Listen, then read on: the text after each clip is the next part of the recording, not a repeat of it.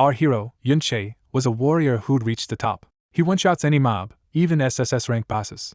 All thanks to his skill Mirror World, he can flip the effects of his own abilities into the opposite. Just hit one button, and his stats go through the roof. It all started with spatial rifts. Hordes of beasts flooded out. Those who got in touch with them got overpowered skills and became hunters. His squad cleared an SSS rank dungeon in a couple of minutes, not a trace left. Then the kingdom got scared. He became an uncontrollable threat to their power. And then the guy he thought was his best friend, who actually turned out to be a filthy bastard, betrayed him without mercy, even though they'd been together since childhood. The hero collapsed on the ground, thinking this was the end.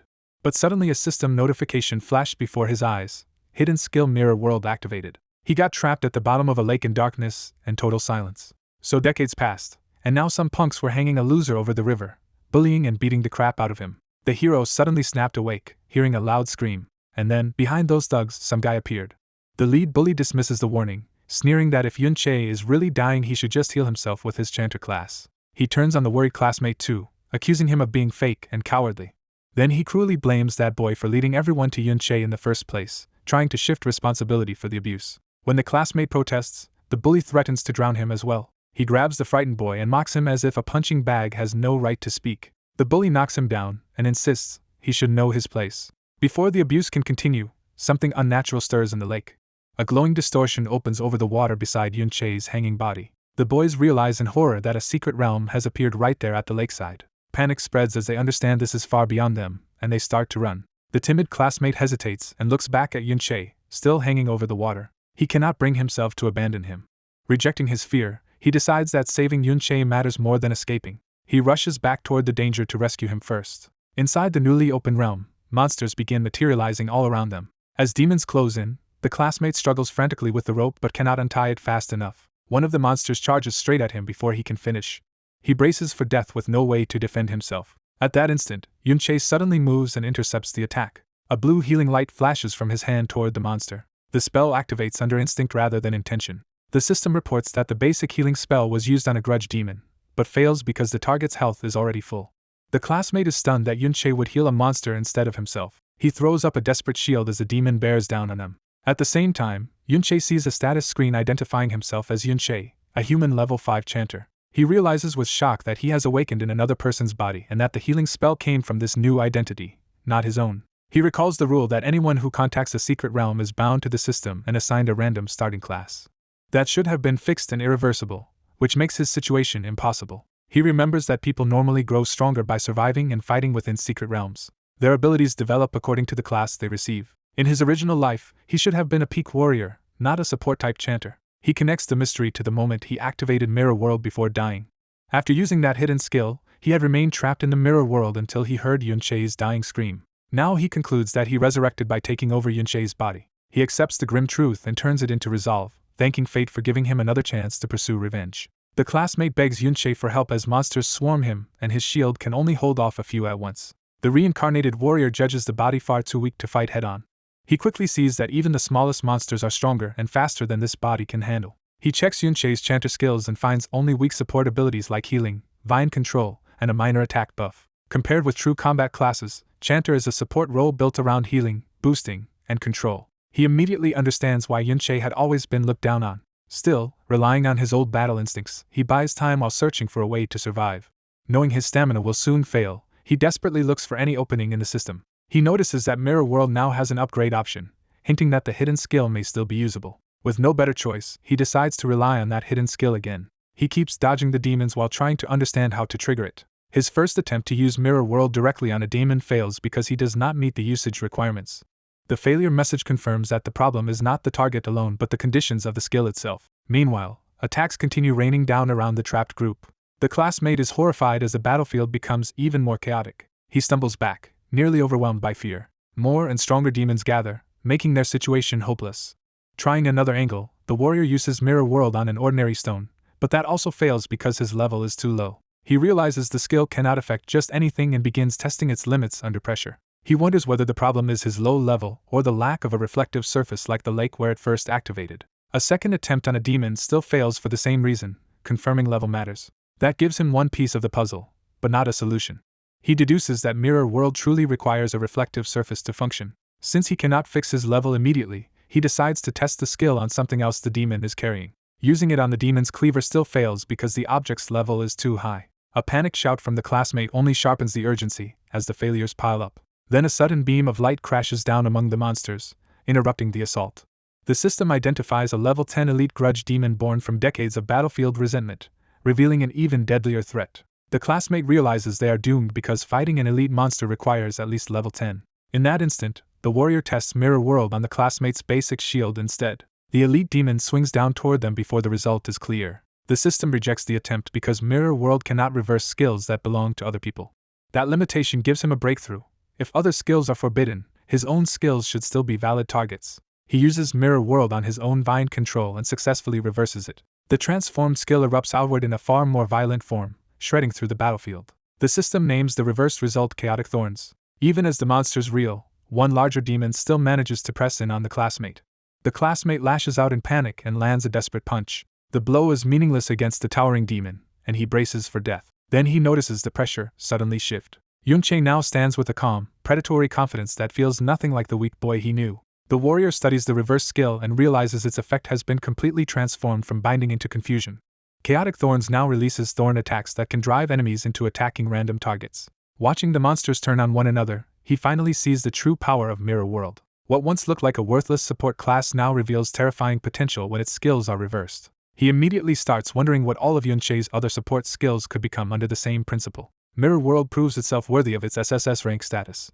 He recognizes that it does more than reverse effects, it also amplifies them dramatically. A normal bind would have had a low success rate and lasted only moments, but the reverse version spreads chaos on a much larger scale. That means every reverse skill may become something far stronger than its original form. So he turns his attention to the next support skill to exploit. He reviews Basic Attack Blade, a minor buff that normally grants only a 5% attack increase until mana is spent. Without hesitation, he applies Mirror World to that skill as well. The buff becomes Trick Blade, a reverse skill that now grants 10% attack power every time mana is spent. Armed with a glowing blade, he prepares to turn constant skill use into escalating offense. He activates Trick Blade and understands that each subsequent skill cast will stack more attack power. As long as the buff remains active, every use of mana will make him stronger. He realizes this creates extraordinary room for growth even in a weak body. A level up follows, raising Yunche to level 6 and giving him free stat points. Seeing monsters kill each other under confusion, he notes that even indirect deaths still grant useful experience. He cuts down another enemy himself, taking advantage of the chaos to farm more experience. He also discovers that leveling up fully restores mana, removing one of his biggest limits. While the monsters remain confused, he decides to keep testing and stacking Trick Blade. Each cast of Chaotic Thorns now both controls the battlefield and triggers another attack boost. The repeated activations rapidly raise his attack power higher and higher. By the time his mana is nearly spent, Trick Blade has stacked his attack to more than double its normal strength. He calculates that he has already pushed himself to roughly 2.2 times his base attack power with ease. With that power, he charges the elite demon directly and proves the skill combination is far beyond anything ordinary. His first empowered slash bites deep into the monster. A second strike tears across its body and opens a much larger wound. He follows through with a sweeping cut that carves the elite demon apart in a spray of blood. The classmate can only stare, unable to process what he has just witnessed. He wonders whether this overwhelming fighter can really still be the same Yunche. The warrior keeps moving fluidly, already judging what his new level 6 stats allow him to do. He calculates his mana pool and regeneration, concluding that under normal conditions he can sustain about 2.3 times attack power. By the end of the exchange, he has climbed again to level 11, standing over the fallen elite with a new body and growing strength. And with that new power in hand, he begins measuring what his current strength will let him do next on the road to revenge. Yunche realizes he is already struggling against ordinary level 11 elites, so the sudden surge of monstrous power in the secret realm is far beyond what he expected. He steadies himself and faces the disturbance instead of retreating. A hidden boss reveals itself as the level 21 Battlefield Chimera, a grudge-born demon with overwhelming stats. The lesser monsters nearby are caught in the chaos as the boss crashes into the battlefield. The Chimera immediately tears through the area with brute force, proving it can kill anyone nearby in an instant. Xiaoxi is horrified as the situation jumps from dangerous to hopeless. Yunche instantly understands the real problem. A hidden boss has appeared inside a supposedly manageable secret realm. When the Chimera lunges at him, he chooses to test his skills rather than flee. He casts Chaotic Thorns on the boss, trying to disrupt it while starting to build his attack power. The attempt fails because the Chimera is immune to confusion, stripping away his easiest control option. Before the boss can finish the attack, a blonde armored youth rushes in to shield them and warns Yunche too late to stay back. The rescuer takes the hit head-on to stop the Chimera from killing Yunche. Yun-che is jolted by the reckless intervention and immediately reassesses the fight. The blonde fighter holds the line with the barrier, buying a brief moment. Even while protecting them, he angrily blames Yun-che for charging in after being told not to. Yun-che absorbs the rebuke without arguing, already thinking ahead. As the barrier shatters and the defender is thrown aside, Yun-che sees that hesitation will get everyone killed. The blonde fighter crashes into the ground, badly wounded from taking the boss's blow. Yun-che lashes out in anger and darts toward his fallen ally, refusing to let him die for this. He lands beside the injured boy and prioritizes rescue over attacking the boss. Using a weak healing spell on Xiaoji barely restores anything, and Yun-che notices Trick Blade has triggered during the cast. The healing remains pitiful, confirming that his chanter class is terrible at emergency recovery. He bluntly admits the healing is weak and asks Xiaoji if he has any potion left. After learning there is one potion, Yun-che orders him to drink it while he handles the rest, noting his attack buff still has only seconds left. Looking over the battlefield, Yun-che sees he still cannot beat the boss directly with his current strength. Then he notices most of the surrounding monsters are already near death, and a new plan forms. He decides the moment has come to gamble everything and tells Xiaoji to hold on a little longer. Xiaoji is confused when Yun-che suddenly declares he will wipe out all the remaining monsters first. Yun-che launches into the weakened mobs, using Trick Blade's boosted attacks to farm them in a sweeping rush. Each kill levels him up, and the level up effect fully restores his health and mana. As he chains kills and buffs, he calculates that he needs at least 400% bonus attack to have any chance against the boss. He keeps moving because Trick Blade lasts only a minute, turning the entire battlefield into a timed leveling route. With every level up refilling mana, he realizes he can repeatedly cast Chaotic Thorns and stack attack fast enough if he is relentless. He commits fully to the plan, deciding he must at least reach level 10 before facing the Chimera. Watching this impossible strategy unfold, Xiaoji can only stare in disbelief. Meanwhile, the Chimera charges again, trying to crush Yun-che before the plan is complete. Yun-che's status climbs to level 12, and his improved stats show the gamble is working. His stacked buff surges past 500% attack with a few seconds still remaining, finally giving him enough power. Now certain he has crossed the threshold, Yun-che decides the boss is finally killable. He turns from farming to execution and swings his blade with full force. The first empowered strike carves into the Chimera and proves its defense can now be broken. The boss roars as Yun-che's assault starts tearing through it. He follows with a storm of slashes, never letting the Chimera recover. Yun-che keeps circling and cutting, using speed and momentum instead of meeting the monster head-on. Xiaoji watches the reversal in stunned silence as the impossible boss is driven back. At last the battlefield Chimera is eliminated, ending the hidden boss fight. Xiaoji can barely believe what he just witnessed and wonders if any of it is real. The result sinks in. A mere level 5 chanter has somehow cleared the entire new secret realm, and even gained several levels from it. Yun-che's status updates to level 15 with free stat points waiting to be assigned. The system confirms the secret realm boss is dead, and the realm itself has been cleared. Xiaoji approaches in shock and asks if this overwhelming fighter is truly the same Yun-che he knows. Yun-che ignores the question and focuses on practical matters, telling him to collect the dropped loot, while Xiaoji wonders how he became so strong. Xiaoji keeps replaying the impossible battle in his head, while Yun-che remains unreadable. The blonde defender's presence and Xiaoxi's reaction make Yun-che realize these people may be tied to names from his past. He tests that suspicion by asking Xiaoji about Xiao Benbin, using an old childhood nickname no outsider should know.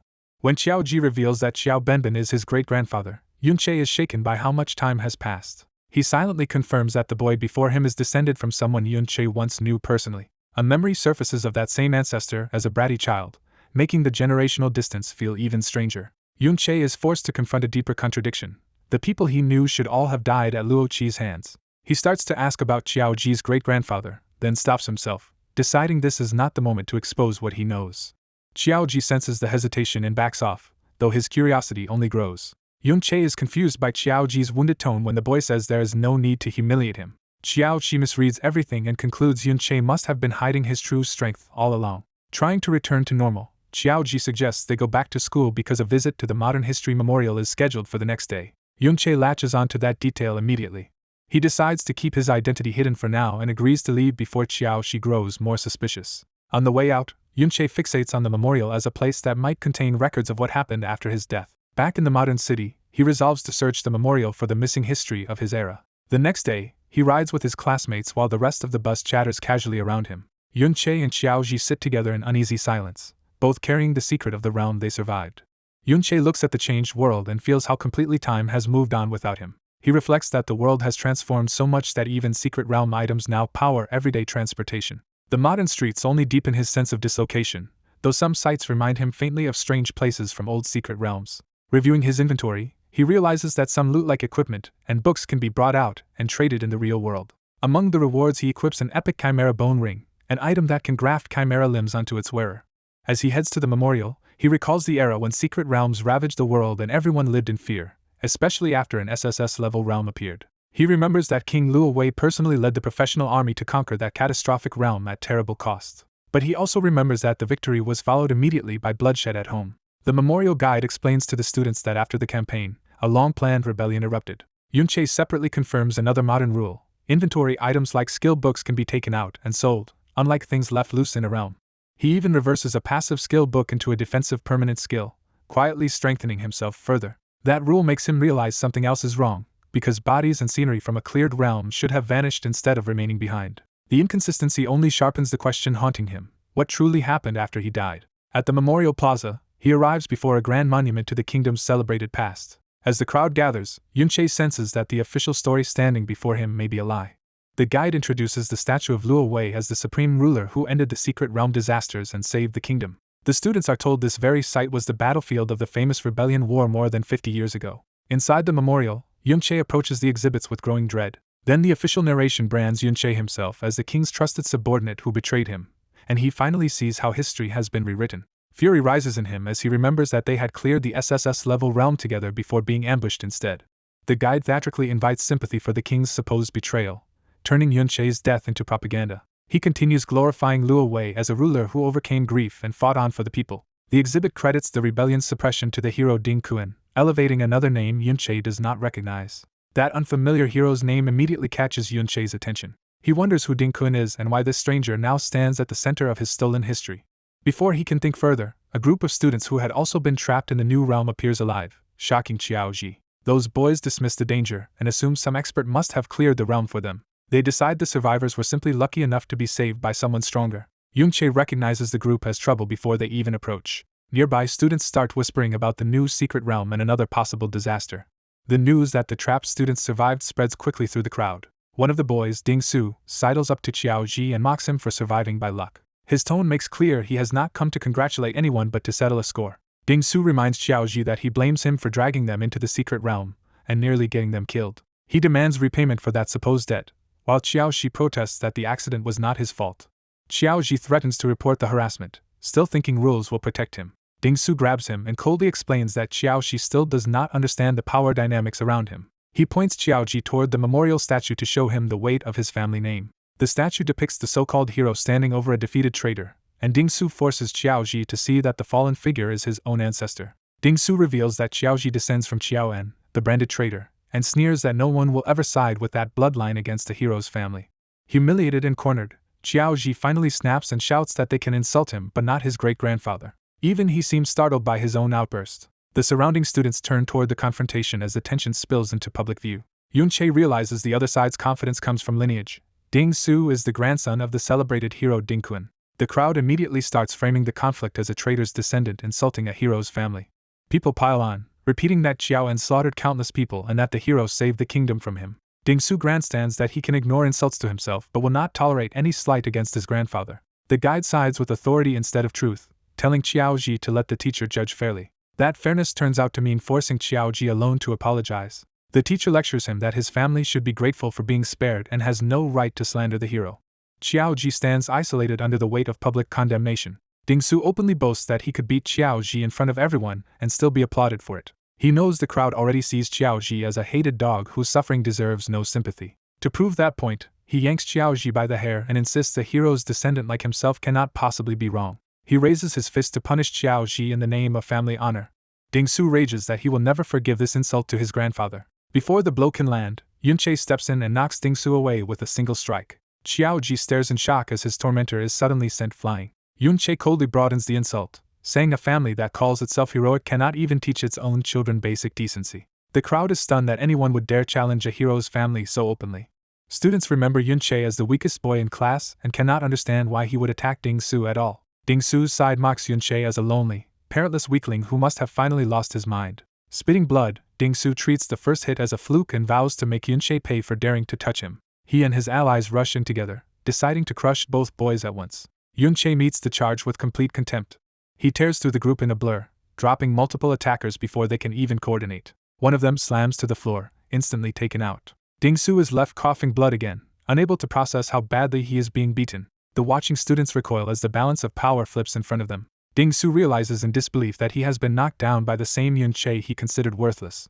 The crowd starts questioning whether they really saw Yun Che defeat him that easily. Even Ding Su's own certainty wavers as he wonders if he is somehow this weak. Refusing to accept reality, he activates rage and convinces himself a level 5 support should never be stronger than him. He boosts his attack further by equipping a powerful fire-forged hammer and charging in with brute force. Ding Su swings wildly, trying to overwhelm Yun Che through sheer enhanced damage. Yun Che instantly sees the flaw and judges the attack too open to succeed. He intercepts the strike with trick blades still active and counters cleanly before the hammer can connect. Ding Su can only think that what just happened should have been impossible. Yun Che finishes the exchange with a decisive kick that sends him crashing down again. The commotion finally draws outside attention as someone rushes over demanding to know what is happening. In the museum, Yun Che leaves Ding Su unconscious on the floor, and the crowd urgently calls for a healer. The students are stunned by how overwhelming Yun Che was and realize Ding Su must have hidden his true level. Even the more composed onlookers are caught off guard by how badly the situation has turned. Museum staff and security panic less about justice than about the damage and demand that the school control its student. A teacher steps in to stop Yun Che and frames the clash as an attack on a hero's descendant. Yun Che dismisses that moral outrage as hypocrisy. He calmly prepares to answer force with force, activating the ring on his hand. When the teacher attacks, Yun Che blocks it outright, shocking him and everyone watching. The crowd realizes the student has just neutralized the teacher's strike, and the balance of authority shifts instantly. Yun Che uses that opening to accuse the supposedly fair teacher of siding with Ding Su's family from the start. The teacher angrily denies acting out of favoritism, but his outrage only makes the accusation sting more. Privately, the teacher is rattled that Yun Che stopped a sneak attack without even facing him directly and starts wondering what kind of gear he is using. Yun Che eases the pressure just enough to say he only meant that the teacher did not seem like the sort of person who would knowingly act that way. Given a chance to retreat, the teacher quickly promises to investigate the conflict, while the crowd now suspects Yun Che has backing and rare equipment. Yun Che checks his ring and realizes its durability has dropped badly, confirming that even an epic item from a low-level boss cannot withstand a level 35 teacher for long. Knowing he cannot keep pushing, he accepts a lighter punishment and suggests they simply be expelled from the museum. The teacher takes the exit Yun Che offers, and Yun Che leaves with Xiao Ji before the confrontation can resume. As they go, the students can barely process that a student not only defeated Ding Su but also blocked a teacher. Back inside, the teacher still orders help for Ding Su, only for everyone to discover he has already recovered. Outside the museum, Yun Che and Xiao Ji put distance between themselves and the scene. Once alone, Yun Che reflects bitterly that the truth has been buried so completely that no one remembers Benbin, who was killed by the man celebrated as hero Ding Kun. Xiao Ji watches him with growing admiration, sensing there is far more behind Yun Che's anger than he first understood. Yun Che tests him by pretending ignorance and asking what Ding Kun supposedly did, expecting the answer to reveal how shallow the official history is. Xiao Ji immediately falters, proving he only knows the legend in vague, second-hand terms. He repeats the approved version anyway. Ding Kun uncovered the traitor Yun Che's plot in advance, ambushed him near an SSS-level rift, and helped end the rebellion crisis. That detail catches Yun Che's attention, because an ambush near the rift does not match what he remembers. He recalls the battlefield as a massacre, with himself surrounded by corpses and monsters after being cornered. The memory sharpens into the moment he was beset from all sides while the enemy closed in. He remembers his own rage and desperation as he fought to survive the betrayal. Xiao Ji keeps reciting the legend, describing Ding Kun as a man who dedicated himself early to ending the dungeon crisis. According to the story, Ding Kun was promoted by the king and spent years saving the realm from disaster after disaster. The legend even credits him with stopping the famous Winter City catastrophe. That name hits Yun Che hard, because he knows exactly what really happened there. He remembers standing alone amid the frozen ruins and monsters of Winter City, the true survivor of that disaster. Another memory surfaces when he notices the sword in the museum statue and recognizes it as his own. Xiao Ji innocently explains that the sword is said to be the weapon Ding Kun used to kill the traitor Yun Che and that it is treated as a treasured relic. Yun Che realizes Ding Kun stole not only his achievements, but even the weapon that proved them. His hatred hardens into a new resolve. If he is reclaiming the truth, he will begin by killing Ding Kun. The story shifts from memory to the city where that revenge will have to be prepared. Near the Ding family estate, a heavily armed guard force patrols the grounds of Ding Su's branch household. One of the guards senses something off, forcing Yun Che and Xiao Ji to stay hidden. The two slip deeper into cover along the outer wall rather than risk being spotted. The guard dismisses the disturbance, but Yun Che notes how alert even ordinary patrols can be. He identifies the likely cause as a scouting skill and starts measuring the estate's surveillance in practical terms. Xiao Ji urges retreat, warning that the estate is full of guards and that if Ding Su returns they will be trapped. Yun Che admits he wants to kill Ding Kun directly, but he also knows that is impossible right now. He explains that Ding Kun lives inside a high-level rift now, unlike in the past when access was far looser. High-level rifts are now controlled by the army and require official passes, making direct entry impossible for someone like him. That leaves one realistic target: the private rift hidden inside Ding Su's family estate, which should have its own access pass. Xiaoxi is baffled that a mere branch family needs so many guards. He answers his own question by explaining that even a minor branch of a hero's bloodline is protected because their home encloses a rift. Yunche immediately focuses on that revelation, realizing the rift is actually inside the estate itself. Xiaoxi confirms that low-level rifts have long been traded secretly among the powerful. He adds that only people with status and influence can get away with controlling one. That privilege lets Ding Su farm monsters whenever he wants with guards protecting him, while ordinary students must compete for limited school training time. Yunche sees more clearly how deeply power and advancement have become tied to wealth. Xiaoji sums it up bluntly: in this world, the richer and stronger you are, the easier it is to become even stronger. Most people, he explains, graduate around levels 15 to 20 and then stop progressing because they lose access to rifts. Only those who get rift-related jobs can keep leveling through adulthood. Even then, reaching level 30 by middle age is considered a respectable ceiling. The guards here are already around that level simply because they siphon experience from the family's private rift. Beyond that, only soldiers and elite recruits with institutional access can continue climbing into the higher tiers. Yunche absorbs all of this in silence and starts recalculating what strength really costs in this era. He concludes that if he wants to grow fast enough for revenge, he must get his hands on an access pass. Xiaoji still argues for retreat, insisting the level gap makes fighting the guards hopeless. Yunche agrees that with his current strength he cannot kill Ding Kun, much less the far more protected Supreme King Luo Wei behind him. That broader enemy reminds him how far his revenge still has to go. Even so, he sees a weakness in the estate's scouting network because level 30 scouts' skills usually cover only limited areas. He lists the likely detection methods and concludes they cannot watch the entire estate at once.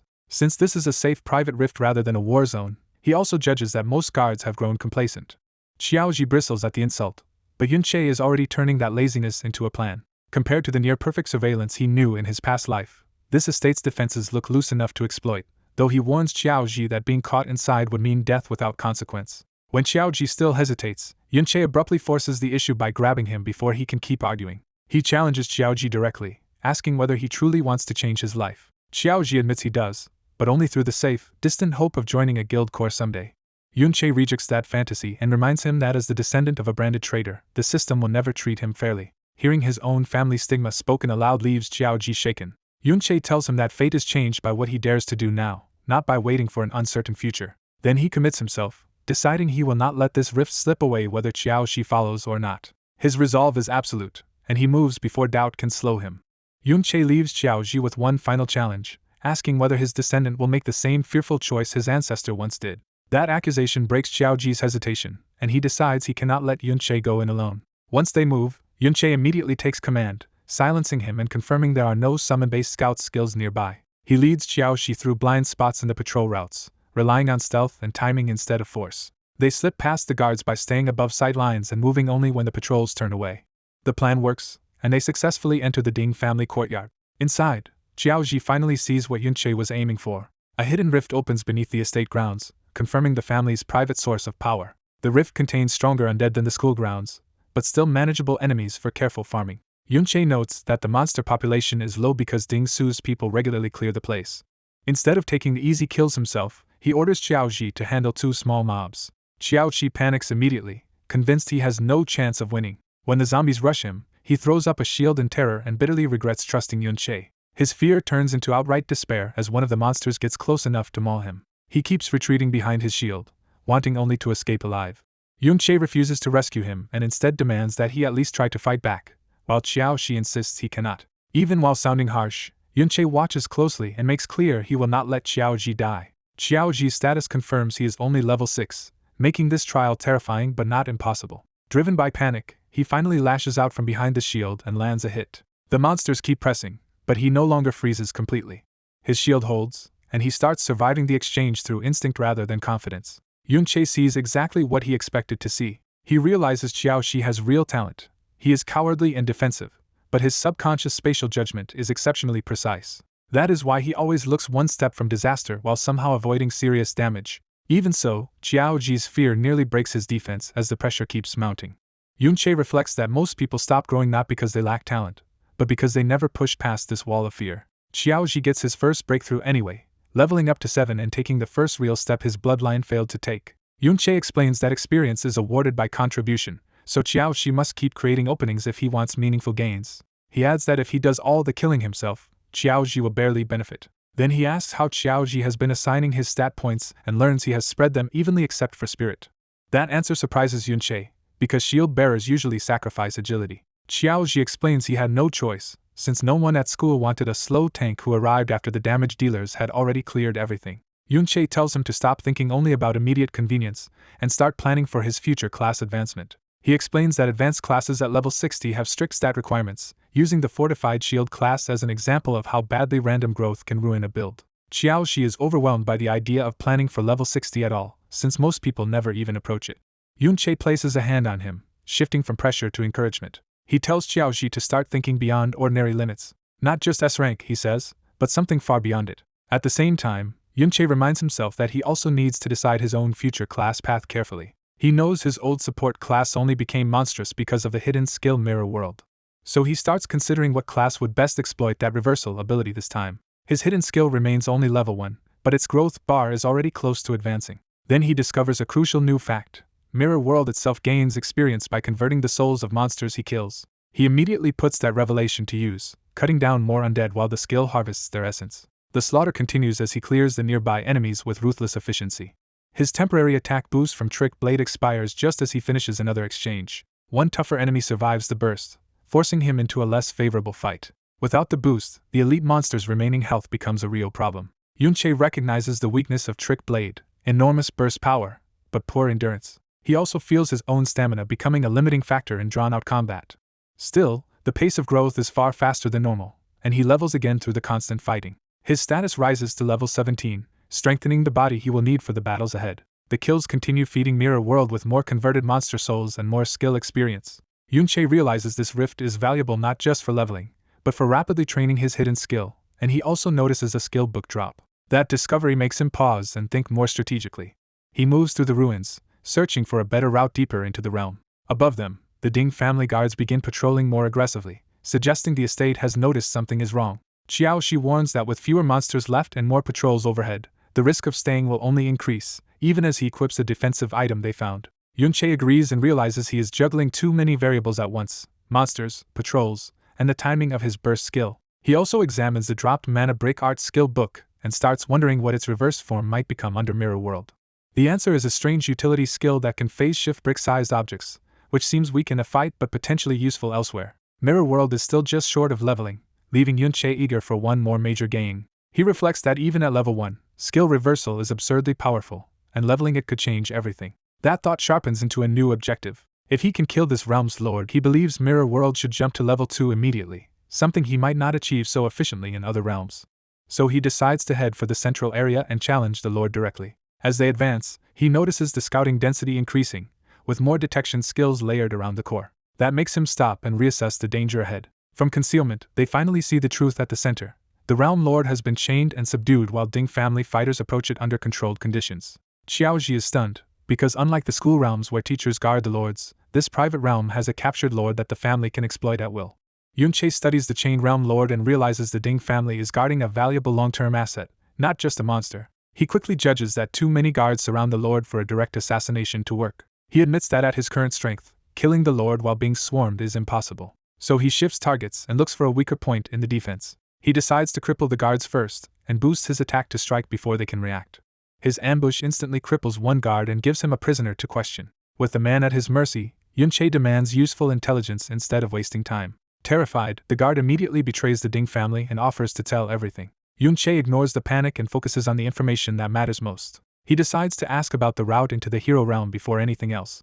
The guard reveals that entry passes are common and stored in the great-grandfather's study. Yunche suspects the man is exaggerating out of fear, but keeps listening. The guard insists he has personally seen the great-grandfather take passes from that study with the head guard. He explains that temporary passes alone are not enough, because anyone unfamiliar still needs an escort to get through security. Yunche cuts off the excuses and makes clear he only cares about what can help him get inside.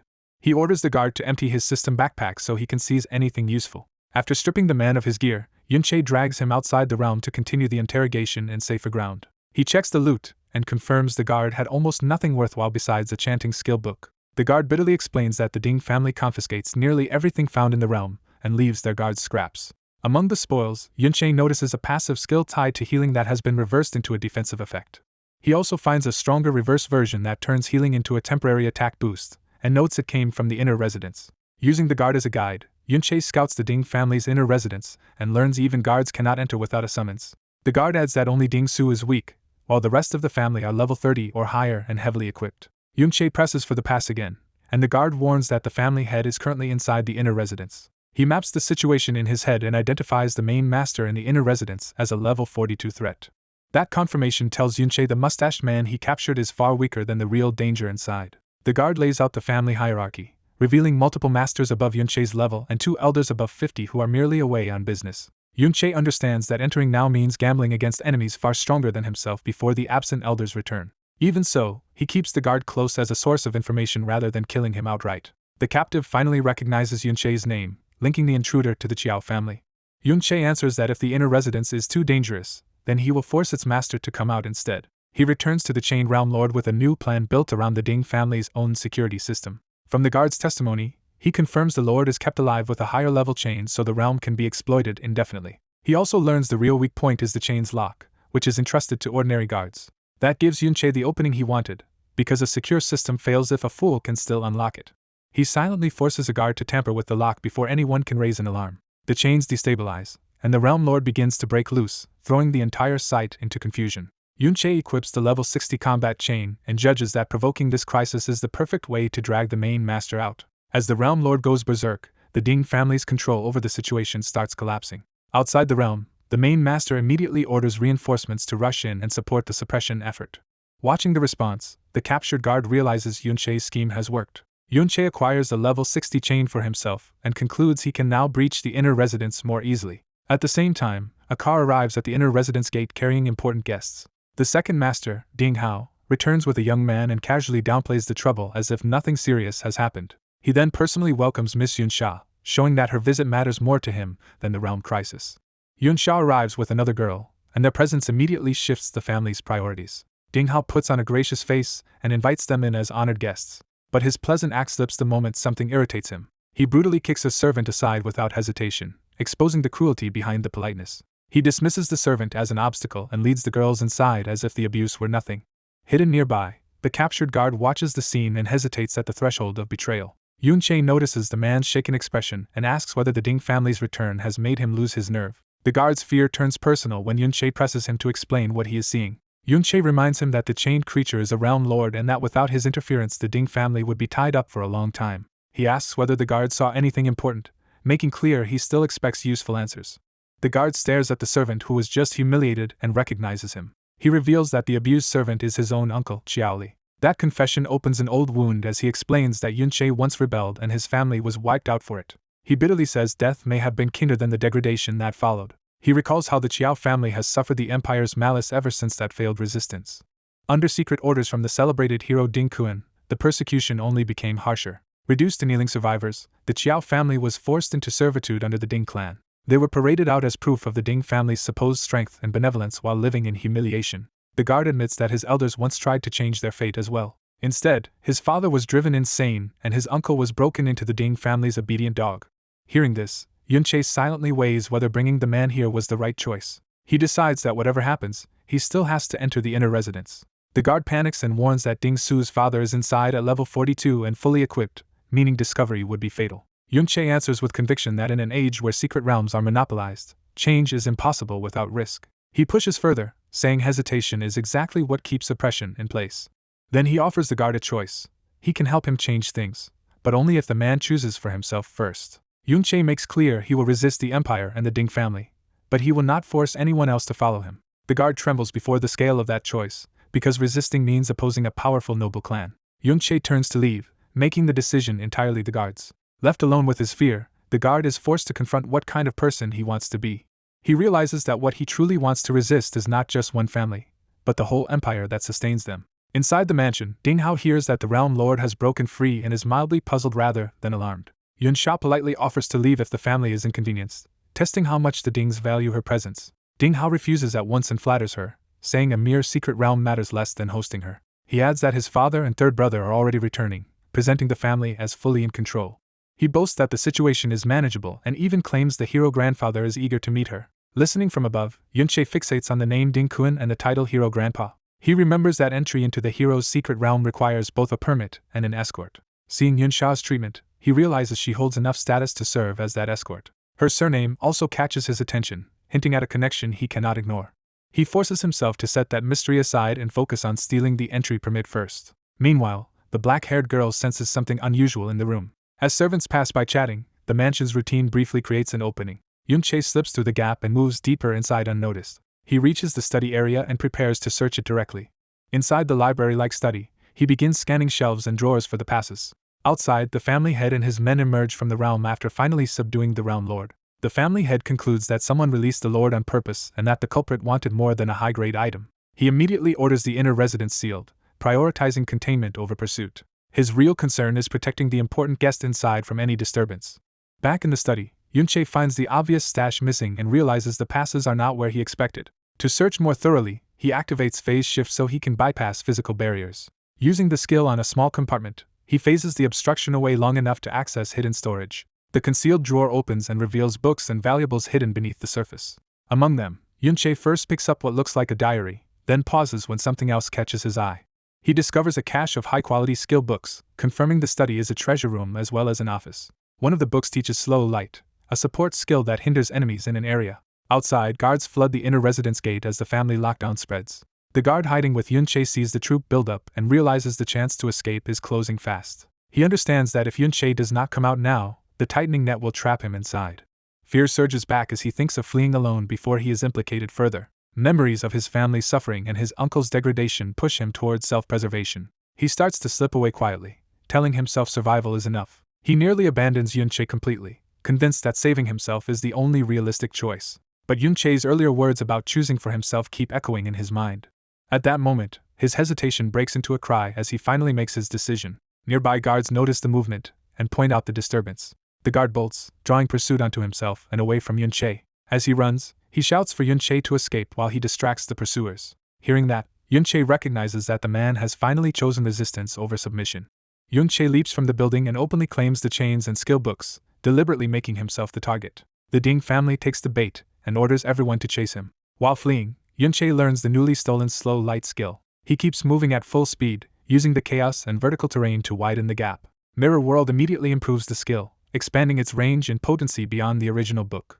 The family head reorganizes the pursuit, sending some teams back to guard the Realm Lord when he realizes Yunche is heading inward instead of escaping. The guard who chose to help cannot understand why Yunche pulled everyone away from the exit. Yunche explains that the mass deployment means the Realm Lord has already been subdued and the decisive battle is over. From that, he infers the Lord's health must now be at its lowest, making this his best chance to kill it. He also realizes that killing the weakened Lord will level up his hidden skill Mirror World, giving him even more reason to gamble now. Inside the mansion, the atmosphere remains calm as if the family still believes the danger is outside. Yunsha politely tells Ding Hao he need not stay and entertain her while trouble brews beyond the walls. Ding Hao keeps smiling and dismisses the intruders as petty thieves his elder brother can handle with ease. Outside, the family head angrily orders his slower men aside so the faster pursuers can reach the Lord first. He sends rogues and archers after Yunche, knowing only they can keep pace with him.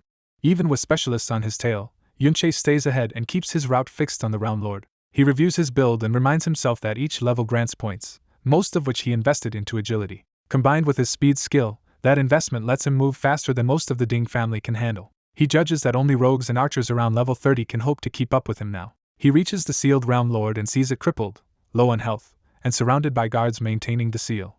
That confirms his read: the Lord is weakest while trapped and protected after suppression. He decides that if he stacks his power to the limit, he can finish the Lord in a single strike before the family reacts. The guards around the seal scramble into formation the moment they spot him. Yunche opens with a status-inflicting chain skill to disrupt the defenders before they can coordinate. The guards are stunned because they have never seen this kind of skill before. Yunche notes that humans resist status effects worse than monsters, so even partial success is enough to break their formation. The confusion immediately causes friendly fire and panic among the Ding family's own ranks. As the confusion spreads, the guards realize the abnormal status rate is absurdly high and far beyond what they expected. Yunche uses the opening to cut through the disordered defense line. He slips past the crowd and closes in on the nearly dead Realm Lord. The defenders shout over one another for control skills and shields, but their lack of coordination only makes the chaos worse. Yunche dismisses them as a mob with no teamwork, already treating the defense as broken. He wonders whether long peace has made the Ding family soft, even as they try to rally around the seal. The guards finally settle on a crude plan to bind him first and kill him afterward, but they are already reacting too late. Seeing the intruder about to reach the lord, the family head can only order his men to stall Yunche at all costs. A veteran paladin named Ding Ping rushes in and takes responsibility for stopping the intruder himself. His status reveals he is a level 42 human warrior, confirming the pursuer is far stronger than the protagonist expected. Ding Ping launches a flaming aerial strike, trying to crush the intruder before he can escape. Seeing the attack coming, Yunche instantly understands he has only a split second to survive. He intercepts the blow with his strange purple weapon and calmly meets the charge head-on. Instead of panicking, he decides this clash is exactly the opening he needs. He swings the chain weapon despite lacking the level to properly equip it, relying on its raw toughness rather than its bonuses. Because the weapon's durability rivals a level 60 item, he trusts it can endure the impact he is about to force. He turns Ding Peng's attack into a battering ram and smashes it into the barrier sealing the lord away. Yunche bets that the enormous collision will crack the seal layer and give him access to the trapped boss. The gamble works, and he slips through the breach while mockingly thanking Ding Peng for giving him a lift. Ding Peng is enraged that the intruder used him as a tool instead of being stopped. Yunche openly declares that he intends to steal the lord kill and claim the experience for himself. He lands the decisive blow on the weakened lord before anyone else can interfere. The kill immediately rewards him with 3 levels at once. His status updates to level 20, giving him a much-needed jump in power and free stat points. The huge reward also fills the experience of his hidden skill Mirror World. Mirror World reaches its cap and levels up to rank 2. Ding Peng can only curse as the prize is stolen right in front of him. With the lord dead and its body collapsing, the Ding family forces move to seize Yunche before he can get away. Yunche ignores them and immediately checks the upgraded Mirror World instead of fleeing in panic. He selects the newly improved hidden skill to see what its second level can do. Outside, Ding Peng's people keep attacking the corpse area, still trying to pin Yunche down. Then Yunche vanishes from their sight entirely, leaving the pursuers stunned. He reappears inside the newly unlocked Mirror World, a separate mirrored space hidden behind reality. Surrounded by ghostly reflections of the people outside, he realizes he has entered somewhere fundamentally different from the real battlefield. A timer labeled Mirror Walk confirms this is a temporary world inside the mirror rather than simple invisibility. He quickly deduces that everything here is reverse left to right, and that most of the reflected guards are only illusions. Testing the environment, he searches for anything in this world that might be real and useful. He discovers a genuine crystal called a Mirror Stone and learns that level 2 lets him take certain objects out into reality.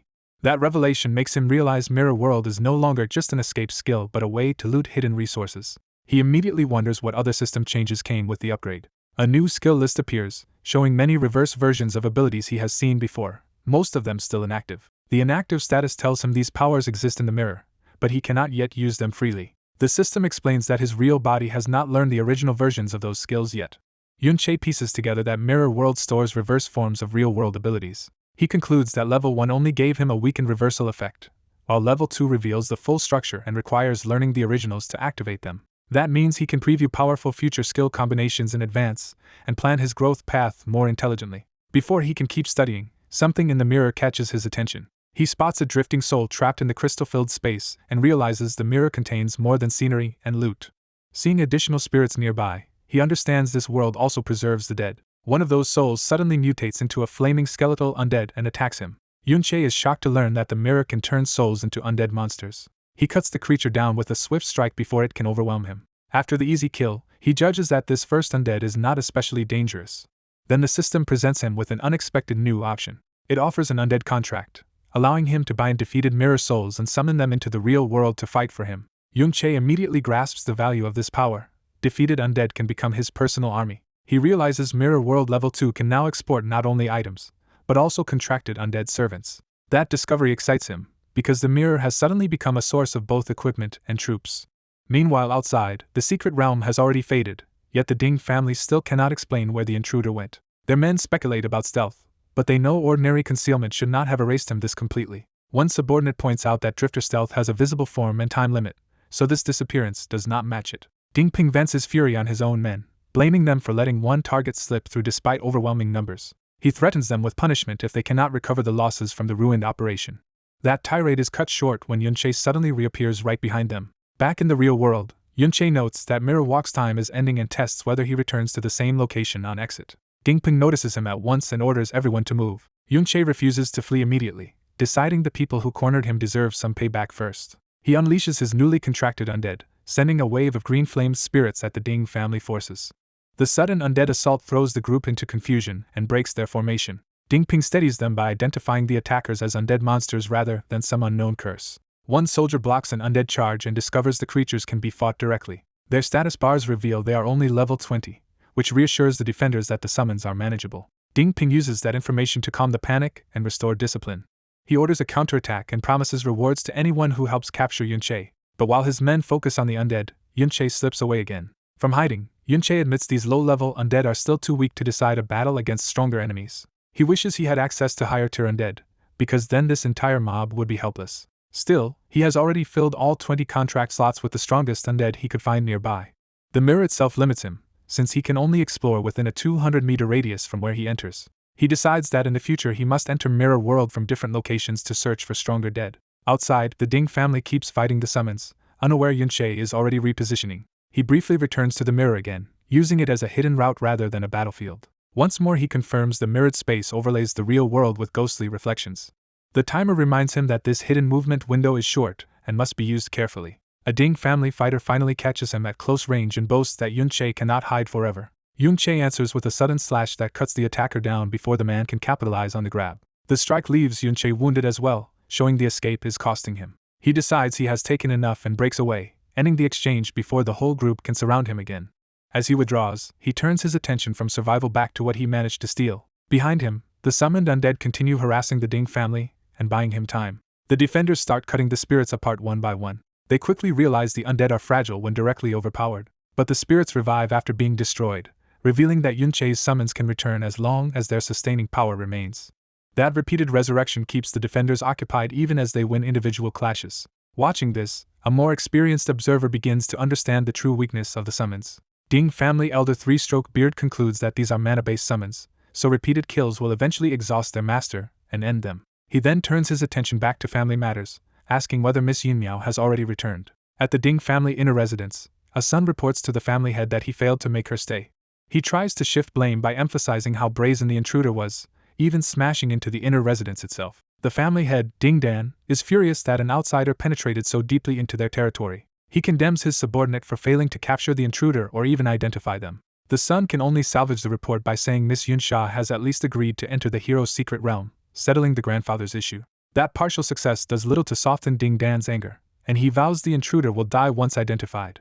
He orders an immediate inventory of what else may have been stolen. Among the missing items is a temporary entry permit to a secret realm, confirming Yunche stole more than combat loot. Back at his own place, Yunche reviews the pass and notes that while he now has access, he still needs a way into the hero's secret realm itself. He decides that problem can wait, because the raid already pushed him to level 20 and brought major gains.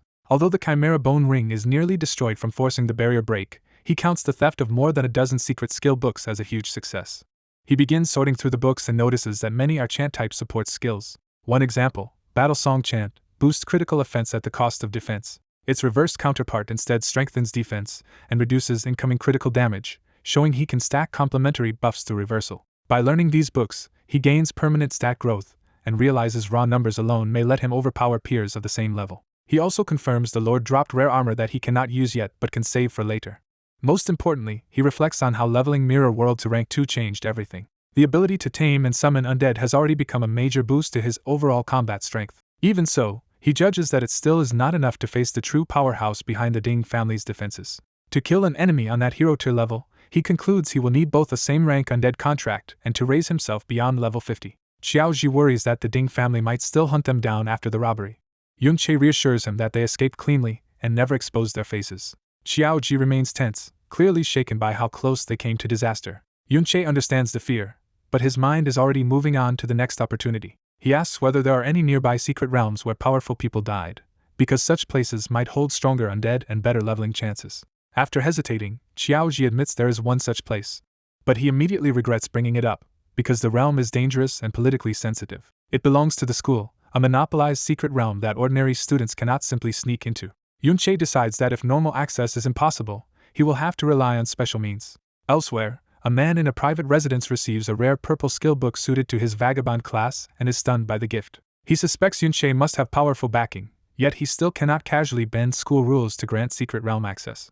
He then remembers that the realm is currently open to graduating students, creating a loophole. A particularly outstanding student can be recommended by a teacher to join the expedition team. That recommendation becomes Yunche's path in, and someone resolves to fight for him to get the slot. At the realm entrance, another student sees this as his last chance in life to farm monsters and improve himself. He and others praise the hero's gift for giving them access to such a precious training ground. Yunche, however, feels something is wrong about the place before even entering. The guide explains that this heroic secret realm was gifted to the school by a hero who once fought here, and traces of that battle may still remain. Xiaoji follows behind Yunche, still uneasy about what they are walking into. He recognizes the name of the realm and connects it to the legendary battle where Hero Heroic slew the traitor John. That history makes Xiaoji wonder whether he should warn Yunche more clearly about the danger. A senior student tells the group the realm's level is high and orders them to stay within their limits, assigning Xiaoxie to accompany Yunche and Xiaoji. Xiaoxie is annoyed at being saddled with weaker students when he wants to level efficiently himself. The supervising teacher cuts off complaints and sends everyone into the realm now that it is open. As they enter, Xiaoxie openly resents having to babysit what he sees as two freeloaders. He warns Yunche and Xiaoji to stay behind the stronger members and not become a burden. Yunche senses the realm's monsters should be around level 20 to 40, yet the atmosphere feels far more threatening than those numbers suggest. That instinct hardens into certainty, as he realizes the place feels genuinely dangerous. Inside the heroic secret realm, the group emerges into a crystal cavern lit by an ominous portal. Yunche notices familiar faces among the students and immediately becomes more alert. To his surprise, Yunsha and Yunin are here too, even though they are lower-grade students. Their presence draws attention from others, who question why lower-grade students were allowed in. One arrogant male student starts fantasizing about having the girls on his side and treating the expedition like a chance to show off. His leering confidence makes clear he is more interested in the girls than the mission. Another student shuts him down, reminding him that the stronger team members are far above them and that they should be grateful just to be carried. The braggart backs off outwardly, though his resentment and insecurity remain obvious. His narrowed gaze hints that the matter is not over in his mind. Meanwhile, Yunsha and Yunin walk closer toward the group, drawing more attention. Their approach startles the boastful student, while Yunche quietly watches the movement unfold. As Yunche looks at the blonde girl, he senses there is something significant about her presence here. He realizes she is a high-status guest once connected to the Ding family and, more importantly, someone who knew the original owner of his current body. A blonde girl approaches Yunche with unexpected familiarity, revealing that she heard him at the memorial and recognized both his performance and his unusually distinctive voice. Yunche is caught off guard and realizes this is not casual praise but a deliberate signal. She makes it clear that even through the chaos of shattering glass, his voice stood out enough for her to identify him. The reminder instantly takes him back to the break-in and confirms that his disguise was thinner than he thought. He is stunned that she identified him from only a couple of shouted lines, while she smoothly changes gear and ends the exchange before anyone else notices. Without exposing him, she rejoins her companion and leads the way deeper into the secret realm. Yunche understands that she recognized him but chose to warn him privately instead of turning him in. He wonders whether her message is simply a warning that Ding Su may also have recognized their voices. Even so, he judges that the Ding family will not be able to act on that suspicion anytime soon, because he is still leveling too quickly for them to catch up. Taking her restraint as goodwill, he decides to return the favor with a warning of his own. He cautions the two women that the secret realm feels dangerous in a way that should not be ignored. His warning makes them pause and admit that the place does feel unnaturally strange. The blonde woman thanks him, realizing that if even someone of her level feels uneasy, the threat may be real. Nearby students notice how unusually warm Yunsha is toward Yunche and become suspicious. Their curiosity quickly turns into envy, and they press Yunche about how he knows her and whether he can introduce them. He refuses to entertain them and leaves with Xiaoji. The others try to stop them, warning that monsters here are at least level 20 and that two low-level students could die instantly on their own. One of the group decides to let them go. He convinces himself that anyone trusted by Yunsha is probably stronger than he appears. Even so, the others remain confused because their teacher had ordered them to watch over the two boys. The man who let them go reminds everyone that their real objective is the hidden crystal area, and that the fewer outsiders who know about it, the better. When someone objects that they would be giving up valuable crystals, he dismisses the concern and tells them to ignore the boys if they get into trouble. Another student quietly resents that someone as ordinary as Yunche is close to Yunsha. That jealousy hardens into murderous intent as he decides Yunche deserves to die for overestimating himself. At the entrance to the secret realm, Ding Su arrives too late and finds the teachers and guards already managing the portal. A staff member recognizes him and questions why he is there. Ding Su ignores the question and demands confirmation that a team has just entered the realm. His expression makes it clear he is not here out of concern but obsession. An older man rebukes him, warning him not to blame Yunche and Xiaoji for everything just because they humiliated him at the memorial. Ding Su insists that the intruders were those two and claims he recognized their voices during the break-in. The older man rejects the accusation, pointing out that intruders who escaped so many guards could not realistically be mere students. He adds that unless Ding Su can prove those students are stronger than the guards, he cannot help him. A more senior figure cuts the argument short and orders Ding Su not to interfere with their business. Furious and unwilling to let go, Ding Su decides to force his way into the secret realm after Yunche and Xiaoji. Inside the realm, Yunche and Xiaoji are suddenly attacked by a crystal beast that opens with sweeping magical strikes. Yunche rushes in and cuts down the level 20 monster before it can overwhelm them. The beast tries to retaliate with a concentrated magic blast, but Yunche keeps pressing the attack. He slips through the lattice of magical fire and stays inside the monster's reach. Seeing the danger, Yunche calls for Xiaoji to support him. Xiaoji responds by casting Surrounding Shield, creating mobile protective barriers around Yunche. He follows with encouraging shout, boosting Yunche's attack power and speed and turning the fight in their favor. Under the combined pressure, the crystal beast starts breaking apart. Yunche finishes it with a direct close-range strike. His temporary attack buff remains active long enough to secure the kill cleanly. The victory pushes Yunche up to level 21, strengthening his support build. He is pleased to see that the rapid leveling continues. Xiaoji levels up as well, reaching level 11 as a shield bearer. Yunche immediately reviews the skill books they stole from the Ding family to see what Xiaoji can use. He realizes that Surrounding Shield and Encouraging Shout are exactly the practical low-level skills Xiaoji needed, making their stolen loot unexpectedly perfect for this partnership. As they move on, Yunche recalls a teacher's note that a rare monster called the Obsidian Beast exists somewhere in this realm. Killing it could drop the support skill Gravitational Pull, which is precisely the kind of ability he wants. When he checks his skill list, he confirms that Gravitational Pull is already marked as a priority skill for him to learn. He also remembers that this realm contains undead, which could be useful to him in another way. Reasoning that powerful dead fighters may have left lingering souls behind, he decides to search the high ground where such remnants are most likely to remain. A faint sign catches his attention and tells him he may have found something important. From above, he spots a strange purple-black crystal monster unlike the ordinary beasts around them. Looking deeper into Crystal Pillar Canyon, he discovers that it is not one monster but a whole moving group of elite radiant stone beasts. The pair watches from the cliff as the abnormal pack advances below. Yunche is alarmed to see so many elite-grade monsters traveling together. Because they have already moved far beyond any normal roaming range, he identifies them as wandering types. He recalls that wandering types are rare secret realm monsters that do not stay in fixed spawn zones and can appear almost anywhere. Their danger is far above that of regular monsters, which is why they once slaughtered unprepared humans so easily. Instead of retreating, Yunche tightens his grip on his weapon and prepares to exploit the opportunity. He remembers that in the past, encountering wandering types meant bracing for a brutal fight. Old records describe them as raiders that could even break through settlements. Because they were not confined to secret realms, they once spread disaster far beyond their original hunting grounds. Their threat made them infamous, but that same danger also made them exceptionally rewarding targets. Defeating one grants far more experience and better loot than an ordinary monster. Yunche dives straight into the pack to test whether he can bring one down. After exchanging a few blows, he realizes these wandering elites are too strong to fight recklessly and decides to probe them first. He checks one target status and sees that the Obsidian Crystal Wraith is level 30, and can even regenerate health during battle. The monsters answer his probing with a barrage of magic beams. Yunche relies on Xiaoji's floating shields to weave through the crossfire. Even with that protection, the attacks come so fast and so often that he still gets clipped. He realizes raw speed alone will not let him avoid every strike in this kind of saturation attack. His health and defense are too low for a prolonged exchange, and he knows Xiaoji's shielding is the only reason he has not already been badly wounded. To buy space, Yunche summons undead spirits from the lingering dead of the realm.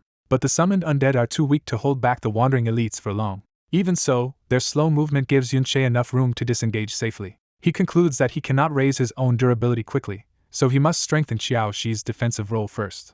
He decides they should stop challenging wandering elites for now and grind normal monsters until Xiaoxi's defense catches up. They move to a lower level area where level 20 crystal beasts are common and suitable for Xiaoxi's training. Yunche explains that in team combat, a shield bearer is the indispensable front line that absorbs the enemy's pressure. He emphasizes that every other class depends on the shield bearer's protection to fight effectively. Remembering earlier advice, he notes that Xiaoji has already invested all his stat growth into defense, and is wearing armor looted from the Ding family guards. That preparation gives Xiaoji the core defensive profile of a real shield bearer, enough to start blocking level 20 attacks properly. Yunche begins coaching him directly, correcting his stance and telling him to root his body before impact. He teaches Xiaoji to angle the shield into the attack instead of merely enduring it head-on. When Xiaoji follows the advice, the shield loses less durability, proving the technique works. Yunche immediately warns him not to relax, because monsters often chain attacks and punish overcommitment.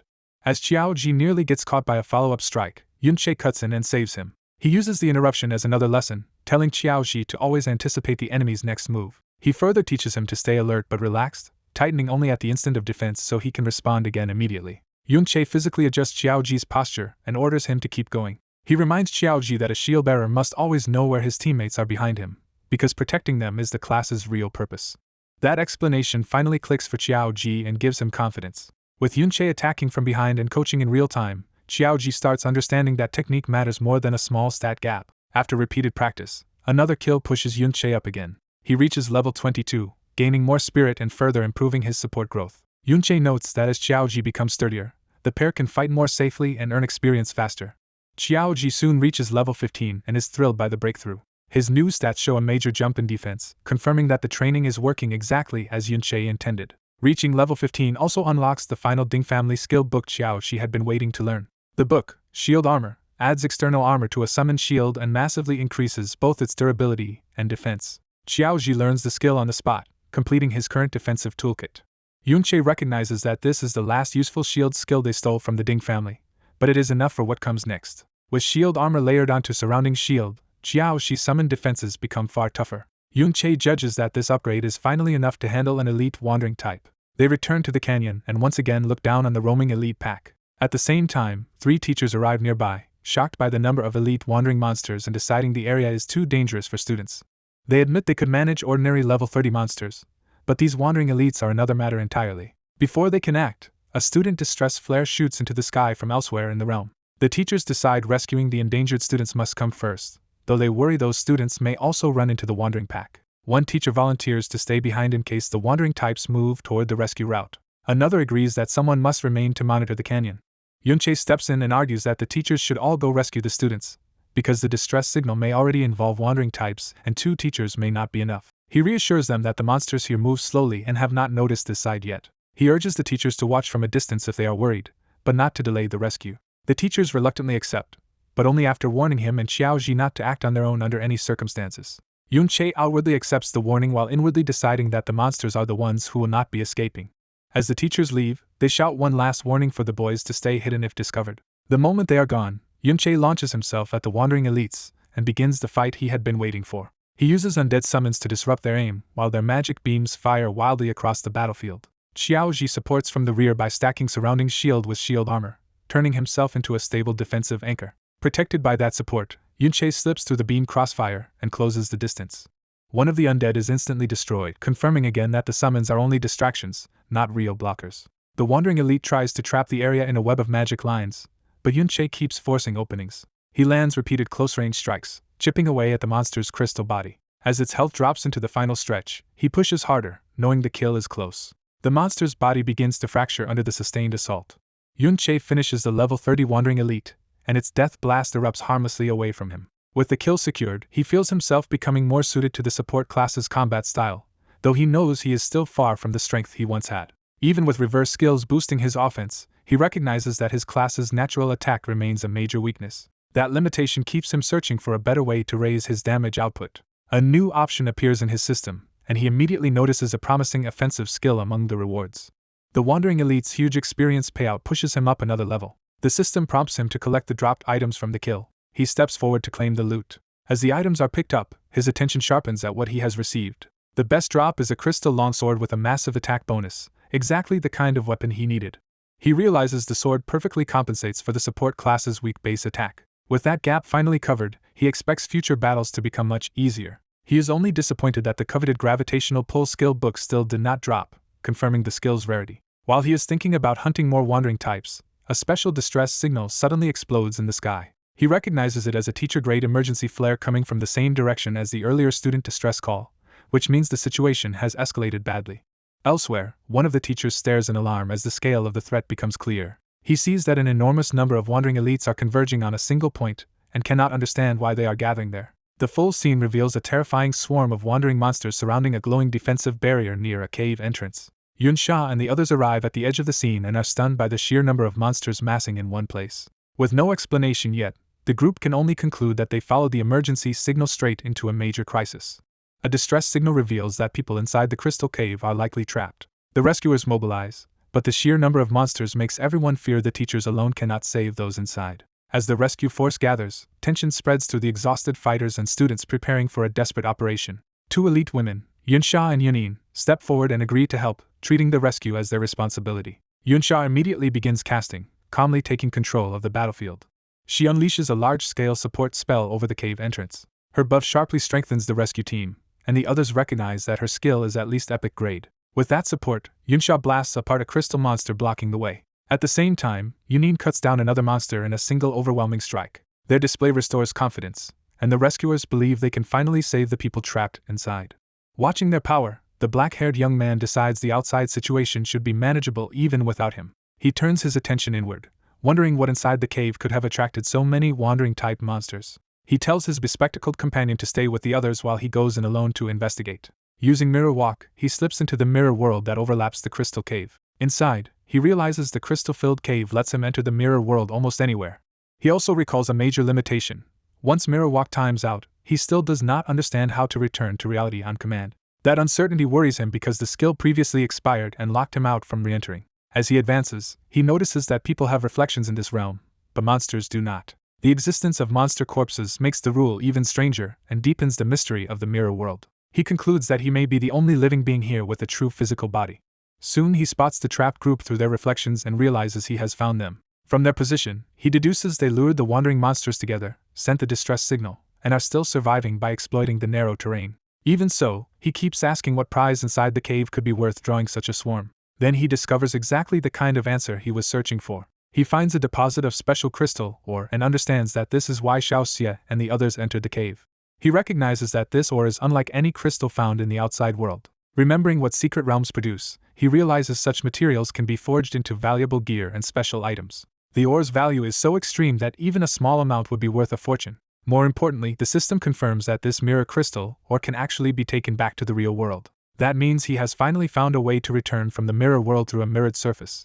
He tests the idea against the crystal wall, hoping the system's wording means what he thinks it does. The confirmation excites him, because any reflective crystal surface can now serve as his exit back to reality. He starts collecting ore while deciding that Mirror Walk has far more potential than he first realized. For the moment, he chooses to keep exploring deeper instead of leaving immediately. The deeper he goes, the more abnormal the ore concentration becomes, enough wealth to make an ordinary person unimaginably rich. That abundance explains why wandering monsters have been converging on this place. Outside, Yunin continues carving through monsters to keep the trapped group alive. The rescuers are stunned by how much stronger Yunsha and Yunin are than the teachers leading the operation. Their attacks crisscross the battlefield and temporarily hold the monsters back. Inside the defensive position, the trapped students finally see a path to survival. Relief spreads as they believe rescue has finally arrived. Yunin immediately warns them not to relax, because they still have to fight their way out. Yunsha agrees, though she notes the situation is at least easier than before. Even while speaking, Yunsha senses that something is still wrong. The students pick up on her unease and grow tense again. Their fear proves justified when they notice an unnatural concentration of monsters deeper in the basin. They realize nearly every wandering monster in the secret realm may have gathered there. Back in the mirror world, the young man keeps navigating the crystalline labyrinth. The maze-like reflections make the terrain even harder to read. He recognizes that the cave is effectively a giant crystal maze. A sudden realization stops him in place. He discovers a towering crystal formation with a radiant core suspended above it. He suspects he has found the secret realm's hidden treasure. Reasoning from the surrounding ores, he concludes that the glowing crystal core must be the realm's unique core treasure. He recalls that hidden treasures are crystallized essences of a realm's special resources and appear only rarely after long periods. Such treasures are so rare that most people never encounter one in their entire lives. When he inspects it, the system identifies it as a unique mirror crystal core, a replica of the realm's true core treasure. Its effects are exactly what he wants, boosting stamina, mana recovery, and resistance to light and electric damage. He immediately recognizes the damage reduction as the most valuable part, since percentage-based mitigation is exceptionally rare. Still, one thing bothers him about the treasure's existence. If ordinary crystal ore attracts wandering monsters, then a hidden treasure like this should have drawn something far more dangerous than the current swarm. Even so, he decides to use it before leaving. The system warns that taking or using the item will consume 10 minutes of mirror walk time, and he accepts the cost. Outside, the trapped group suddenly senses a terrifying change in the battlefield. Yunsha and Yunin both look up at once, realizing a new threat has appeared. The surrounding cliffs begin to rupture under an immense force. A colossal monster rises over the basin, dwarfing everything below. It is identified as a wandering lord, a rare hidden boss separate from normal secret realm lords. Its arrival alone shakes the entire basin and crushes any hope that this is a normal rescue. Everyone understands at once that this monster is far beyond what any teacher or student present can handle. The trapped group is horrified because wandering lords are supposed to appear only in high-level secret realms. Panic spreads as they realize that if nothing changes, everyone here will die. Yunsha forces herself to stay composed despite the shock. She orders everyone to calm down and focus on escaping together instead of panicking. Quickly assessing the terrain, she points out a canyon route that could lead them out of the basin. She believes that once they clear the basin, escape should become much easier. To make that happen, she commands everyone to commit fully and charge toward the canyon. A shield-bearing fighter answers immediately and vows to get the students out at any cost. He takes the lead, planning for the defenders to rotate while pushing the group forward. The first clash opens their path as the front line slams into the monsters. A wave of shield magic and force blasts the smaller monsters back. Support casters reinforce the advance, layering protection and healing behind the vanguard. From above, the Wandering Lord watches the moving formation without intervening directly. The group inches toward the canyon under heavy fire, encouraged that they are almost through. Then the Wandering Lord uses Battle Cry, Rally, and turns the entire swarm into a coordinated army. Monsters across the basin respond at once and surge with renewed aggression. A massive elite crystal beast blocks the canyon itself, sealing their escape route. The rescuers are suddenly trapped again as fresh monsters flood in from every side. The Wandering Lord begins charging a devastating ranged attack from above. Its rally also boosts the monster's health, attack, and defense, making the swarm far deadlier. The front line is immediately overwhelmed by the sudden jump in enemy power. A healer realizes the incoming damage now exceeds what he can recover. As the beams rain down, cries for help erupt across the formation. One of the students watches a teacher die and breaks down in terror. Yunsha responds instantly, reorganizing the formation and ordering shield users to the front, while healers focus on keeping them alive.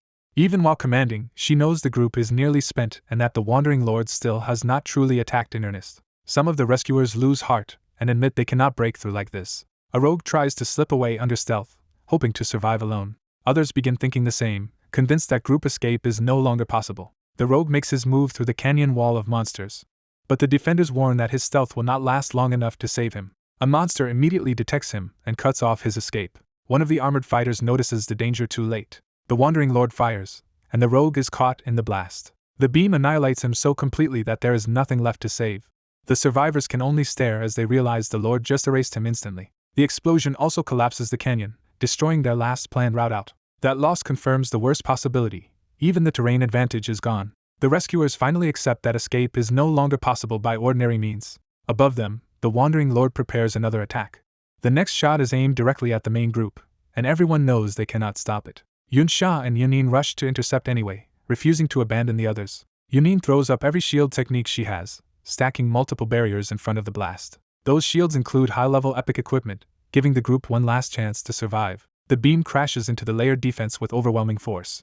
The defenders brace behind the barrier, knowing that if it fails, they are finished.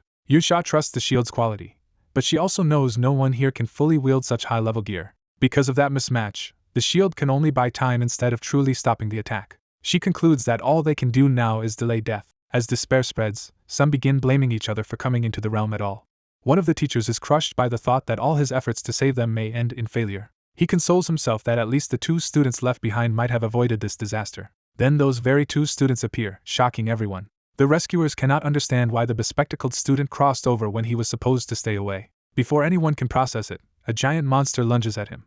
He answers by casting encircling shield without hesitation. The barrier catches the attack, but the impact nearly breaks him and leaves his health critically low. He realizes the outer layers of his defense shattered first, barely preserving his life. That close call makes clear that no one else can keep holding back the monsters. Even so, the bespectacled student throws himself in front of the wounded teacher and blocks another strike.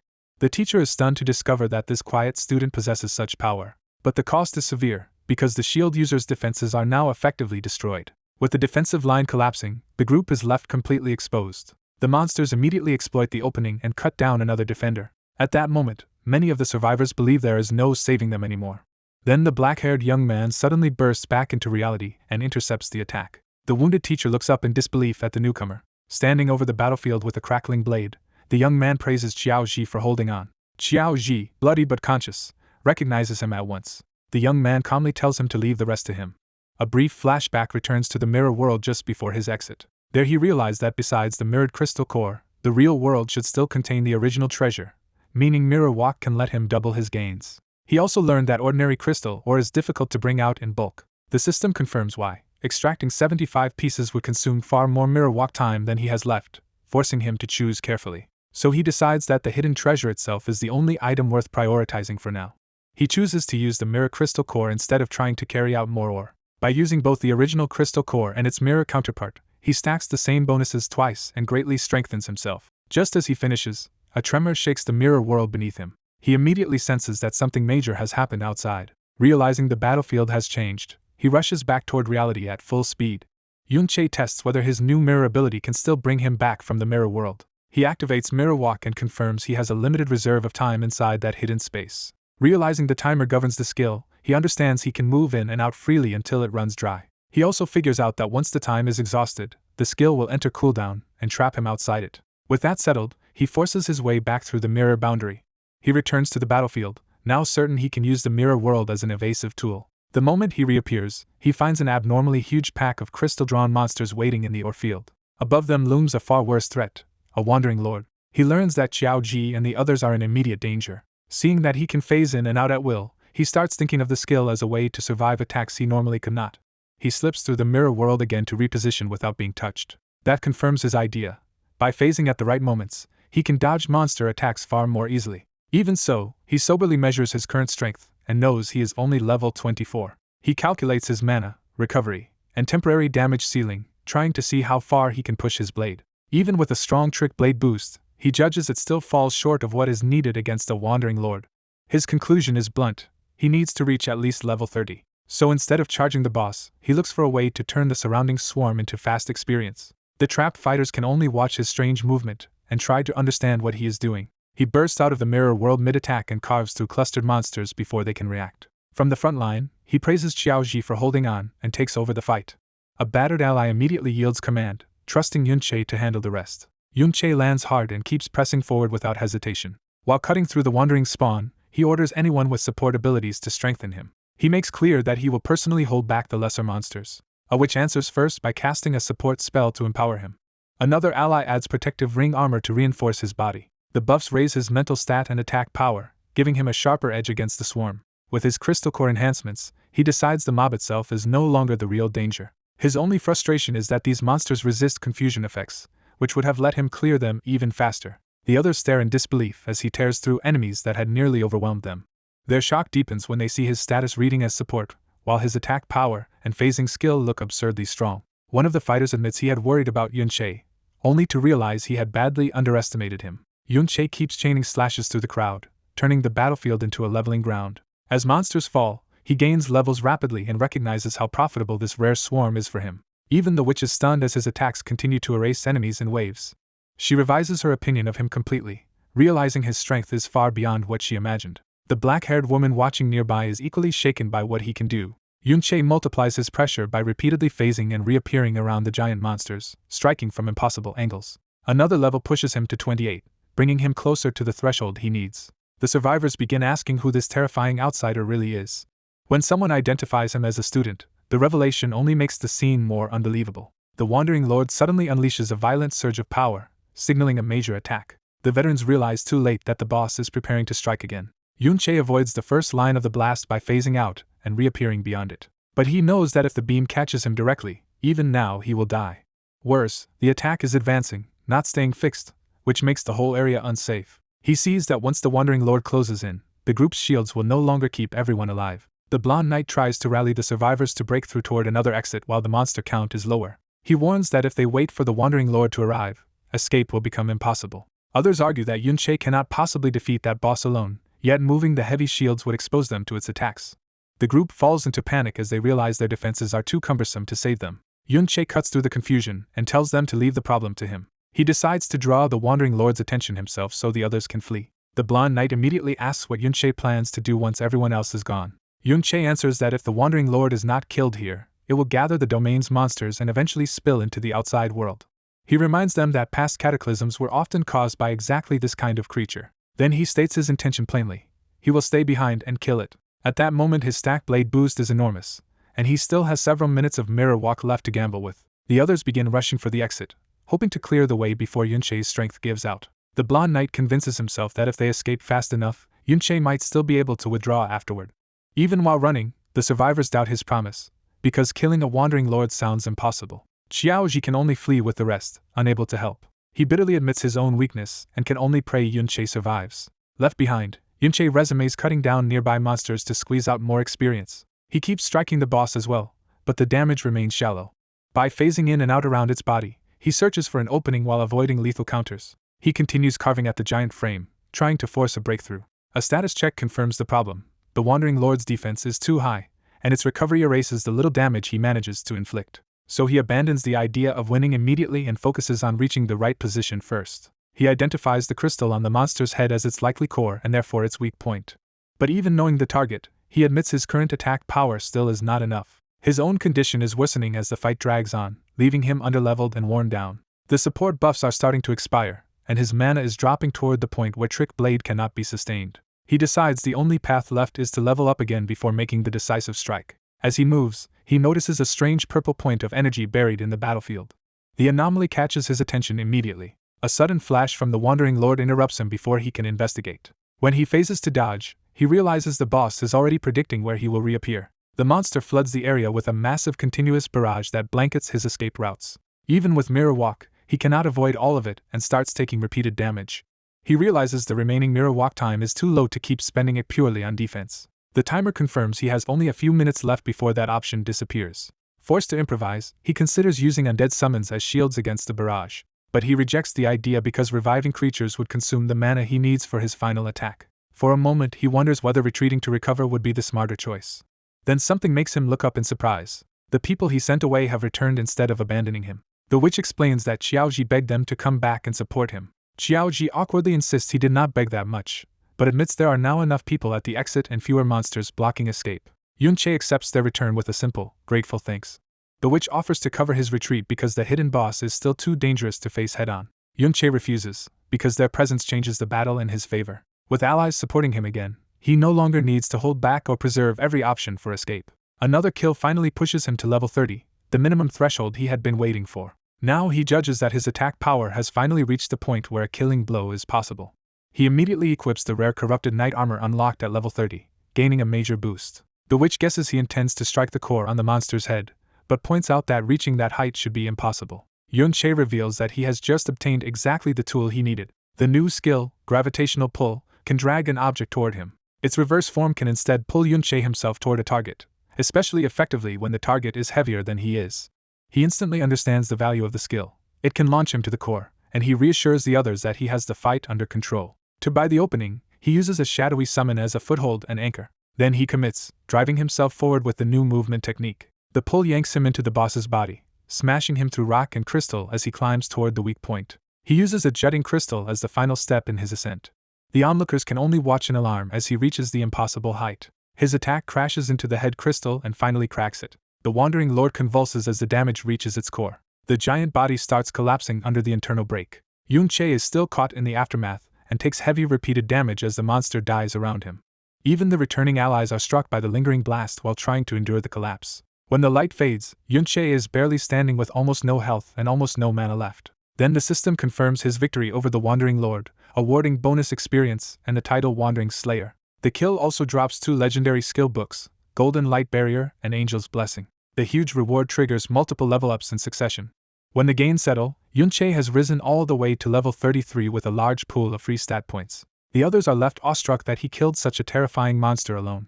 Yunche notices the golden legendary drops and is stunned that 2 such items appeared at once. Before he can focus on the loot, the collapsing battlefield reveals something even more important beneath the dead boss. As the corpse topples, the others warn that Yunche is still on it and in danger. He leaps clear just before the remains crash down. The impact opens a hidden cavity inside the mountain.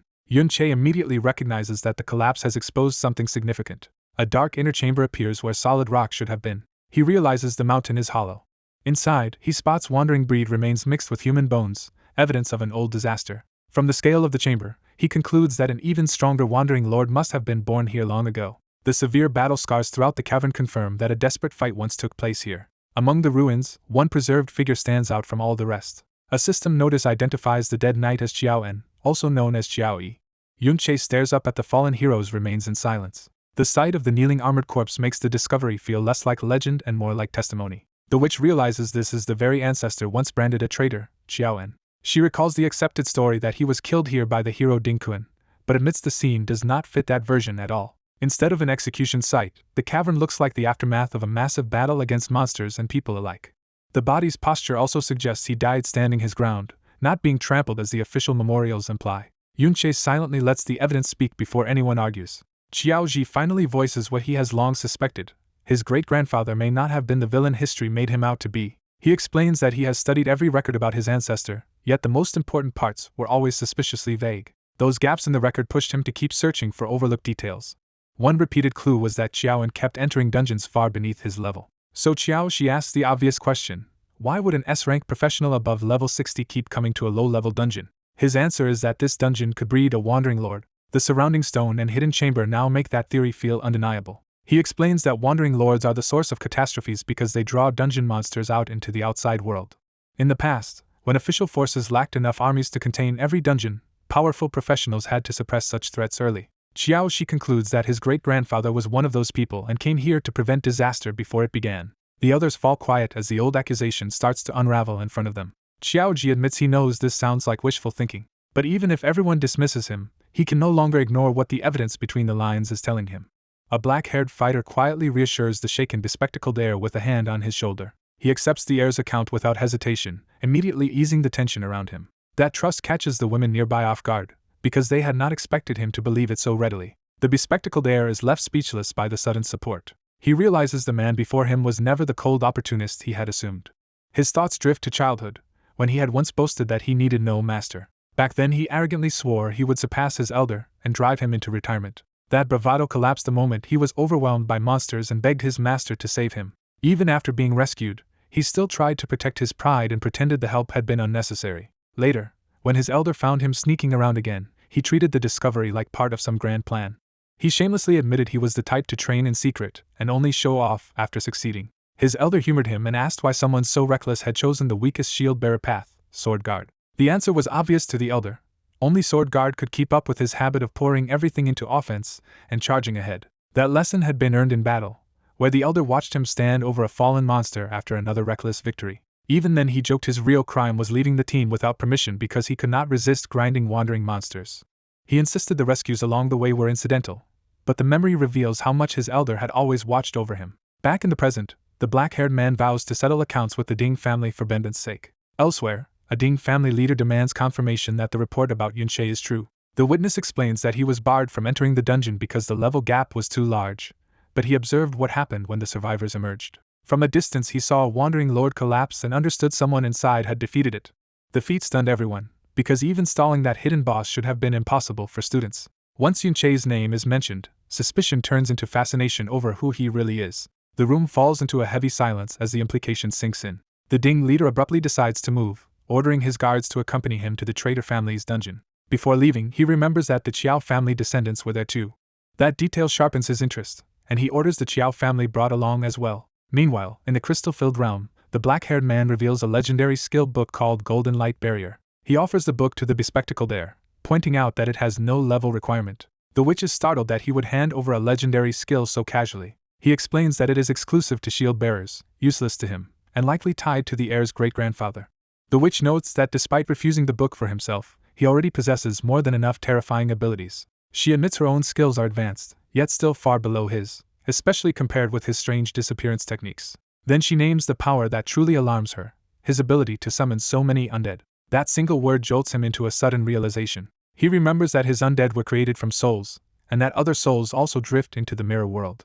A possibility forms in his mind, and he reaches for it. He activates Mirror World again, refreshing Mirror Walk and opening a limited window to move within that realm. He wonders whether the skill can be used to search for someone specific. The world around him shifts into a spectral landscape of crystal ruins and trapped memories. Within that realm, a luminous armored soul appears before him.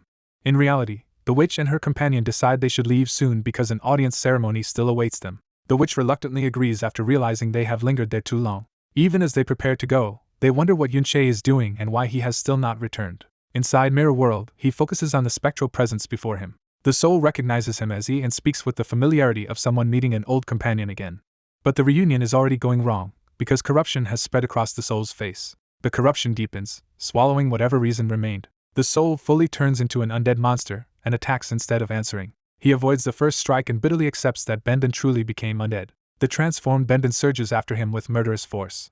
Its glowing eyes show no trace of the person he once knew. As he moves through the realm, fragments of Benden's life bloom around him like preserved memories. He sees Benden as a child standing proudly with books in hand, and realizes he is witnessing Benden's past. The memories expand into scenes of battle and training that Benden once experienced. One memory shows Benden fighting beside a powerful figure named Ding Kun. Watching the undead stance, he realizes it feels familiar because it was shaped by those old lessons. The mirror world itself cracks under the strain of the clash. He is left wondering what exactly triggered such a violent reaction in the realm. He calls Benden's name, still hoping some fragment of him remains. The undead answers only with another savage charge. He blocks the blow, and is forced to confront how far Benden has fallen. Their blades and force collide repeatedly in a rapid exchange. From the way Benden fights, he concludes that only battle instinct remains and the mind is gone. He tries to withdraw, only to learn that this section of Mirror World will not let him leave. With escape denied, he steels himself and accepts that he has to fight. Back in reality, the bespectacled heir senses something and looks up in alarm. The Ding family arrives with guards and immediately notices Yun Che is absent, wondering if he fled after sensing them. Their leader is pleased by the prospect of tormenting the heir without interference. The heir recognizes Ding Su and realizes exactly who has come for him. Ding Su mocks him as a Chiao family brat and accuses him of sneaking into the Ding estate with Yun Che to steal. The heir tries to deny it, but Ding Su reminds him that his screams made him easy to identify.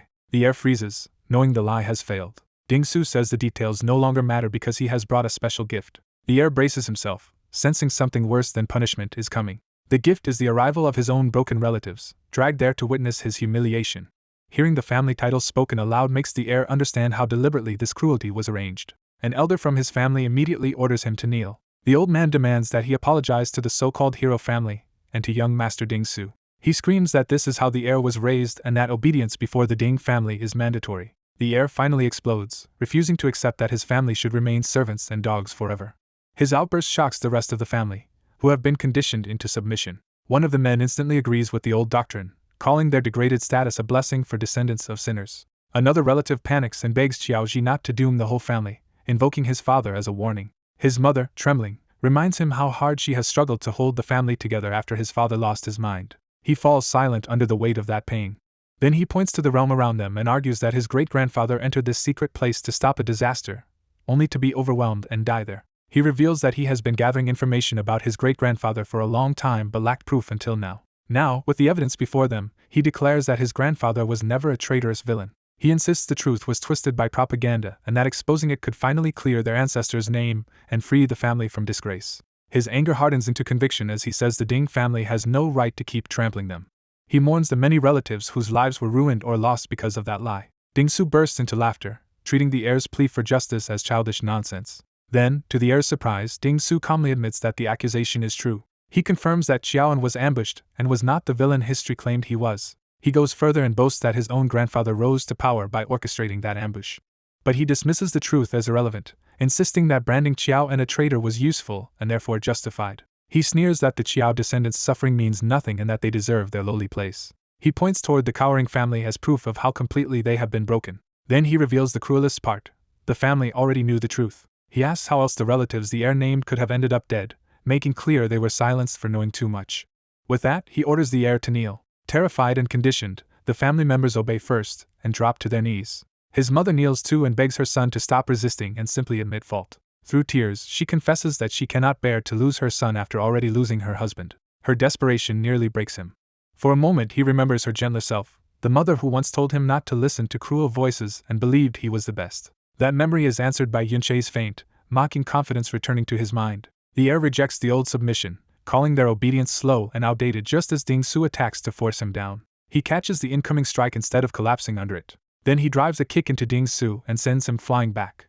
The impact smashes Ding Su into the stone. Standing firm amid the debris, the heir declares that he will never kneel again. Yun Che, still fighting elsewhere, senses the shift and smiles. Ding Su rises furious, summoning a blazing hammer and raging that his former victim dared strike back. He charges again, determined to beat the heir back into the role of a helpless sandbag. This time the heir meets the assault head-on with shield and armor, stopping the blow instead of being crushed by it. Ding Su is shaken that the boy he used to bully can now resist him. The heir glances toward his mother and remembers exactly why he cannot yield. He slams a counterattack into Ding Su and proclaims that their family are the true descendants of heroes. That declaration finally wipes the smugness from Ding Su's face. Ding Su cannot accept that the heir has become stronger. He rages that the boy who used to be nothing but a punching bag has changed beyond reason. He renews the assault, trying to batter through the heir's defense with brute force. As he attacks, he vents years of contempt, insisting the heir was born to be beaten. The heir no longer flinches under those words and meets him eye to eye. He lands a heavy retaliatory strike that knocks Ding Su down, The watching relatives stare in disbelief as the balance of power begins to reverse. Shield raised, the heir states plainly that he is no longer the person they all remember. At the same time in Mirror World, Yunche continues clashing with the undead Benben. Benben's corrupted form looms over him with overwhelming pressure. Yunche judges that this is Benben's full power form and that the current gap between them is too large for a direct win. Even so, he studies the monster closely instead of panicking. He concludes that without Benben's defensive class and with his mind gone, he would already have been crushed outright. But Yunche also knows every combat habit Benben uses, because he was the one who taught them. That means he also knows Benben's weaknesses better than anyone. Even after calculating the enemy's high defense and realizing ordinary stacked attacks will barely hurt him, he keeps searching for an opening. Benben unleashes a massive fiery attack that threatens to engulf the entire area. Yunche answers by invoking the legendary Golden Light Barrier. As the golden defense rises, he realizes the skill may be troublesome in a very useful way. The attack detonates against the barrier instead of breaking through. Back in reality, Ding-Su roars and swings his Molten Mountain Chaotic Hammer with murderous force. The heir slips inside the attack and punishes him with another clean hit. He keeps moving through the barrage, forcing Ding-Su back while the onlookers can only watch. An older Ding relative, annoyed that Ding-Su still cannot crush the heir, prepares to intervene. He lunges in personally, claiming he will vent Ding-Su's anger for him. The older man drives his power into the attack with vicious confidence. Then his expression changes as he recognizes the golden light in front of him. He realizes the heir is using Golden Light Barrier and shouts for the others to stay outside and watch, exposing the Ding family's cowardice in the process. The enemy's attacks crash repeatedly into the golden barrier but still fail to break it. Yunche understands the key at last. As a legendary skill, Golden Light Barrier draws its defense from more than the user's raw defensive stats alone. He calculates that the Golden Light Barrier can endure about 10 hits as long as no single blow exceeds twice its limit. But he also recognizes the barrier as a consumable defense that will be worn down with use. Even minor damage steadily drains the barrier's stored energy. Once that energy is exhausted, the protection will collapse under ordinary attacks, and Ding Lao-sen mocks the defense as nothing special. He boasts that he never feared this technique even when Xiao-en used it. A battered ally clings to the young hero and insists that if their great-grandfather were alive, this enemy would be begging for mercy. Ding Lao-sen answers by unleashing force that smashes the ground and throws everyone off balance. He sneers that the revered elder they rely on was just a useless man who died in a low-level secret realm. As rubble crashes down, he keeps pressing his contempt. He declares that even if that elder returned, he would still be forced to kneel before him. The shockwave leaves the bespectacled defender coughing blood and barely standing. Ding Lao-sen closes in with his axe and threatens to cripple the defender by cutting off his legs. A woman from the Qiao family throws herself forward and begs the master of the three families to spare Qiao Ji, calling him young and ignorant. She offers to kneel and submit herself if that will save her son. Ding Lao-sen immediately turns that plea into leverage against the boy. He threatens to kill the boy's mother unless he kneels, leaving the son frozen in horror. The mother refuses to let her son submit for her sake. The wounded defender tries to intervene, but his protest comes too late. A violent strike crashes down before anyone can stop it. The defender can only stare, stunned by what is happening. A sudden surge of power tears through the dust and interrupts the execution. Everyone nearby turns in shock toward the new disturbance. Ding Lao-sen starts to react, sensing someone impossible has appeared. He sees a blue-flamed armored figure and blurts out the dead man's name, Xiao-en. The mother looks up in disbelief and calls him grandfather. The others are shaken by the idea that Xiao-en has somehow returned from death. An elder realizes the figure resembles a lich rather than a true resurrection. The young hero reminds them that they all once looked down on Xiao-en. Now he presents Xiao-en's undead form as vengeance crawling back from hell to settle old debts. The resurrected guardian stands between the Qiao family and their enemies, forcing the attackers to hesitate. Ding Lao-sen dismisses the display as empty posturing. He orders all his men to attack at once while the hero rapidly layers defensive skills over the undead guardian. The first wave crashes into Xiao-en's undead form and is cleanly blocked. More guards swarm him from every side, but the undead guardian holds firm under the barrage. The onlookers are astonished by how overwhelming the guardian's defense is, and one recognizes the style as John's. The bespectacled defender realizes the hero is blocking multiple elite guards at once with incredible efficiency. Ding Lao-sen identifies the undead as the same kind of summon that once attacked his home and dismisses it as trash. He scoffs that the undead is only level 33 and therefore beneath him. Confident in that gap, he leaps in and declares that even John's undead is still worthless. Xiao-en's undead meets his axe head-on instead of yielding. Ding Lao-sen is briefly thrown off by the resistance. Their weapons collide in a burst of blue and gold force. Ding Lao-sen mocks defensive techniques as useless. He insists that absolute power makes all blocking meaningless and pours more force into his attack. He drives forward with a blazing assault meant to crush the guardian outright.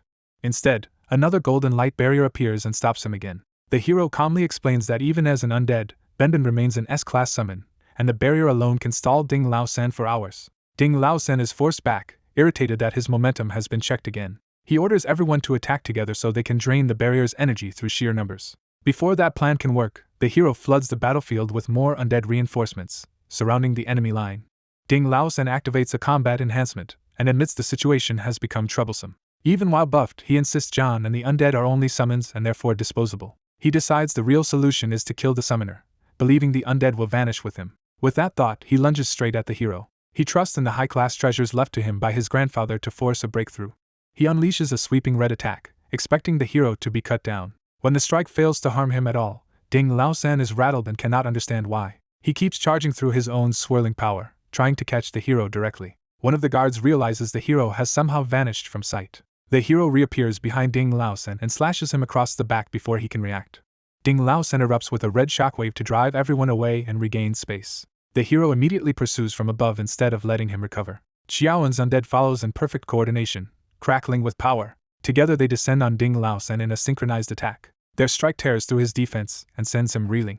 Bleeding and furious, Ding Laosan can only curse. The hero remains cold and focused, already preparing the next move. He overwhelms Ding Laosan with a flurry of afterimage strikes from multiple angles. One slash severs Ding Laosan's hand, and he screams in disbelief. Panicking, he calls for a priest to heal him immediately.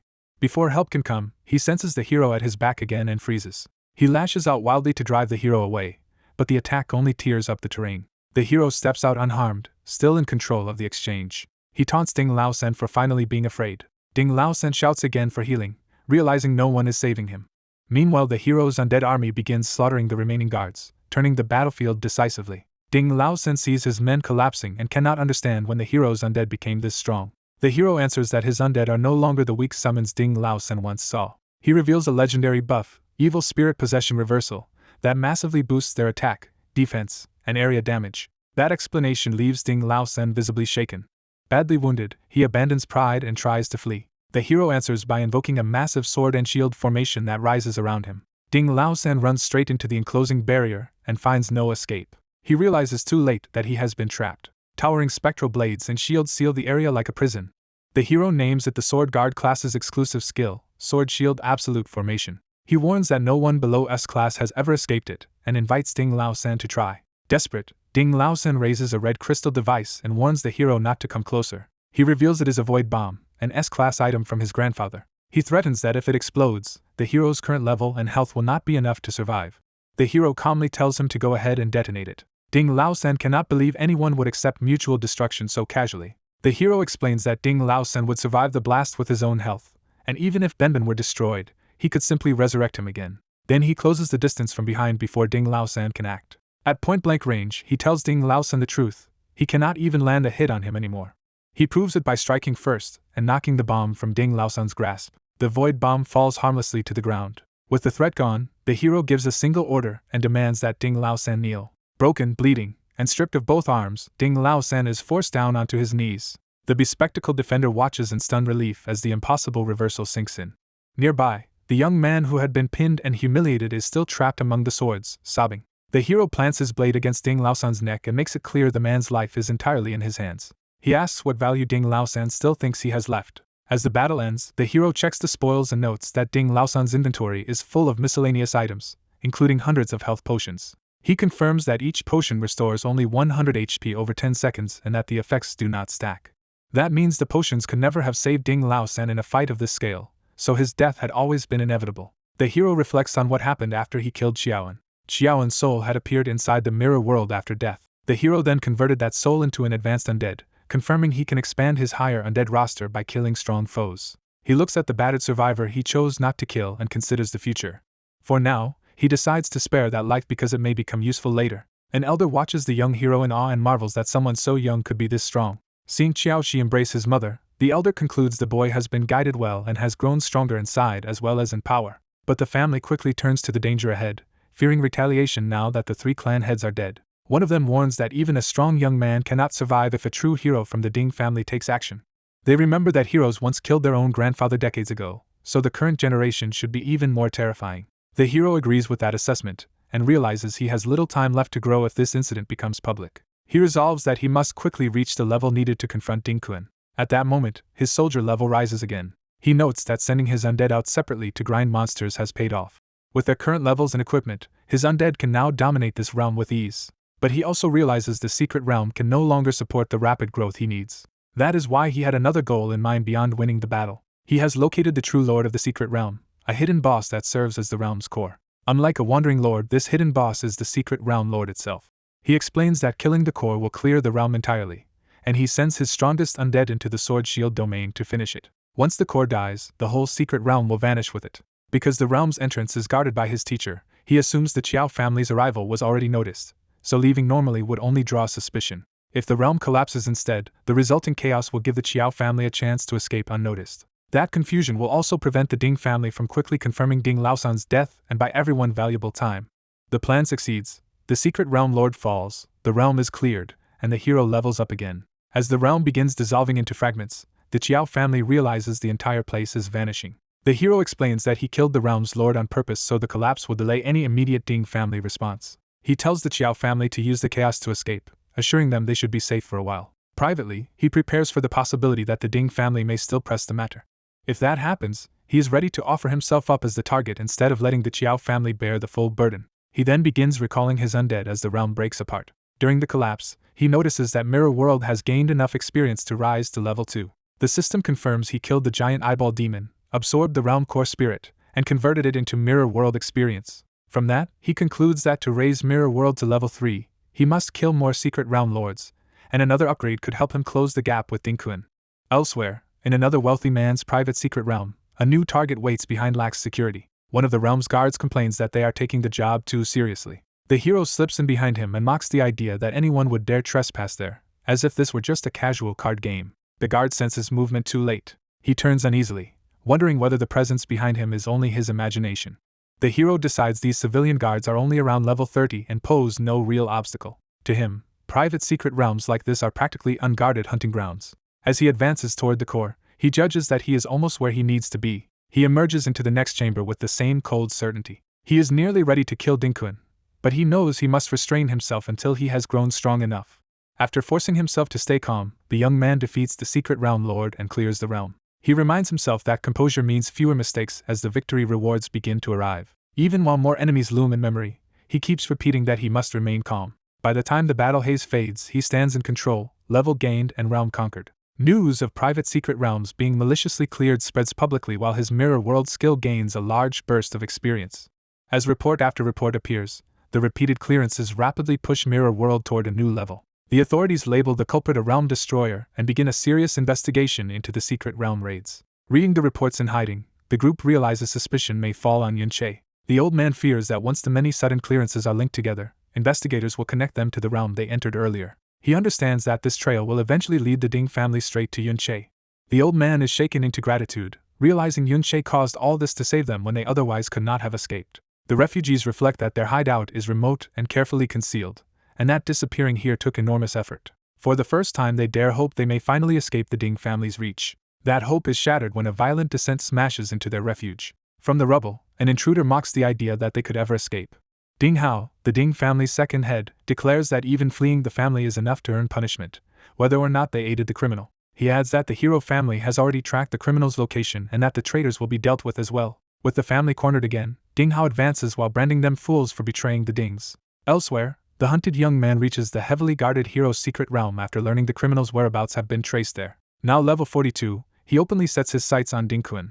His newly upgraded mirror world reaches level 3, described as a skill that reverses everything. He decides low-level private realms are no longer efficient for leveling and turns to higher-level targets instead. But he knows those stronger realms are state-controlled military zones like the hero's secret realm, sealed off from ordinary access. Mirror World itself also limits him, allowing only a short exploration radius once he enters. Since sneaking in alone is impossible, he concludes he will need help from the blonde woman beside him.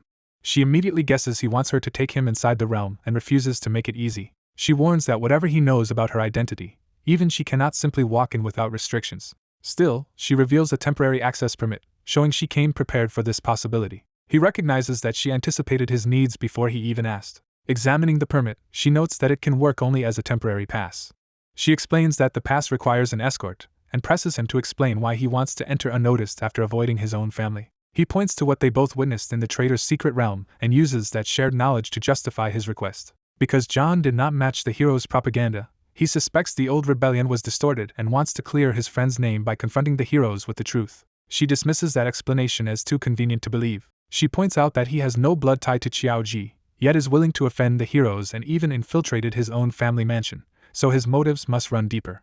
She further suspects he planned ahead, stealing the past because he foresaw what would happen to John. Then she reveals that Ding Lao-san recently entered the trader's realm specifically to make trouble for him and Qiaoji. When she adds that Ding Lao-san vanished afterward and has never been found, his true objective becomes even more suspicious. She concludes that he is not merely seeking answers from the heroes but is driven by personal hostility toward them. He does not deny that resentment may be involved.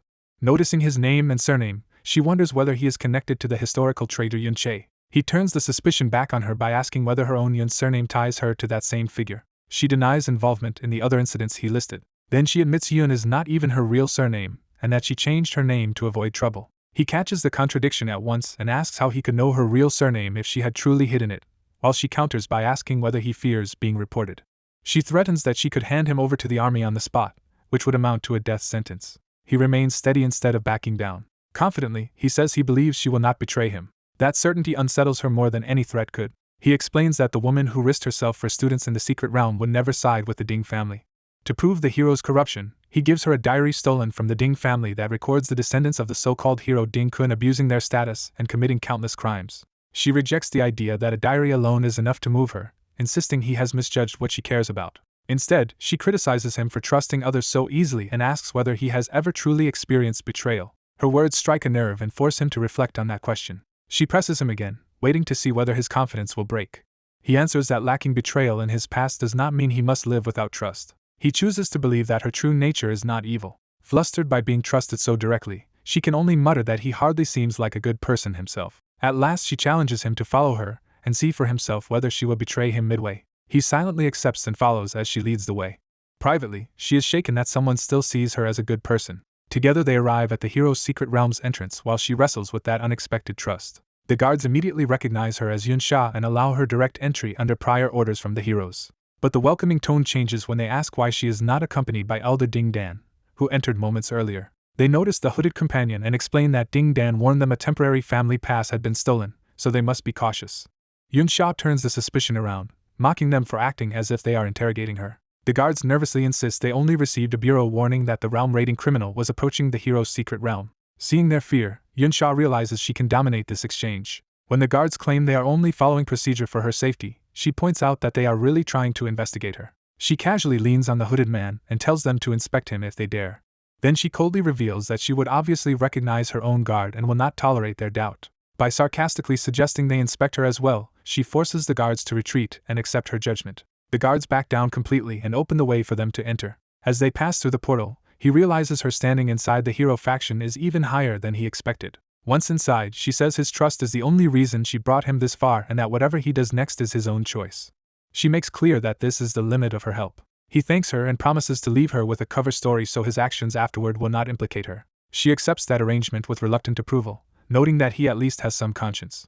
After separating from her, he enters Mirror World inside the hero's secret realm and begins shadowing the area from within. At the boundary of the mirrored space, he prepares to use the new level 3 function he has been waiting for. He confirms that this is the special ability unlocked when Mirror World reached level 3. Using the diary as a reference, he activates the new power. The skill interface reveals a new option that can unlock the next stage's basic demons. Mirror World deploys an anchor and begins generating copies of the Secret Realm's monsters. He realizes level 3 Mirror World can now copy real Secret Realm monsters into the mirrored space.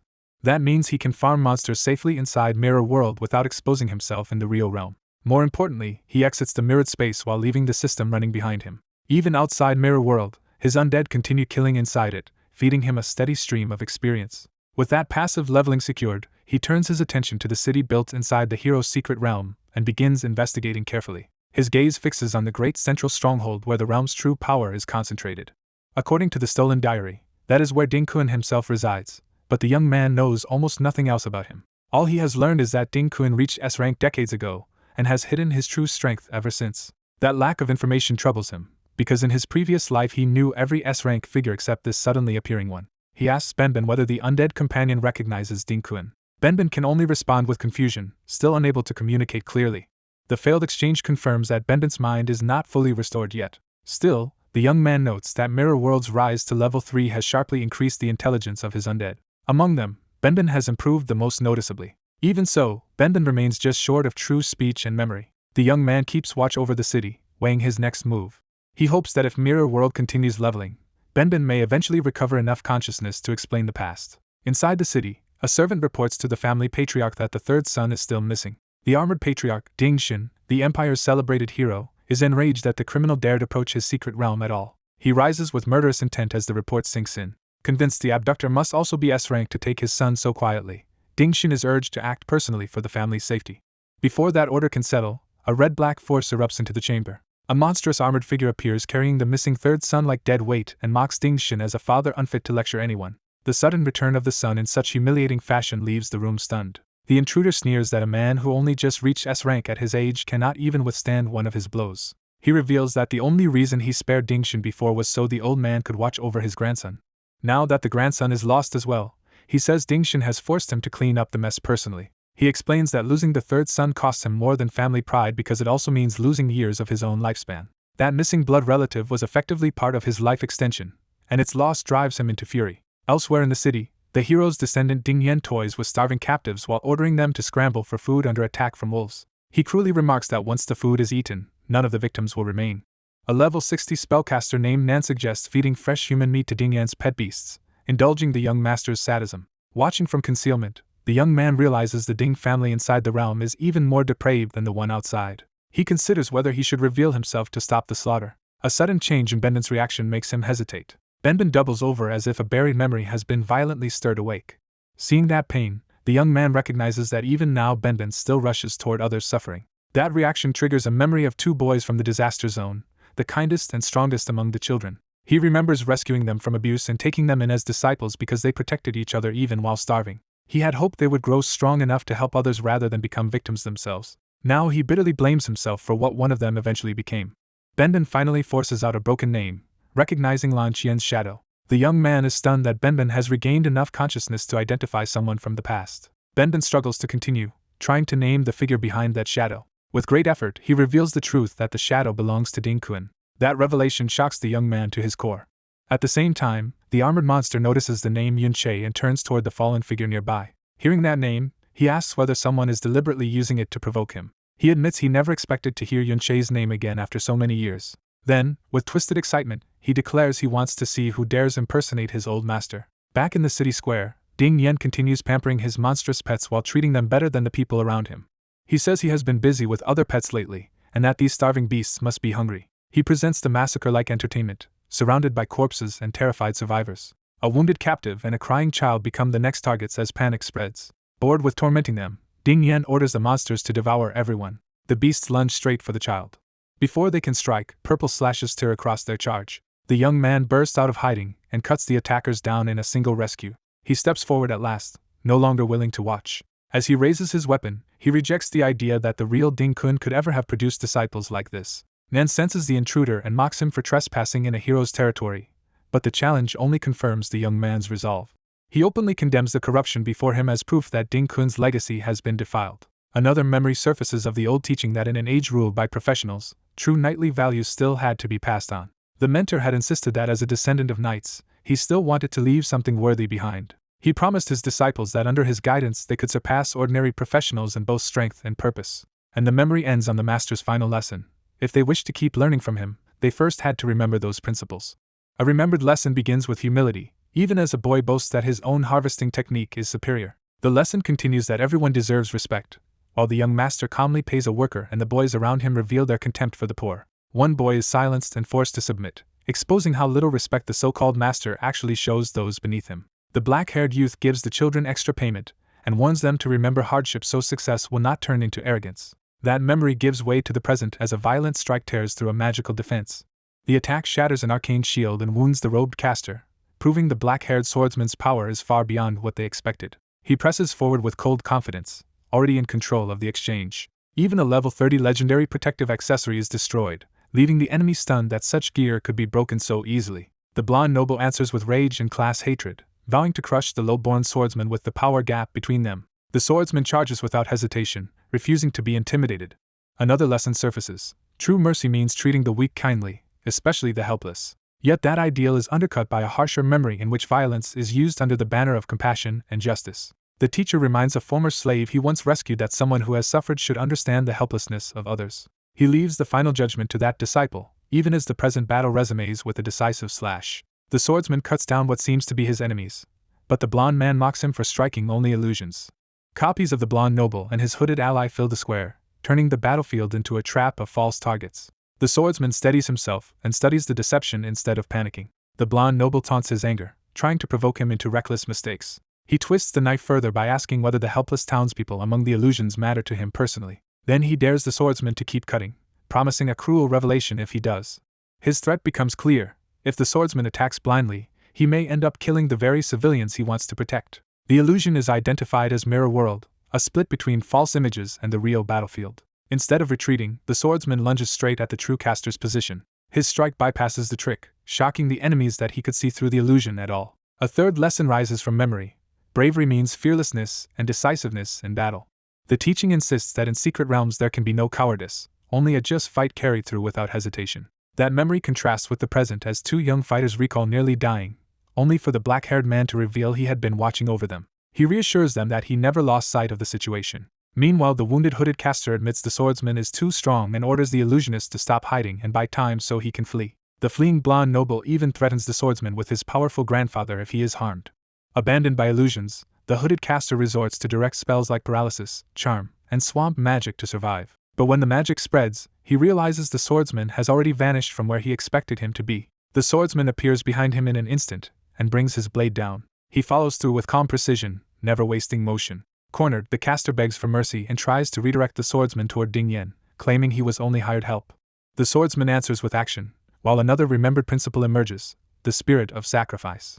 At that moment, a blue-black armored undead warrior appears beside the kneeling blonde noble, and the swordsman declares himself the grandson of a hero. Even while restrained by fear, the blonde noble lashes out with threats against the swordsman's entire family. The undead warrior subdues him, and system messages show the swordsman looting equipment and items from the defeated enemy. A fifth lesson surfaces in his mind: honesty. Then deeper memories appear of monstrous battles and a fallen armored figure, followed by another principle: justice. That remembered warrior is struck down in a brutal scene that still haunts him. The memory continues through honor and soul, suggesting a code that once defined his world. Back in the present, mirror shards and force erupt across the battlefield. The blonde noble is thrown aside by the chaos, losing his earlier composure.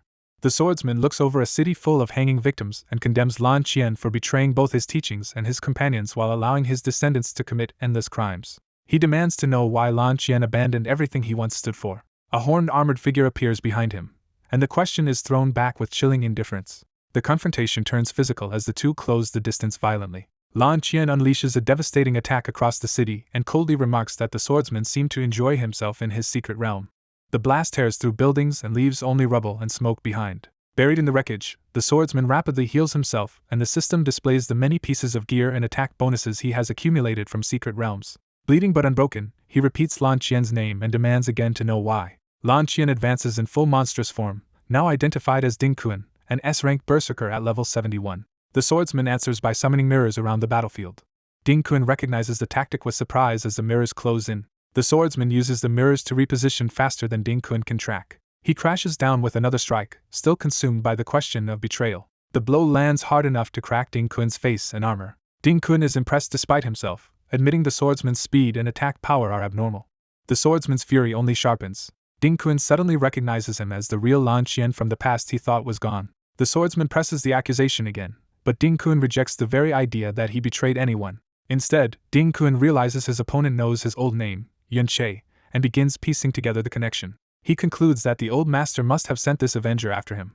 He retaliates with a sweeping crimson slash that tears through the area. Ding Kun follows with relentless momentum, trying to overwhelm him. He mocks the attempt to imitate his former master, dismissing it as a grotesque joke. The swordsman answers with another furious strike, still demanding the truth. Ding Kun finally bears his resentment, declaring that he was never a disciple in his own eyes, only a tool.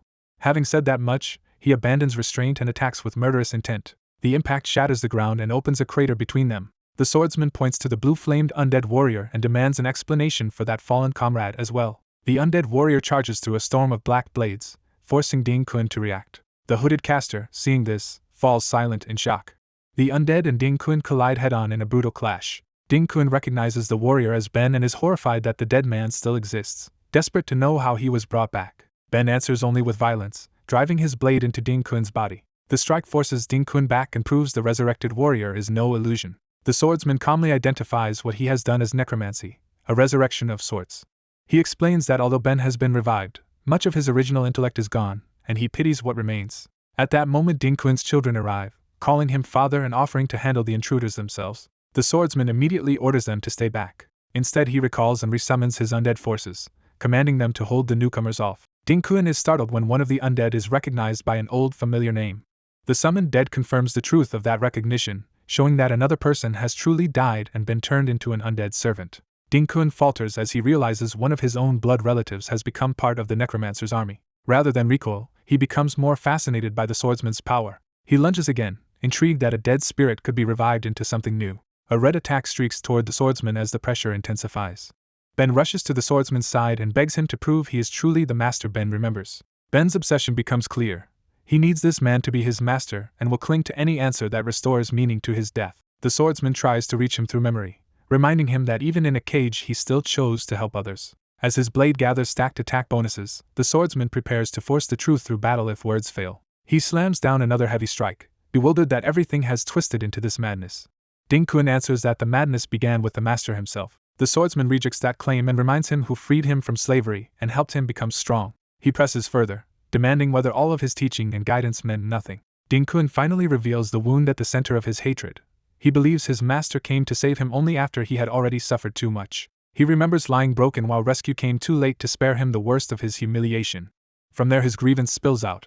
As a disciple and a knight's son, why was he not allowed the same comfortable life as others? He resents how politely everyone treated the master and Benben, while he felt denied the same warmth and dignity. His envy hardens into a confession that he could never accept Benben being better than him in every way. He accuses his master of favoring Benben simply because Benben was born cleaner and more acceptable. That suspicion deepens into a bitter question about whether his very class path was manipulated against him. He wonders if being made a berserker was proof that his master saw him as timid and unworthy of a more defensive, honorable role. The swordsman is momentarily speechless, then quietly denies ever favoring anyone. He insists he only responded to what Ding Kun himself always claimed to want: greater courage and strength. Ding Kun rejects that explanation and insists the master simply preferred people like Benben. He argues that even when he tried hard to act brave, it never earned him the same regard. In his mind, that proved his master had always looked down on his birth and only pretended otherwise. The swordsman finally snaps back that pity, humility, and other knightly virtues are meaningless if they become excuses for cruelty and self-deception. Ding Kun answers with naked cynicism, claiming power and status are all that matter and mocking Benben for wasting chances to grow stronger by saving others. He asks whether choosing ambition over virtue can truly be called betrayal at all. His answer is yes. He chose a different patron, Lu Wei, because that path promised him greater status and power.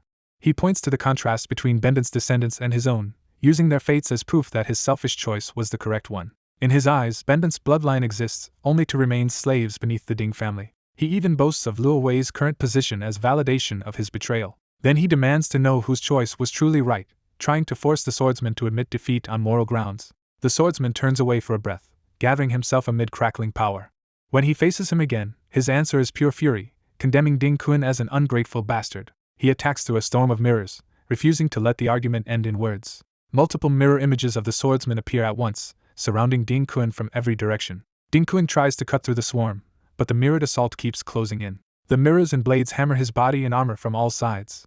Even stripped of armor, Ding Kun is battered and momentarily stunned by the barrage. The swordsman keeps moving through the debris with relentless focus. Then he delivers the cruelest judgment of all, saying Ding Kun cannot even compare to Mang Wu and is not worth one of that man's toes. The insult lands harder than the blows, leaving Ding Kun laughing in disbelief from the crater. His rage triggers Berserker's body, sacrificing armor for a massive surge of raw power. The system confirms his attack power and speed explode upward as his health drops, and he takes the accusation of favoritism as proof of his own righteousness. Rampage activates as well, making him stronger and faster at the cost of intelligence and defense. The swordsman immediately realizes just how dangerous Ding Kun's new speed has become. Ding Kun rushes him so fast that the swordsman concludes he can only survive by slipping into Mirror World to evade. A towering blood-red slash tears through the city, forcing him to retreat through the devastation. Ding Kun tracks him again and boasts that he now understands the swordsman's mirror movement and dodging. He activates Bloodstorm, turning the battlefield itself into a trap and declaring that without mirrors the swordsman has nowhere to hide. He smashes the mirrors apart and demands a direct collision, twisting the language of knightly bravery into a taunt. The swordsman endures repeated damage from the bloodstorm and bitterly throws Ding Kuen's own teachings back at him. Ding Kuen, now nearly dead but empowered by it, revels in the fact that his berserker body only grows stronger as he bleeds out. He sneers that virtue is easy to preach from safety, and claims a sheltered noble could never understand real suffering. With that hatred driving him, he charges straight at the swordsman for another killing blow. He accuses the swordsman of speaking of compassion without ever enduring the same pain himself. The swordsman dismisses Ding Kuen's self-justification as a childish fantasy of self-righteousness. Ding Kuen answers with a blood rage explosion blade and mocks the belief that friends and disciples will always stand by someone. The swordsman grits through the impact, refusing to break. The clash drives up another forest of mirror-like spikes from the shattered ground. Both fighters remain trapped in the storm, the swordsman kneeling amid rubble while Ding Kuen laughs at his condition. Even as Ding Kuen mocks him for being weak without mirrors, the swordsman quietly uses basic healing to keep himself alive under the constant damage. Ding Kuen decides he no longer needs to strike at all, convinced the bloodstorm alone will slowly kill his opponent. The wounded black-haired fighter drives forward with killing intent, refusing to slow despite his injuries. His white-haired enemy notices the change immediately and mocks him for suddenly fighting as if his life has become precious. Closing in with a cruel grin, the traitor declares that this suffering is the cost of trusting too easily and insists the victim should be grateful to those who betrayed him. The black-haired man senses another threat taking shape behind the taunt. The white-haired man seizes control of the exchange and preaches that betrayal is what truly forces people to mature. As he presses the attack, he twists the knife further by reminding his former master what it means to fall from the summit into the mortal world. He keeps hammering him while savoring the humiliation, convinced that this downfall must feel unbearable. He contrasts their fates, gloating that Luo Wei rose to become a revered supreme king while his former master became a hated traitor. The black-haired man endures the blows in silence as the accusation of treachery is thrown back in his face. The white-haired berserker demands to know whether that reversal of fortune fills his old master with jealousy. System readouts show the black-haired fighter hovering near death, and his enemy realizes his health is almost gone. Sensing victory, the berserker steps in to dictate terms. He offers survival only if his former master admits fault, kneels, begs, and accepts a life of servitude again. Then he reveals the real price of mercy. He wants the secret of resurrection handed over. Instead of resisting openly, the black-haired man lowers his head and appears to concede that he was wrong. In that same instant, he summons a hidden weapon source and draws a second blade. Power flares around him as he drops the act and admits his true regret was ever rescuing this man from slavery or trusting his pack of wolves. A level up restores his condition enough to turn the fight, and he realizes his status has recovered. He also calls on Mirror World, gaining experience while concluding that it was foolish to believe good people could never become monsters. He activates a reverse support skill that accelerates allied units around him.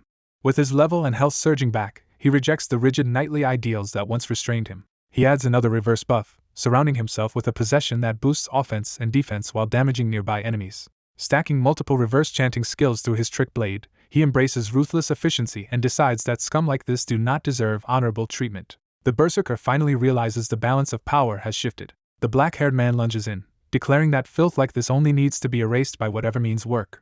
His sudden speed catches the berserker off guard and forces him onto the defensive. Using mirror images and relentless close-range strikes, he overwhelms the berserker from multiple angles at once. The berserker laughs through the pressure, thrilled that the battle has finally become savage enough to suit him. Even while reeling, he still addresses his opponent as master, clinging to the old relationship in a twisted way. The black-haired man knocks aside a sweeping attack and mocks the supposed dual-wield specialization as empty showmanship.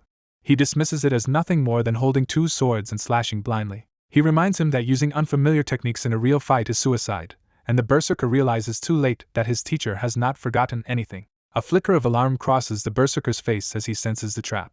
The black-haired man appears behind him through a hidden route and lands a clean hit from his blind spot. The berserker is stunned that the attack came from nowhere and cannot understand how the mirror technique is still functioning. He realizes the mirrors were not the true requirement, and the sight of blood on the ground gives him the answer. His foot splashes into the pooling blood, confirming the discovery. The black-haired man explains that any reflective surface works, and the berserker grudgingly admits he found a loophole by using blood as a mirror. The berserker answers with a blood-based sealing move, claiming that once it begins there will be no room left to struggle, or any reflective surface left to exploit. He lashes out through the crimson field, trying to finish the fight before the loophole can be used again. But the black-haired man has already moved into position behind him, and the berserker is shocked to realize Benben was inserted into the battle at some unseen moment. The black-haired man openly admits it was an ambush and summons undead support, abandoning any pretense of knightly fairness. Ghostly allies flood the battlefield and encircle the berserker under his command. Stripped of all restraint, the black-haired man states his motive plainly. He wants this traitor dead. He adds that the loser from 60 years ago cannot even keep up with his current strength anymore.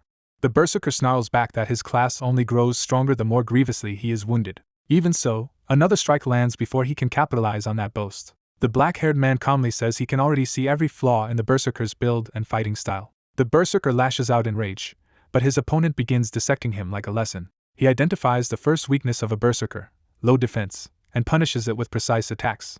As the berserker rushes him, he explains that the class demands high attack and speed, leaving little room for durability. He proves the point by peppering the berserker with summoned strikes that punch through his body. Bleeding and cornered, the berserker finds himself surrounded by undead and pressure from every side. The black-haired man adds that many berserker skills lower defense even further, meaning even weak skeleton spirits can wear him down. He advances while naming the second weakness. The berserker lacks enough area attacks to clear a swarm.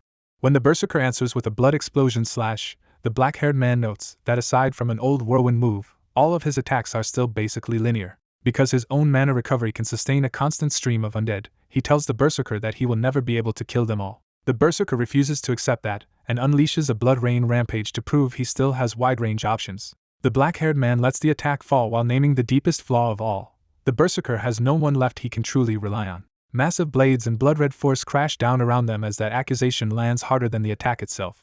He reminds him that in the past he and Benben covered each other's weaknesses, but now the shield that once protected him has become the blade aimed at him. Then he drives the point home, saying that someone who rose through betrayal should not expect anyone to stay by his side, and asks whether this lonely outcome is really what he wanted. The berserker rejects the lesson and answers with another violent strike, scoffing that talk of friendship and dependence is meaningless now. He throws himself forward in a frenzy, insisting his enemy is already dead. Still ranting, he boasts that he has enjoyed power for 60 years and will not surrender it now.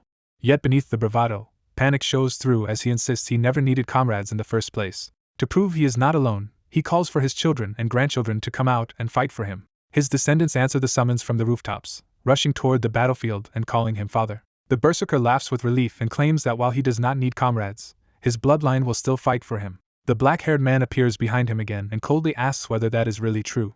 He cuts past the berserker before the old man can turn, keeping him off balance. The arriving descendants witness the exchange and cry out in alarm for their father. One of them is horrified to realize the supposedly invincible patriarch has actually lost. The berserker, now desperate, orders them to hold the enemy off and heal him immediately. But his children hesitate, shaken by the sight of their father's defeat, and unsure what they could possibly do. That hesitation tells the old man everything, and his expression hardens into fury. Cursing them, he decides to act on his own rather than trust their wavering loyalty. He lunges at one son and seizes him by the throat instead of attacking his enemy. He screams that everything the son has came from him, reducing fatherhood to ownership. Then he reveals the monstrous truth. He brought his children into the world as resources to extend his own health and lifespan, and he cannot tolerate their disobedience. The horrified descendants can barely process what they are hearing as he threatens to drain them too if they refuse him. Crystalline energy begins gathering around the trapped son as the old man starts harvesting him. The black-haired man and his undead react at once, realizing the berserker has chosen to consume his own bloodline. A barrage of attacks crashes into the old man to interrupt the ritual. Even under that assault, the berserker screams on, refusing to let go. The clash detonates in a violent burst that tears through the rooftop. Dust and rubble swallow the scene for a moment. When the smoke clears, the berserker is left panting and searching for his vanished opponent. The black-haired man answers from hiding that the old body cannot keep up physically anymore, no matter how much stolen vitality it wears. Surrounded by undead, he tells the berserker that his insides still belong to an old man and invites him to enjoy a reunion with the family he destroyed. The berserker is shaken most by the realization that his sons have been turned into undead under his enemy's command. He tries to flee the encirclement, but the black-haired man calmly tracks him. Chasing him down, he asks whether the old traitor really thinks escape is still possible. As the pursuit closes in, one word breaks through the berserker's panic: comrades. That thought leads him to another memory, and he remembers addressing his old teacher as master. For a brief instant, the old man's rage cracks and he sees one of his children not as fuel, but as his child. The memory deepens into regret as he recalls that the boy could have inherited everything. The vision slips away almost immediately, swallowed by blood-red darkness. What remains is a broken, half-shadowed face caught between fear and denial. Standing over him with undead gathered like witnesses, the black-haired man says that all the old man has left from his family is their hatred, and that he must now face the end he chose. The story then shifts back more than 60 years, to when the future trader and 2 disciples stood together in peace. Their master tells the 3 of them they have all successfully changed classes and reached S rank, and that he has prepared gifts worthy of that achievement. He explains that he sent the finest materials he had gathered over many years to the divine craftsman and, with rare luck, obtained a mythic-grade weapon. He presents a great sword to Lan Qian, saying it is the best weapon he can use at his current level and perfectly suits his usual style. Lan Qian receives it with open gratitude and excitement. The master then turns to Yi and offers an accent shield set tailored to the new class. He praises Yi's combat talent and says the weapon pair should be mastered quickly, though Yi jokes that the gift proves the master has money to waste. Lan Qian notices that the master himself still carries the same old weapon and asks about it. He wonders whether a weapon kept for so long would not already be outdated. The master answers by drawing it with quiet confidence.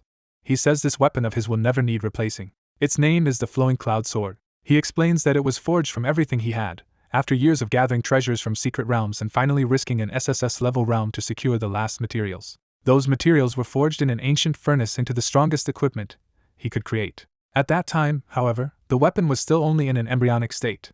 He places it above ordinary rarity systems, as something beyond mythic and effectively irreplaceable. As a truly unique piece of equipment, it cannot be replicated. Its special nature is that, like flowing clouds, it can sharpen and reshape itself endlessly into any weapon form its user desires. But for it to fully form, the user must achieve true synchronization with it. After countless bloody battles together, the master says, it now moves with his heart and automatically adapts to changes in his power. Lan Qian is left staring at the weapon in awe. The master warmly offers to let him try it. Lan Qian grabs the sword eagerly, thrilled by the chance. That memory curdles into the aftermath of betrayal, where the white-haired disciple stands amid slaughter while others cover up the crime and hail the new king. Laughing over the corpse of his former master, he exults that the unique grade weapon is finally his. The stolen weapon responds by changing form in his hands. The memory ends and the story returns to the present battlefield. Facing the traitor again, the black-haired man recalls that when he once stood on the front lines of secret realms, he endured every hardship without retreat. He remembers that all of those struggles were born for one simple hope. He could overcome any hardship, he says, because he wanted a peaceful life with the people he cared about. That hope was the true reason he fought so relentlessly. Now he shows the shattered flowing cloud sword in his own hand and tells the traitor that greed reduced this unique weapon to its current damaged state. Pinned beneath the blade, the old man finally drops all pride, admits he was wrong, and says the title of hero means nothing if it costs him his life. He begs desperately not to be killed. The black-haired man answers that in the traitor's hands the flowing cloud sword is nothing but a heavy blade, and that all the betrayal was for a weapon he never truly understood.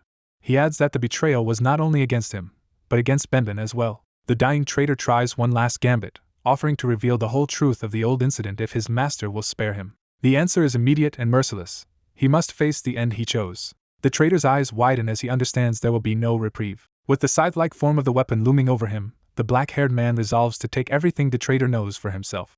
The scene shifts to a throne room, where he now sits in command with undead assembled before him. Within that dark armored state, a new thought surfaces as if from another buried consciousness. A fragmented voice reveals that Luowei was used as bait for someone else's purposes, and the black-haired man registers the implication.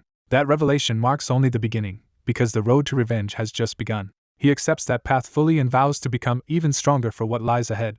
The story then broadens to the modern world, where ordinary workers now mine and labor around secret realms under strict limits. Because of those realm restrictions, most people can only reach about level 30 in an entire lifetime. Even those with exceptional talent who enter official organizations and rise through the ranks remain bound by a larger ceiling. At best, such elites can only reach level 60. And that is because level 60 itself stands as an enormous threshold separating the ordinary from what comes next. Yunche obtains the chance to perform a class transfer, the crucial step that unlocks growth beyond level 60. He reflects that changing class means gaining far better gear, stats, and exclusive abilities, making it a decisive leap in power. Holding the transfer certificate, he realizes he now possesses something that can completely alter his future. He recalls that class transfer certificates are extraordinarily rare and normally beyond the reach of ordinary professionals. Even in his previous life, people who successfully transferred classes were vanishingly uncommon. In this era, the government tightly controls such certificates, making them even harder to obtain. Within the hero family, only Lan Qian ever had one, and none of his descendants managed to follow that path. That memory reminds Yunche how overwhelming the gap is between an untransferred class and a completed advanced one. He remembers that Lan Qian's transfer from warrior to berserker multiplied his strength so much that Yunche had only beaten him through the mirror world's advantage. So he decides to stack that advantage further by using the certificate on himself. As the system begins activation, he wonders just how monstrous his power could become after combining both opportunities. The system scans his attributes and confirms that he meets the prerequisites for transfer. The available transfer options for his chanter line appear as Battle Dancer, Bard, and Forest Musician. He is prompted to choose one class and begin the transfer quest. Without hesitation, he reaches to make the choice he had already settled on. He chooses the rare chanting class Battle Dancer because it is the only one among them with real offensive potential. He confirms Battle Dancer as his transfer target. Then the mirror world offers an unexpected extra option to reverse the chosen class itself. Yunche is startled to learn that even a class transfer can be inverted by the mirror world. He reviews how professions branch from the 8 basic paths into many advanced forms. He notes that each advanced profession has its own specialty and growth direction. But he also knows hidden advanced professions exist beyond the obvious branches. The harsher the advancement requirements, the stronger the resulting profession usually becomes. Battle Dancer is one such hidden class, requiring an unusual blend of high speed and high spirit. Its advancement also demands a slaughter blood core, a requirement most casters could never fulfill. That blood crystal must be charged through large-scale killing, which makes the class nearly impossible for a non-combat caster to advance. Now that the mirror world has reversed Battle Dancer, Yunche realizes the new class and its advancement conditions may be even more extreme. The reverse class is revealed as Peace Dancer, a healer-like profession that combines restoration with overwhelming force to impose peace through fear. Its advancement requirement shocks him. He must gather 5 life nurseries. He immediately suspects the reversal benchmark is not random, and that the new requirement should match the original class in absurd difficulty. He recalls that a life nursery is a treasure capable of endlessly producing potions that fully restore health. Each one is so valuable that elite professionals would fight desperately to obtain it. With such a treasure, a team could almost replace an entire healing profession. The sheer value of the requirement leaves him momentarily speechless. Still, he concludes that a class demanding something this outrageous must become terrifyingly strong after advancement. He also rethinks the mirror world itself, realizing its upgrades do more than improve farming because higher levels now contain replica secret realm lords. That revelation broadens his sense of what the mirror world can eventually provide. He notices the world also yields more souls than he first assumed, and he levels the mirror world up again. He concludes that even advancement paths can be reversed, meaning each mirror world level may hide deeper functions. For the moment, he exits the mirror world while the defeated replica realm lord fades behind him. He decides his immediate priority is still rapid power growth through advancement. With that settled, he prepares to leave the mirror world and return to reality. A final strike lands on the replica orc chief as he departs. The rewards arrive, another level for the mirror world and a legendary item, the Great Fang Necklace. The system confirms that the secret realm lord has been defeated and the secret realm is cleared. Back in his status screen, Yunche reviews his current level 50 caster stats and the free points he has gained. Outside, the hero's secret realm collapses and vanishes from the sky. The people gathered nearby are caught off guard by the sudden disappearance. Confusion spreads as no one understands why the hero's secret realm ended so abruptly or what happened inside. Fearing the hero family may be in danger, the soldiers and onlookers rush in under orders. Inside, they discover Ding Jian dead, confirming that the situation is far worse than anyone expected. News of the disaster begins to spread across the city. Broadcasts soon announce that the hero family has been massacred and that no suspect has yet been identified. The public is stunned that an actual hero has been killed. Authorities issue a wanted order for the criminal and demand every effort to capture the culprit. The pursuit intensifies as the city is mobilized against the unknown killer. Elsewhere, Supreme King Luo Wei receives the report that Xiao Lan Qian is dead. He learns that troops had been stationed outside the realm yet only discovered the truth after everything was over, and he demands details. A hooded subordinate reports from the ruined former hero's secret realm, where even S-rank guards and strongmen lie dead. The subordinate explains that entry and exit records were checked and public security data was also collected. He narrows the obvious suspects down to a small number. Among those names, Yunsha and Yunche stand out. Hearing Yunche's name, the hooded man reacts with personal recognition rather than surprise. Luo Wei calmly orders the matter left to that subordinate. At school, the hero's secret realm incident dominates conversation. Students discuss how the murder of a hero has become the biggest story in the country. Many condemn the authorities and treat the killing as a national disgrace. Rosa, however, knows the truth that Yunche personally killed Ding Kun. She remembers that she was the accomplice who helped him enter the hero's secret realm. She wrestles with whether to report him, knowing that if she does, their paths will likely separate forever. Before she can decide, Yunche unexpectedly appears at school in plain sight. Rosa is stunned that he would return so openly after what happened. Yunche meets her gaze without revealing anything to the crowd around them. When he asks about life nurseries, even his undead companion admits it has never heard of them. That confirms for Yunche that the treasures he needs are rare enough to be known only by the highest levels of society. Rosa immediately comes to mind as someone connected to that upper world. He asks the undead about Yunsha's identity, remembering how eager it had once been to meet her. The undead prepares to answer with unusual seriousness. It reveals that Yunsha is actually Luo Sha, the granddaughter of Luo Wei. That revelation makes Yunche reassess her role in everything that has happened. He realizes the girl before him belongs to the very bloodline of the supreme ruler he intends to kill. Rosa approaches him directly, unable to ignore him any longer. Yunche turns to face her, waiting for what she will do. Before anything private can happen, classmates swarm him, thrilled that he has finally returned to school. They praise him for saving them from the Wandering Lord and assume his absence was just recovery from that battle. Their gratitude grows as they recall how hopeless they had felt before he rescued them, and they add that the school wants to reward him. One friend also warns that the Ding family may come looking for him now that he is back. He explains that the Ding family's 3 heads disappeared in the heroic secret realm, so the family had already been searching frantically. His friend worries that Yunche's strength alone may make him a target for harsh questioning, but he also points out that the public culprit is believed to be the mysterious secret realm destroyer, not Yunche. Yunche privately agrees that there is no solid evidence tying him to the theft or the massacre, so only the Ding family should truly suspect him. His classmates reassure him further by saying the peacekeeper is already hunting the secret realm destroyer and should catch that criminal soon. Yunche outwardly accepts their comfort, while inwardly remaining amused and cautious. In truth, he has no desire to be caught by the peacekeeper himself. He reflects on how dangerous the peacekeeper system really is, with powerful patrols everywhere and constant public reporting through phones. He remembers that he only escaped back here because the undead helped mislead his pursuers. Surrounded by students, he reminds himself that pretending to be the ordinary Yunche leaves little room for mistakes. Still, school offers him the perfect cover to quietly learn about this unfamiliar era. As the students curse the secret realm destroyer, Yunche listens to them blame an enemy who is standing right beside them. They even argue that the Ding family are victims too, because the destroyer dragged everyone into suspicion. Others insist the deaths of the heroes make the crime unforgivable simply because heroes are supposed to stand above ordinary judgment. Their outrage shows Yunche how deeply the hero myth still controls public opinion. He reflects that Ding-kun was raised up by Luo Wei and revered since childhood, so even killing him will not easily change people's beliefs. Then another student hesitantly mentions rumors that the hero was not as righteous and private as the official stories claim. At first the group rejects that idea as impossible slander against the hero.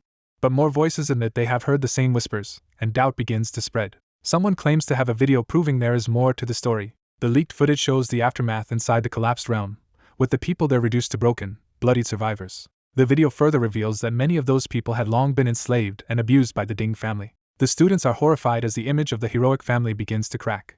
Watching their reaction, Yunche wonders whether public opinion might finally start to change. The students urgently ask where the video came from and how such guarded evidence could have leaked. Some still try to dismiss it as a malicious fabrication meant to smear the dead hero. Rosa steps in and confirms the footage is real because she personally visited the hero's secret realm and knows the clip shows only a small part of the truth. She adds that among the upper class, the Ding family's hidden cruelty is no secret at all. Her status gives the students no easy way to deny what they are hearing. Faced with her certainty, they begin to seriously question the legend they had always accepted. Yunche is surprised that such evidence surfaced at all, realizing someone powerful allowed this truth to spread. Sensing the moment, Rosa pulls him away from the crowd for a private talk. Their classmates can only stare as she openly takes him with her. Once alone, Rosa demands to know why he dared come back while the peacekeeper and others are bound to investigate him. She presses further, clearly carrying another question she has not yet voiced. At last she asks whether he is afraid she might expose him, while he answers by admitting he still chooses to trust others despite everything he has endured. Rosa is shaken when he says he believes her nature will not turn bad. She responds bitterly that after what the Ding family did, death was a fitting end for that so-called heroic house. Then she reminds him that by helping him before, she is owed another favor. Yunche immediately understands that she is about to ask for something important. He addresses her by the name Rosa, acknowledging the identity she has shown him here. As he studies her, he wonders why Luo Wei's granddaughter helped him enter the hero's secret realm in the first place. He briefly considers whether her hatred for the Ding family and her connection to Luo Wei could someday be turned into a path toward killing Luo Wei himself. But he suppresses that thought and focuses on his immediate need, asking her if she knows about the Life Nursery. Before she answers, he heads toward the principal's office with a new idea forming. Rosa confirms that the Life Nursery is the treasure that produces life essence. Yunche reveals that the old principal possesses one, making the school suddenly relevant to his advancement quest. He slips into the mirror world again to investigate the principal's office without being seen.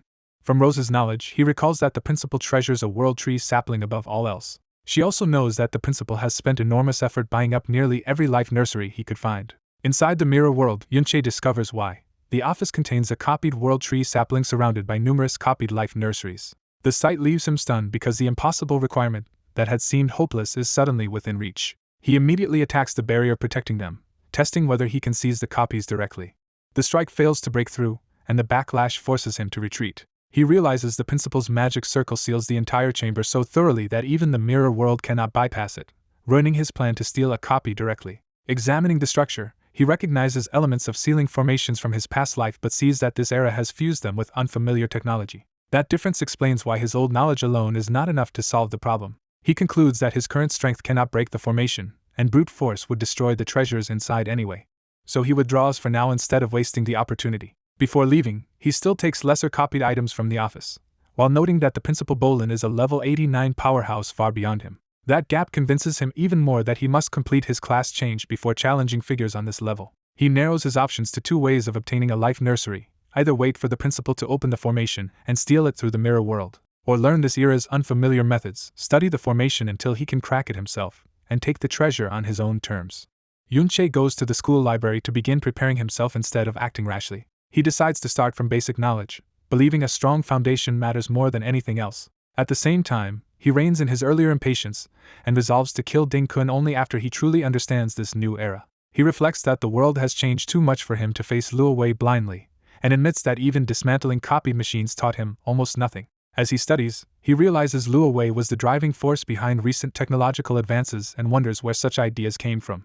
He begins to grasp how manacores are used, but still cannot see the principle behind them. The ordinary mechanical parts make sense to him, yet the way they interact with dungeon items remains full of unanswered questions. The more he learns, the more he sees that every answer only opens further mysteries. He concludes that much of the knowledge is vague and scattered across other books. That leads him to suspect the most important truths were never properly recorded, especially in widely circulated books that would be heavily censored. He decides obscure, niche, and rare books may hold what he needs, even if searching through them will take a long time. While searching the shelves, he suddenly senses someone else nearby. He spots Yunin sitting high among the stacks, quietly reading alone. Recognizing her as Yun Sha's constant companion, he wonders why Luo Wei's granddaughter's guard is here by herself. Her presence immediately makes him more cautious. He suspects she may be investigating something, but notices she is only reading a book of fairy tales. Her silence leaves him unsure how to approach her. When she coolly asks whether he is unwelcome, he answers with a faint smile instead of hostility. He explains that he only wants to find a book, and she asks which one. Unable to identify it precisely, he admits he is not even sure what he is looking for. He narrows it down to books about dungeon products and mechanical structures. Without moving from her perch, she immediately points him to the exact book he needs, catching him off guard. Her effortless help surprises even her. He accepts the book and thanks her while she returns to reading as if nothing happened. Encouraged, he asks whether the library has anything on mobile communication as well. She hesitates, clearly not used to this kind of exchange. By the next day, their awkward cooperation has quietly become routine. He even offers her food he found tasty, trying to soften the distance between them. She refuses the snack without warmth. He leaves it nearby anyway, making no issue of her rejection. As he spends more time around her, he feels an inexplicable sense of familiarity despite her coldness. That strange closeness unsettles him. Still, he keeps returning, and the small routine between them continues. He learns she finally has time to read quietly while Yunsha is resting, and uses the chance to keep talking with her. Pretending casual curiosity, he hopes that once they grow more familiar he can draw information from her about Luo Wei and Luo Sha. Their repeated meetings turn into a quiet habit of exchanging books. He starts asking her to explain difficult passages, only to find that she bluntly admits when she does not know. Even so, he keeps using her help to track down books on specialized subjects like formation connection systems. They settle into a companionable silence, reading side by side. She remains reserved, but no longer pushes him away. Then she abruptly suggests he ask another person about what he really wants to know. She means the follower tied to him, the descendant of the so-called traitor, and he calmly says that person will return soon. Elsewhere, inside the Ding family residence, tension is already building around that missing descendant. The Ding family fumes after receiving only a photo of their captive Ding Su, and no further demands for days. They begin to suspect Yunshe is behind it. Remembering his ties to the Chiao family, they wonder whether he is acting for the captives they seized and even whether he killed their family patriarch. Their fear quickly turns into outrage as they question why the authorities have not arrested him yet. They try to reassure themselves that the Ding family's status as a hero clan should remain untouchable despite the patriarch's death. That confidence breaks when a report arrives that Qiao Ji has returned to school. At school, Qiao Shi publicly appears in the courtyard holding a sign denouncing traitors. Students recognize him as a member of the disgraced Qiao family, and wonder what he is trying to do now that the hero is dead. Qiao Ji argues that if anyone saw the battlefield after the valiant secret realm collapsed, the truth about Qiao En should already be in doubt. He declares that even those who did not witness it can see the evidence because he has a video. Watching from above, Yunche and Yunin realize Qiao Ji is openly challenging the official narrative that branded the hero's enemy a traitor. Qiao Ji proclaims that the truth has finally surfaced and that his great-grandfather Qiao En was a hero, not a traitor. Yunche sees in Qiao Ji's stubborn courage the possibility that this world's order may begin to shift. Qiao Ji doubles down, insisting everything he says can withstand verification. The students are stunned as the accusation against the Qiao family begins to crack. Many hesitate to believe him because every textbook taught the opposite, yet doubt starts spreading. Qiao Ji admits he does not expect instant belief.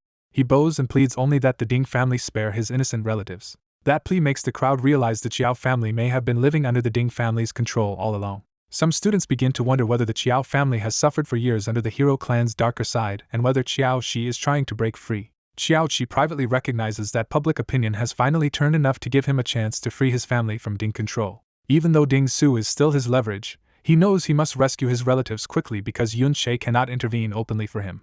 Before he can act further, peacekeepers arrive and formally identify Yun Che as a suspect connected to the hero's secret realm incident. They demand his cooperation and begin reciting his personal file in front of him. The chief summarizes Yun Che's old record as a lonely, weak student with dead parents and poor combat performance. He makes clear that the authorities are comparing that old image to Yun Che's recent behavior. The chief points out that Yun Che no longer matches the profile in his file. He lists Yun Che's recent feats in the valiant secret realm, and notes his disappearance coincided with the Ding family's third son vanishing and the later hero incident. Then he presses Yun Che to explain where his sudden strength came from, and what he was doing during that missing time. Yun Che answers smoothly that the hidden boss in the realm terrified him so badly he left school for a while to clear his head. He also claims he was always stronger than his peers and merely chose to hide it. To make the accusation sound absurd, he reminds them he has not even undergone a class change, and should be far too weak to kill a hero. The chief concedes that an ordinary student should lack both the motive and the power for such crimes. But he immediately raises another possibility. Some class-changed users can disguise themselves as entirely different people. He asks Yun Che directly whether he is one of those disguised users. To test him, the chief uses an epic skill meant to dispel any active disguise. The skill fails, proving Yun Che is not currently maintaining a disguise skill. That failure unsettles the chief, who wonders whether Yun Che's abilities might exceed his own expectations. He shifts tactics and probes Yun Che's technical knowledge, noting that communication machinery should be far beyond a student his age. Yun Che answers with deliberate ignorance, playing the role of an ordinary beginner. With no clean way to pin anything on him, the chief ends the questioning for the day. He leaves with a warning that the matter is not over. After they go, Yun Che realizes his recent textbook reading was just enough to bluff his way through and send them off. Yet he also understands these peacekeepers are only the first wave of danger, because Luo Wei is using him as bait to draw out anyone tied to his past. He knows that if he dies, Luo Wei's far stronger shadow guards will come to investigate. That makes the threat far more serious than a lawful inquiry. He concludes he must secure a class change soon, but the principal is rarely at school and he has never seen him access the vault or activate its formation. So he abandons the idea of quickly stealing the life nursery through the mirror world alone. Meanwhile, the peacekeeper chief reports his findings to a hooded superior. He says the public suspects both Yun Che and Princess Rosa, but dismisses Rosa as irrelevant and shifts suspicion toward Yunin instead. The superior immediately rules the princess out. He focuses on Yunin, the woman always beside her, as a more meaningful lead. He reveals that Yunin is a descendant of the traitorous Yun clan. Because Yun Che shares the same surname and is acting suspiciously, the superior links the two in his mind. He orders constant surveillance on Yun Che and authorizes his immediate execution if anything abnormal appears. Yun Che senses the danger closing in around him. As he walks through campus under watch, he realizes he will have to maintain his false ordinary image from now on. To keep that disguise intact, he even changes his habits and goes to eat where other students do. He forces himself to order the same cafeteria food everyone else eats instead of standing out. Remembering the harsh scarcity of his previous life, he genuinely finds even this ordinary meal luxurious. The contrast makes him almost laugh when other students complain that the food is especially awful. One classmate notices Yun Che eating contentedly, and is baffled by the change. Yun Che covers the slip with a simple answer that he is hungry. His classmates take that as humility, and warmly invite him out to the Big Crow bar to thank him properly. The invitation introduces him to a noisy modern drinking hall unlike anything from his old world. He immediately recognizes a bar as a place where information naturally gathers. So he accepts, hoping he might hear something useful there about another life nursery or modern magic arrays. He enters the bar still tense and observant. Inside, the place is loud, crowded, and full of distractions rather than useful leads. His classmates celebrate him as the star of the night, and order expensive drinks in his honor. As they enthusiastically push strange cocktails on him, he realizes the modern world has changed even more than he imagined. Surrounded by drunken noise, he quickly concludes he will learn nothing about the life nursery here. He leaves the bar alone and returns to the quiet streets.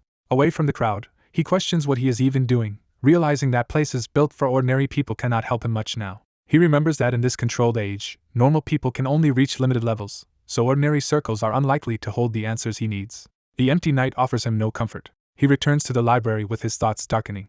Back among the books, he admits to himself that he no longer belongs to this world. His hand falls on a history book, searching for some trace of the past that still matters to him. He cannot stop wondering whether any of his friends or family truly survived. His shadowy companion confirms the brutal truth: they are all dead. That answer leaves him wandering the silent library like a ghost among records that cannot restore what was lost.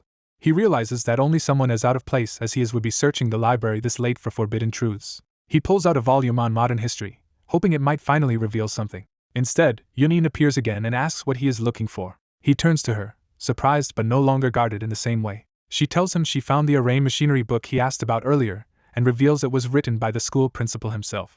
Grateful for the effort, he sincerely thanks her for searching so late on his behalf. Embarrassed, she admits she simply could not sleep. Their exchange softens into awkward warmth when she promises to bring him 2 meat sandwiches next time, and he accepts with thanks. As he opens the principal's book, he quickly sees that it explains difficult concepts with unusual clarity. He realizes he still lacks the knowledge to fully master such machinery, but also that destroying it would be much easier because the core array principles are already familiar to him.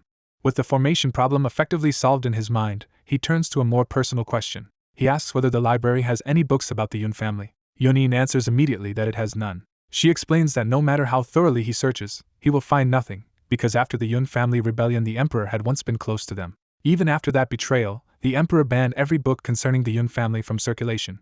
Yun Che is shaken by the hypocrisy of calling such a ruler benevolent, and asks whether no one in the Yun family had been innocent. Yunin confirms that none survived. The shadow companion clarifies the meaning, not that all were guilty, but that every last one of them was killed. He reveals that Luo Wai personally led the shadow guards in the purge. Because Luo Wai had once been close to the Yun family, he easily gained their trust before murdering the family head in an ambush. After that, the slaughter spread to everyone in the household, from guards and servants to children, with torture and massacre leaving no survivors. Once the family head was dead, Luo Wai publicly branded it a rebellion and ordered the assassination of anyone connected to the Yun family to erase all risk. Hearing Luo Wai's name tied to the massacre, Yun Che's hatred sharpens into action. He enters the mirror world and violently cuts through the principal's office vault formation. As the formation finally breaks, Yun Che stands amid the shattered barrier, one step closer to seizing what he needs and striking back. The story begins by introducing Yun Che at 12, already carrying himself with quiet confidence. He spends his childhood in disciplined sword practice, steadily destroying training targets in the palace yard. His friend Luo Wai is training just as hard, to the point that Yun Che has to stop him before all the practice dummies are ruined. Luo Wai, also 12, treats the shortage lightly and assumes the royal household can simply buy more. Yun Che reminds him the issue is not money but rest, though Luo Wai admits he feels guilty relaxing while Yun Che and his older brother keep pushing themselves. The conversation gives way to the relentless pace of their training. Yun Che's 16-year-old older brother, explains that their father taught them effort in training saves blood in battle. Because he is about to be allowed into the dungeon, Yun refuses to slack off. Even while Yun keeps going, Yun Che repeats their teacher's lesson about diligence and tries to make Luo Wai see the danger of excess. Luo Wai turns that lesson into a tease, joking that Yun may simply fear being surpassed by children 4 years younger. Yun accepts the order to rest only halfway, promising to stop after finishing one more set. Yun Che and Luo Wai share a smug little victory at having forced even that much concession from him. Their easy moment is interrupted when Yun Che's younger sister comes running toward them. Yun Tier, only 8, proudly brings iced honey lemonade and fresh apple pie for the boys. She makes it clear this is a rare treat she worked hard to obtain. The boys immediately crowd around the food, their training forgotten for the moment. Yun Che and Luo Wai devour the snacks and shower Tier with praise, delighted by her kindness. Tier also brings a drink to Yun, taking care of the eldest brother as well. He accepts her offering. Yun thanks her warmly after tasting it. As the siblings and Luo Wai relax together, Tier chatters that guests from the southern nights have arrived and the kitchen has been busy since dawn. She admits she had to sneak the treats out, otherwise the children would never have gotten so much. Yun starts to scold her for stealing, but Yun Che and Luo Wai are too busy enjoying the food to take the warning seriously. Looking back, Yun Che realizes that at the time he cared only about living happily with his family and friends, not about dungeons or knighthood. At some later point, a system message announces that the conditions for his class change have been fulfilled. That memory of a carefree family life becomes the very thing Yun Che says he wanted to preserve forever. But his path changes as strange green power and the class change process begin to overtake him. He reflects bitterly that not everyone shared his wish for a peaceful life. The memory shatters into violence, with Yun Che writhing in pain as power erupts through his body. He cannot understand how Luo Wai could so easily destroy years of friendship. That betrayal extends beyond Luo Wai alone, staining all of Yun Che's cherished bonds. Yun Che demands to know how something so precious could be discarded so casually. The answer comes in the form of a cold, regal figure tied to imperial authority. That figure justifies everything as necessary for the stability of the empire. The emperor's indifference makes clear that personal suffering means nothing beside political order. Yun Che's class change finally succeeds, granting him the class peace dancer and activating healing and deterrence modes. In the present, he emerges from the mirror world into the night. He immediately turns his attention to the next objective. Before he can move on, a desperate girl calls out to Yun Che for help. She reminds him he owes her 2 favors and begs him to save Yunin, warning that the shadow guards are about to kill her. Yun-che is startled, because Yun-in should have had nothing to do with the hero dungeon incident. The girl reveals the hidden reason. Yun-in is actually descended from the traitorous Yun family. That revelation shocks Yun-che. The girl explains that because of that bloodline, the shadow guards made Yun-in their prime suspect in the dungeon case. She recounts how the guards broke into her mansion to seize Yun-in. Even after she proved Yun-in was nowhere near the hero's death, the guards ignored the evidence. Having exhausted every connection she had, the girl admits she no longer knows how to save Yun-in. Yun-che cuts through her panic and asks where the guards have taken Yun-in. The girl offers to guide him there herself. Yun-che refuses and instead orders her to handle the extraction once he reaches Yun-in. He decides it will be easier for him to infiltrate alone and slips back through the mirror world. He exits the mirror world at speed, already moving toward the target. As he runs, his interface reappears to assist him. He keeps turning over the revelation in his mind, questioning whether Yun-in truly is a descendant of the Yun family. That thought leads to an even darker question, because Luo Wei was supposed to have exterminated the entire Yun family long ago. The idea of an illegitimate surviving branch begins to form in Yun-che's mind. He rejects the possibility that his strict father could have fathered such a child, then wonders if the bloodline might instead come through his older brother. The girl explains that the king spared one illegitimate child of the Yun family out of mercy or old sentiment. That child was kept near the palace but confined to a small estate and never allowed a real life. The woman who bore that child never even knew the father's identity, and eventually killed herself. Yun-in is the daughter of that illegitimate child and grew up trapped in the same isolated estate. Yun-che absorbs the truth in grim silence. He asks how someone raised that way ever became the girl's personal guard. The girl reveals she is the daughter of the third prince, and begins explaining that she met Yun-in when she was 7, after sneaking away from suffocating etiquette lessons. In a quiet wing of the palace, she found Yun-in being bullied, and no one cared because tormenting a traitor's descendant carried no consequences. Many people even abused Yun-in simply to win favor with the emperor. The bullies mocked Yun-in for daring to read fairy tales and sneered that someone of her bloodline had no right to dream of happiness. Others joined in for the same petty political gain. They tried to take and destroy the books she treasured, treating her love of stories as something filthy. Yun-in clung to the damaged book as if it were the only thing she had left. The cruelty escalated into insults about her mother and her sanity. Instead of breaking down, Yun-in's eyes hardened with desperate resolve. When they pushed too far, she fought back with her teeth. Her sudden resistance shocked one bully and forced him to retreat in pain. The others prepared to retaliate even more viciously. Watching this, the young princess was stunned by Yun-in's refusal to let go. She had seen many children cry under beatings, but never anyone defend a ruined book with such determination. The bullies, enraged at being bitten, threatened to beat Yun-in to death. At that moment the princess stepped in and stopped them. The boys immediately tried to twist the story, claiming Yun-in had stolen the book and attacked them. The princess calmly dismantled the lie by pointing out that real library books carried the royal seal, while this one was clearly discarded trash. Her quiet authority left the bullies speechless. She looked down at the fine books she herself had been carrying. Then she offered Yun-in a new one and told her to throw the ruined scraps away. For a moment Yun-in was dazzled by the unexpected kindness, but she refused to abandon the broken books she had protected. Instead, she crouched down and carefully gathered every torn scrap from the floor. She chose to keep the damaged remains rather than accept easy replacement. That choice struck the princess deeply. She realized those scraps meant more to Yun-in than any new treasure, and she kept remembering that lonely sunlit corner where Yun-in hid. The memory stayed with her. She came to feel that the scraps and the sunlight were the only warmth Yun-in could truly call her own. So even broken things mattered more to Yun-in than charity that could disappear at any moment. After that, the princess often returned to that corner, sometimes helping Yun-in and sometimes simply sitting with her. Eventually she persuaded the king to assign Yun-in as her guard, which at least ended the open public bullying. But the hidden cruelty never truly stopped, and only eased after Yun-in's identity was concealed at school, making the current crisis all the more cruel. She warns Yun-che that the shadow guards answer directly to the emperor, and would rather seize the wrong person than let a suspect escape. Their record is one of senseless slaughter against innocent clans. Knowing that, the princess bows and begs Yun-che to save Yun-in, promising any repayment he asks. Before Yun-che can answer, the scene cuts to the place where he has arrived, as the battle there erupts violently. Yun-che takes in the situation at once. He finds Yun-in bloodied but still standing amid a room soaked in slaughter, facing a chain-blade-wielding shadow guard. Though wounded and covered in blood, Yun-in remains upright and unyielding. The guard mocks her stubbornness, amused that she is still resisting. He reveals he has been ordered to keep her alive through the night so he can torture her at length. Certain of his control, he boasts that no one is coming to save her. Yun-che answers that boast by crashing into the chamber and blasting the attacker away. Yun-in turns in shock toward the sudden rescuer. Yun-che immediately checks whether she is still conscious and able to respond. The shadow guard recovers and realizes his trap has worked, because he has finally drawn Yun-che out.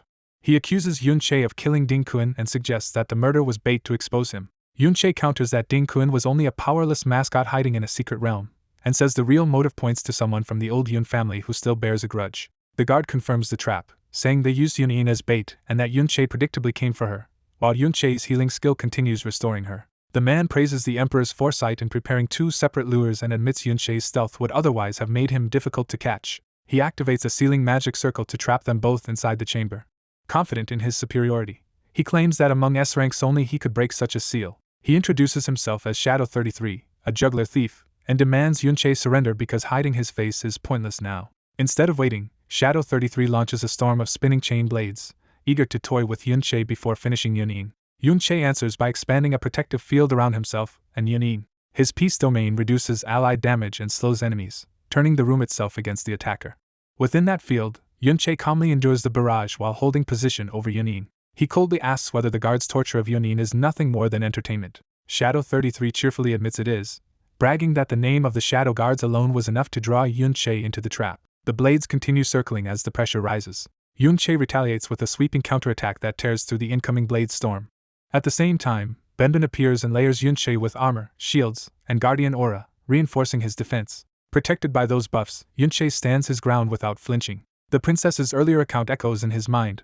Luo Wai personally led the Shadow Guards in the extermination of the Yun family. She had said the victims were abused first, and then slaughtered to the last.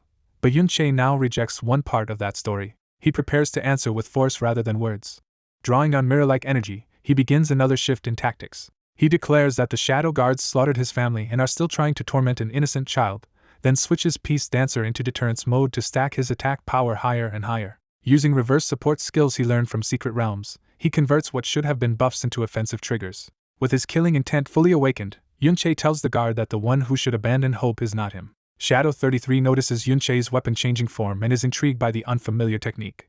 He responds with a massive chain blade technique, filling the room with countless spinning portals of steel, while mocking Yun-Che for choosing a support-oriented class path. He assumes that a support advancement means Yun-Che lacks real attack skills. Yun-Che proves otherwise by revealing that his weapon transformations are only disguises for the target dummy's true function and by cutting through the attack with hidden offensive power. Purple chains and blades weave through the storm as Yun-Che closes the distance. He uses mirror surface movement to appear from impossible angles inside the enemy's own attack pattern. Then he expands a force deterrence domain that further weakens enemies and boosts allied speed, seizing total control of the battlefield. Even as he attacks, Shadow 33 keeps talking, conceding that Yun-Che's skills explain Ding Kun's death but insisting Yun-Che is still inferior. He boasts that Yun-Che cannot even get close enough to threaten him. Yun-Che instantly disproves that claim by vanishing and reappearing right behind him. Only then does the guard realize what technique Yun-Che is using. Yun-Che's hidden strike lands, driving a blade through the guard's body. Shadow 33 recognizes too late that Yun-Che has been moving through reflective surfaces with a stealth skill he failed to account for. Even wounded, the guard tries to salvage his pride by saying Yun-Che traded away his trump card for a minor injury, and remains only a support. Yun-Che answers with Deterioration Blade, a far deadlier follow-up that tears into the guard and worsens the damage already dealt. The new skill's effect is revealed at once. Yun-Che's deterrence mode can now amplify injuries and abnormal states, turning one successful hit into a lethal advantage. The hooded fighter is suddenly caught in a storm of razor-like triangular blades and takes a direct hit. His attacker realizes too late that he is not just a summoner, and is using a real offensive skill. Stung by that surprise, the enemy resolves to stop underestimating him. The assassin unleashes split juggling, filling the area with multiplied blades under his control. He boasts that the incoming barrage will seal off mirror-based escape and overwhelm any summoned defenders. As the threat closes in, Yun-Che calmly invokes a counter meant to turn that death sentence back on its sender. He activates the Peace Dancer skill Heavenly Soul-Suppressing Bell and calls forth angelic phantoms around a great golden bell. Standing beneath the holy protection, he prepares to let the enemy destroy himself. The skill reveals its true value. Attacks against the angel phantom are reflected, and afterward it strengthens the whole team. The assassin recognizes the danger the moment he sees the angel reflected in his own eye.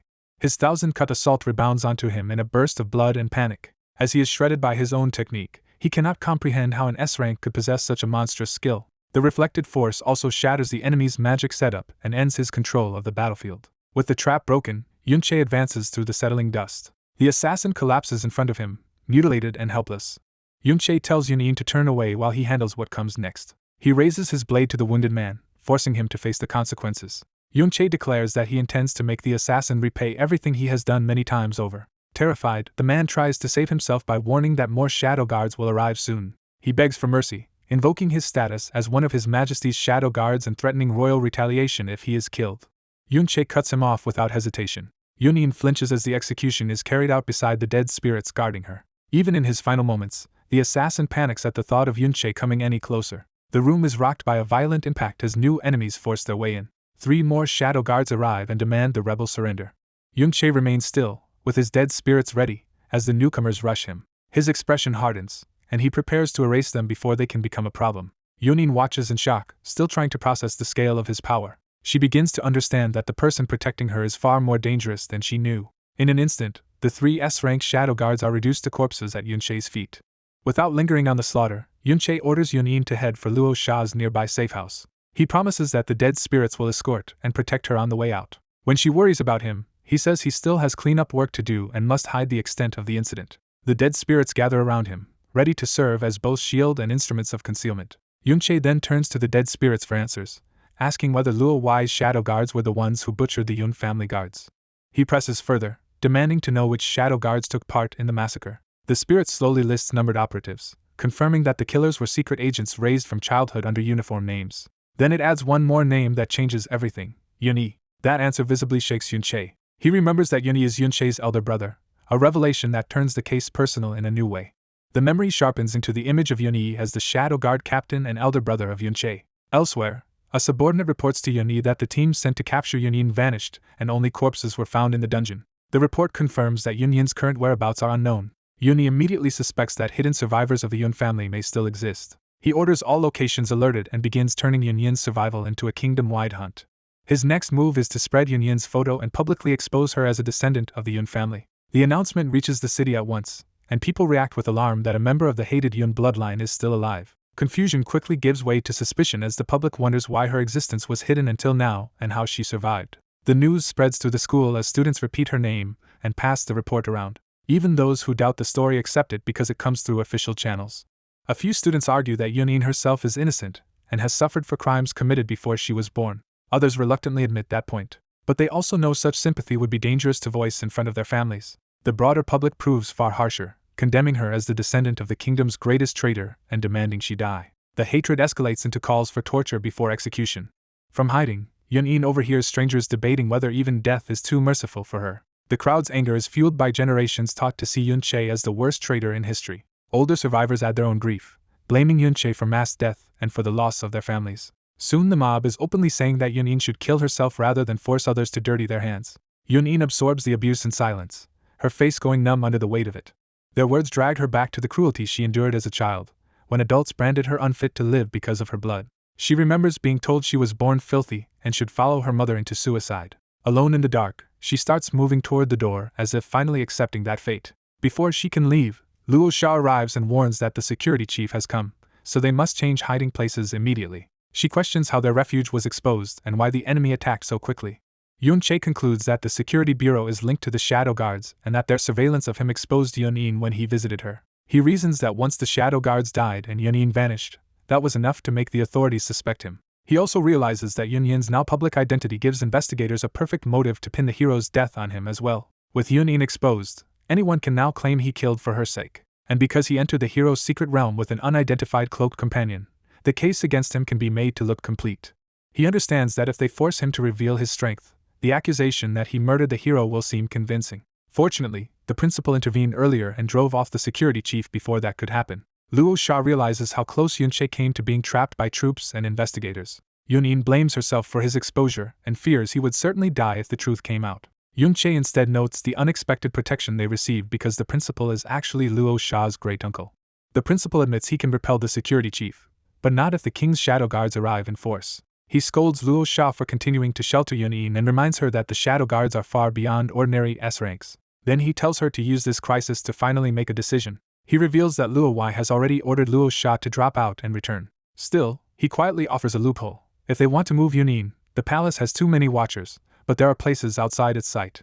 Yunin hears that suggestion and feels the long-feared turning point has finally arrived. She reflects that she was always treated as an unacceptable stain and that depending on Luo Sha for this long was already more kindness than she deserved. She believes her existence has only ruined Luo Sha's life and isolated her from the rest of the royal family. Now she thinks she has also dragged down Yunche, who exposed himself only to save her. She concludes that even now he might still be safe if not for her. That despair revives the memory of finding her mother hanging before her. The image of that death remains burned into her mind as the fate she was always expected to repeat. She steels herself and decides it is time to leave on her own. But Yunche opens the door and stops her, calling her name and telling her to come with him. Caught off guard, she can only stare. He proposes that they secretly leave together for a secret realm where they can hide from the public eye. Luo Sha immediately supports the plan, urging Yunin inside and suggesting they all go together after waiting out the current wave of public fury. She insists Yunin is innocent, says the authorities still lack decisive proof, and even promises to plead with His Majesty so they can keep attending school later. Yunin cannot accept such sacrifice and says all of them are suffering because of her. She begs Yunche not to help her at the cost of defying the king's order to Luo Sha. Luo Sha brushes that aside with forced cheer, saying they can simply pretend they slipped out to play and let her great-uncle smooth things over. Yunche then admits that in another sense, he truly is the reason Yunin became what she is. She gently rejects that idea, unable to see how he could be responsible for her life of suffering. He answers that even the misery she has endured since birth traces back to him. He reveals that his entanglement with Luo Wei was what led to the Yun family massacre in the first place. That confession raises a darker question in his own mind about Yun Yi's role in the tragedy. He cannot understand why Yun Yi became one of the shadow guards who slaughtered their own family. Luo Sha interrupts the heavy silence by asking which secret realm he intends to use. Yunche's answer comes with grim certainty. He says the destination was learned directly from a dead shadow guard. The place is the Golden City secret realm, where Yun Yi is currently located. According to the dead spirit, Yun Yi is near the Great Pillar of Light inside that realm right now. Yunche estimates they can reach him within half a day if nothing delays them. Their path is blocked by labor-back guerrillas, but Yunche treats them as an opportunity rather than a threat. He recognizes the monsters from a previous life and remembers they drop materials useful for repairing his damaged sword. Realizing the realm itself can help restore the flowing cloud sword, he immediately attacks. The weapon begins shifting form under his control. He first turns the flowing cloud sword into a chain blade form suited for binding and sweeping attacks. Then he changes it again into a giant scythe form that trades speed and defense for overwhelming power. Luo Sha adds her Starplay secret art, boosting his spirit and attack power. The sword's restored buff adaptation trait copies her buff and applies it to the weapon, amplifying the scythe further. With the borrowed enhancement, Yunche cleaves through the guerrillas in a single devastating sweep. He stands over the corpses while Luo Sha stares at the sword's terrifying output. She is stunned that the damaged flowing cloud sword can still produce such absurd attack power. Yunche explains that the weapon was not originally this strong, and that her help has already begun repairing it.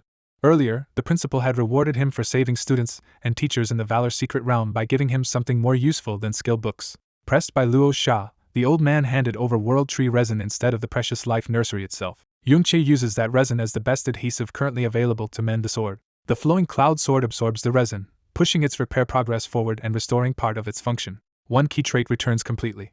Buff adaptation is restored, allowing the sword to copy any active buff on Yunche and apply it to itself. After the battle, he also collects the guerrilla's dropped gold iron ore. The sword absorbs the ore as another repair material, inching its restoration higher. That confirms the monsters in this realm can steadily rebuild the weapon while also increasing its attack power. Yunche keeps his equipment appearances hidden and notes that unlike the rare resin, this ore can be farmed simply by killing more monsters. He sends his dead spirits to slaughter enemies in parallel, planning to repair the sword continuously as long as monsters remain alive. Before confronting Yun Yi, he intends to restore the flowing cloud sword as much as possible. He dives back into combat, carving through another wave of guerrillas with ruthless efficiency. Chains and blades cross through the pack as he controls the battlefield from the center. One of his dead spirits joins the assault, smashing apart another monster under the chain blade's restraint. At the same time, Yunin enters the fight as well, answering his call instead of remaining behind. She cuts into the battle with red-eyed resolve, no longer willing to be only the one being protected. The shared hunt quickly levels all three of them up. Yunin worries that helping them level will slow Yunche's own growth. He reassures her that his dead spirits are farming constantly, so supporting them costs him nothing and even yields more ore. To keep the noise down, he has some of those spirits grinding monsters inside a mirror world, making the killing even more efficient. As more ore is absorbed, the sword's repair progress jumps sharply and its attack power rises again. Watching his certainty, Luo Sha asks what exactly lies at the Pillar of Light that he is heading towards so confidently. She wants to know what he expects to find there. For a moment, Yunche falls silent before answering. Yunin reveals the truth first. The pillar marks the ruins of the former Yun family manor. Yunche explains that 40 years ago the expanding Golden City secret realm swallowed the Yun estate and preserved its ruins inside. Then he tells Yunin the possibility she has never dared hope for. Her grandfather may still be there right now. At the manor ruins themselves, Yunin waits in a reception room and asks whether there is still no news of Yunin. His subordinate confirms the search has dragged on since her identity was leaked, showing that Yunin is still actively hunting her from within the preserved Yun family ruins. A cloak schemer judges that the current uproar will make Yunin hard to move without being exposed. He reveals that, on command long ago, a hidden tracker was planted on Yunin. With locator scepters already spread out, he is certain Yunin can no longer stay hidden for long. Satisfied with the trap, the white-haired man turns to act. He decides the time for sentiment is over and prepares to erase the last surviving remnant. Holding a glowing locator scepter, he sets his sights on finishing the hunt. But just as the device activates, something unexpected interrupts him. The disturbance makes him pause in sudden suspicion. Elsewhere, Yunche is still fighting monsters while Sha watches from behind. He cuts them down cleanly and even gathers materials in the middle of battle.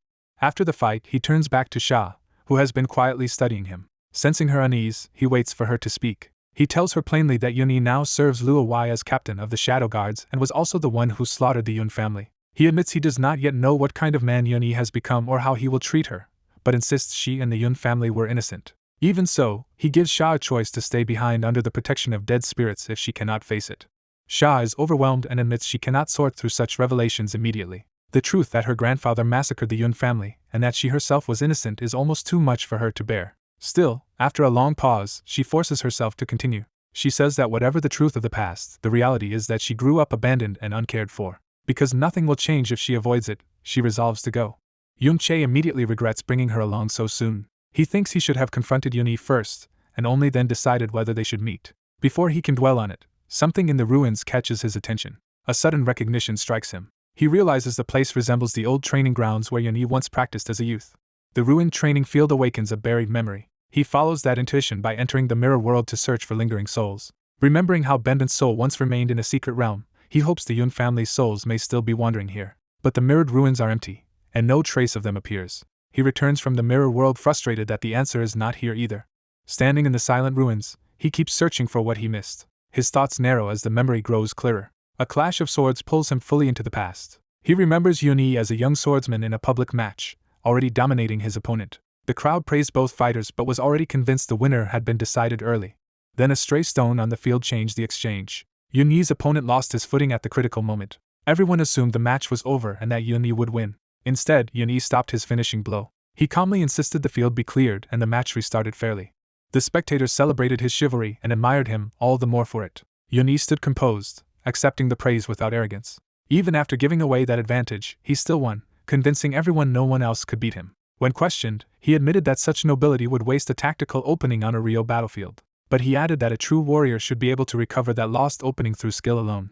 The crowd took that answer as proof of both his strength and character. In memory, Yuni smiled with quiet confidence. That smile now feels bitter to Yunche, because he knows what Yuni later became. The memory shifts to a younger Yunche watching with awe. He remembers the shock of seeing the older prodigy Yuni lose to the even younger Yunche, earning Yunche the name of genius.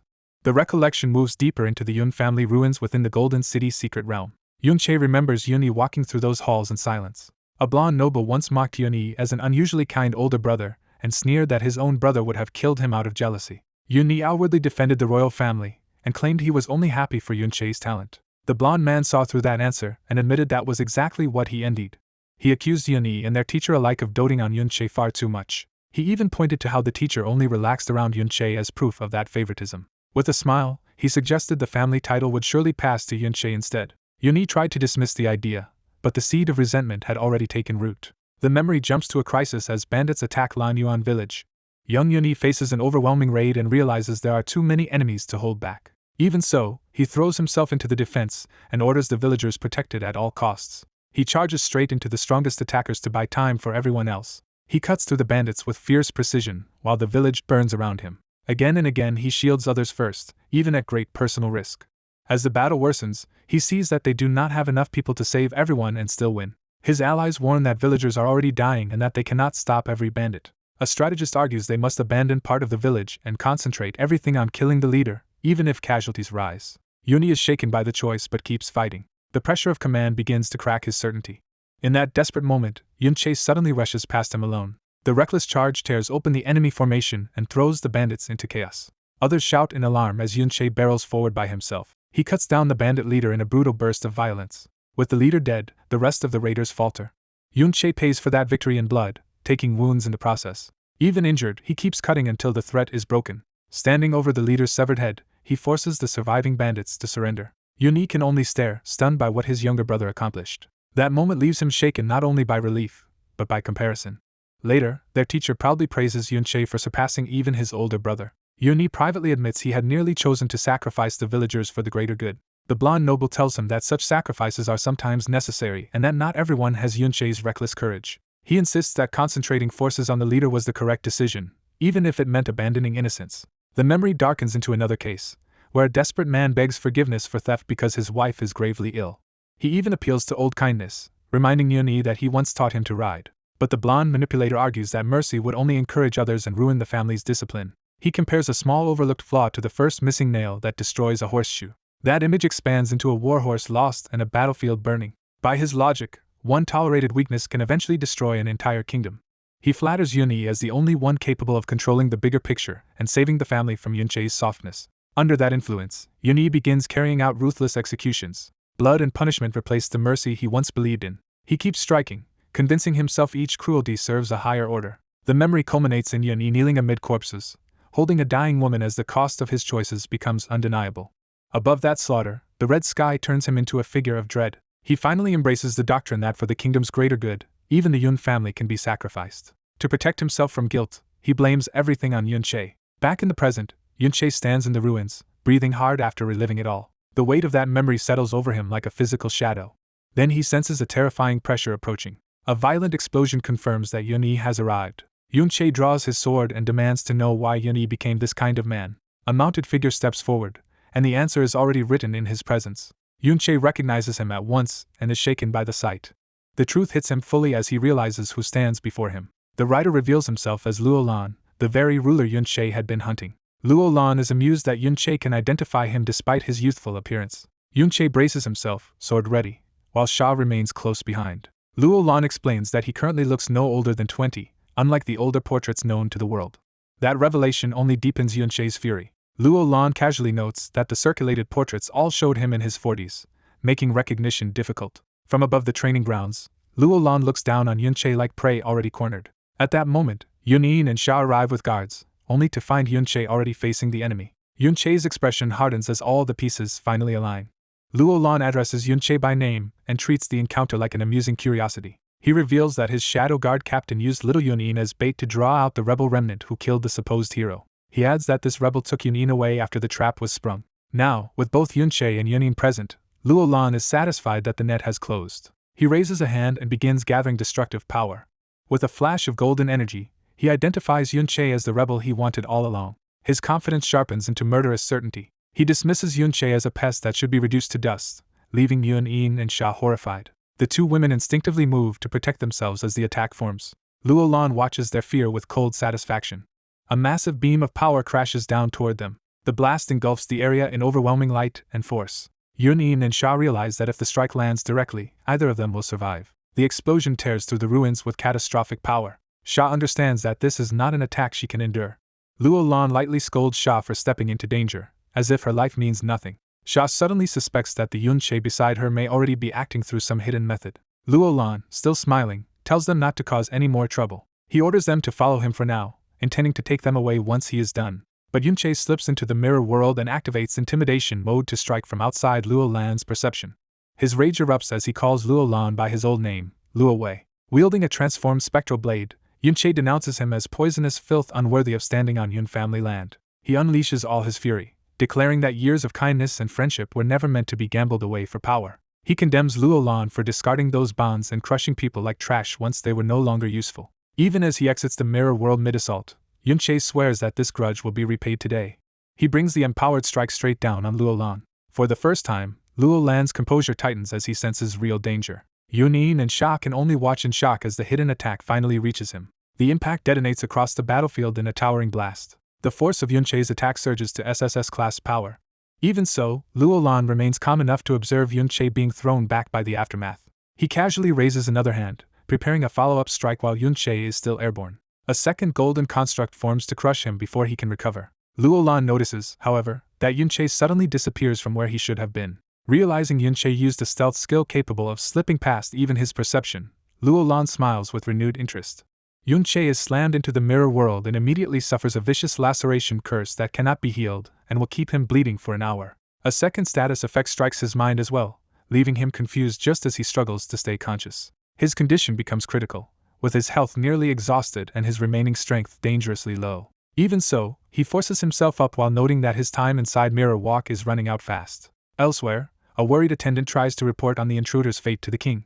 The king dismisses the concern, confident that his automatic counter damage has already mortally wounded the traitor. His subordinate accepts that Yunche should not survive the injury. Still, the king decides to be thorough rather than rely on assumptions. He orders Yuni to take squads to the impact site and search the area. Yuni obeys, treating Yunche as vermin that must be completely eliminated. As Yunche's mind reels, he is pulled into a memory of his father scolding his mother for coddling him instead of making him train. His mother teasingly reminds her husband that he used to be just as lazy in the past. The father quickly backs down before she can embarrass him further in front of the children. A little girl then cheerfully offers Yunche breakfast with simple affection. Seeing them, Yunche realizes the people before him are his father and mother.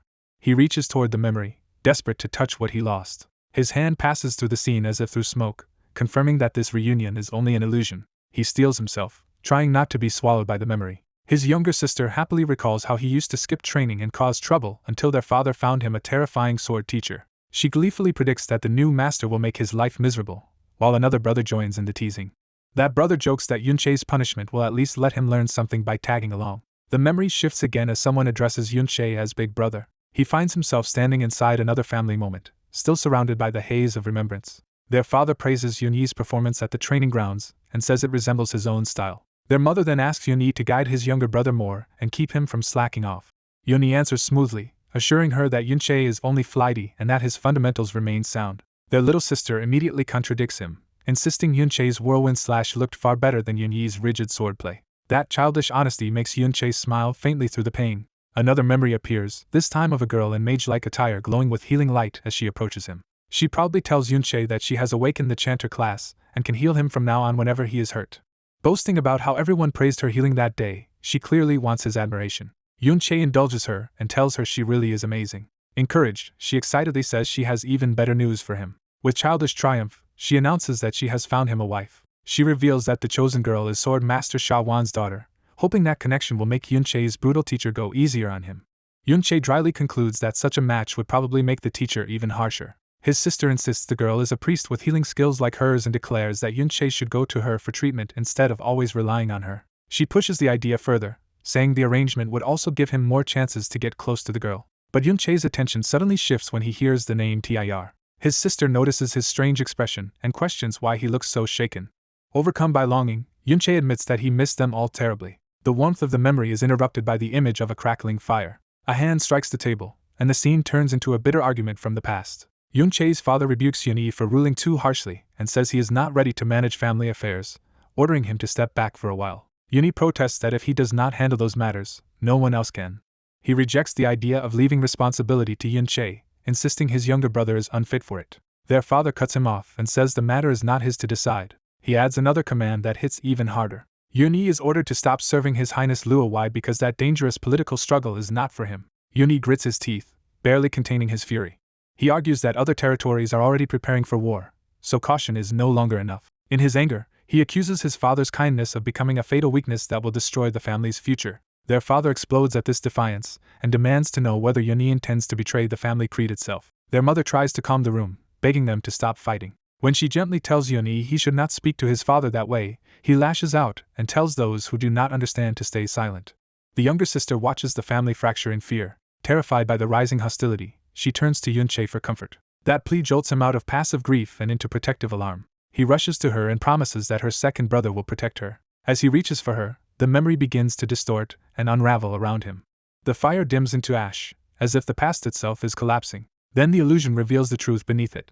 The room is a massacre site, with his mother and sister lying in pools of blood.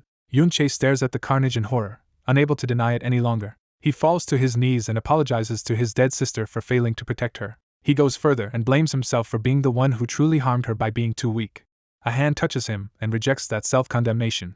The interruption snaps his attention upward. A radiant dead spirit appears before him, and Yunche recognizes her as Tir. The sight leaves him stunned, as if grief itself has taken form. He can only stare, scarcely believing she is really there.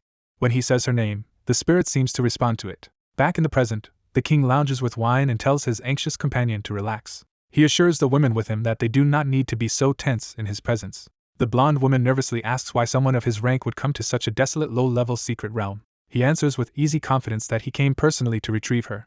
That answer only makes her more uneasy. The king reveals that he knew all along she had slipped into the secret realm through her great uncle's connections. Seeing her panic, he soothingly claims he is not angry. He treats her trespass like a childish prank and merely tells her not to misbehave again. Before the moment can settle, the door opens to a report.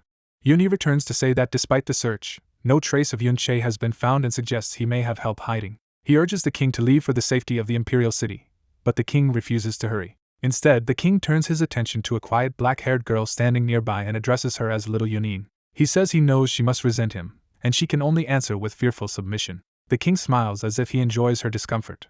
He tells her not to hide her hatred and reminds her that he once spared her mother because he believed the child was innocent. He explains that Yunji led the Yun family's rebellion, but he had thought the children should not have been dragged into that crime. He adds that he never expected the hatred of the lower ranks to become so intense that it drove her mother to suicide. When Yunin struggles to believe him, he points to his own Shadow Guard captain as proof that not everyone tied to the Yun family was condemned. That detail shocks Yunin, who realizes this captain may be the grandfather Yunche once mentioned. The king claims he had been close to Yun and insists he would never have moved against the family if they had not truly been guilty. He even pretends to regret the decision, presenting himself as a sorrowful ruler forced into cruelty. Then he shifts the blame onto Yunche, saying everything that happened traces back to him.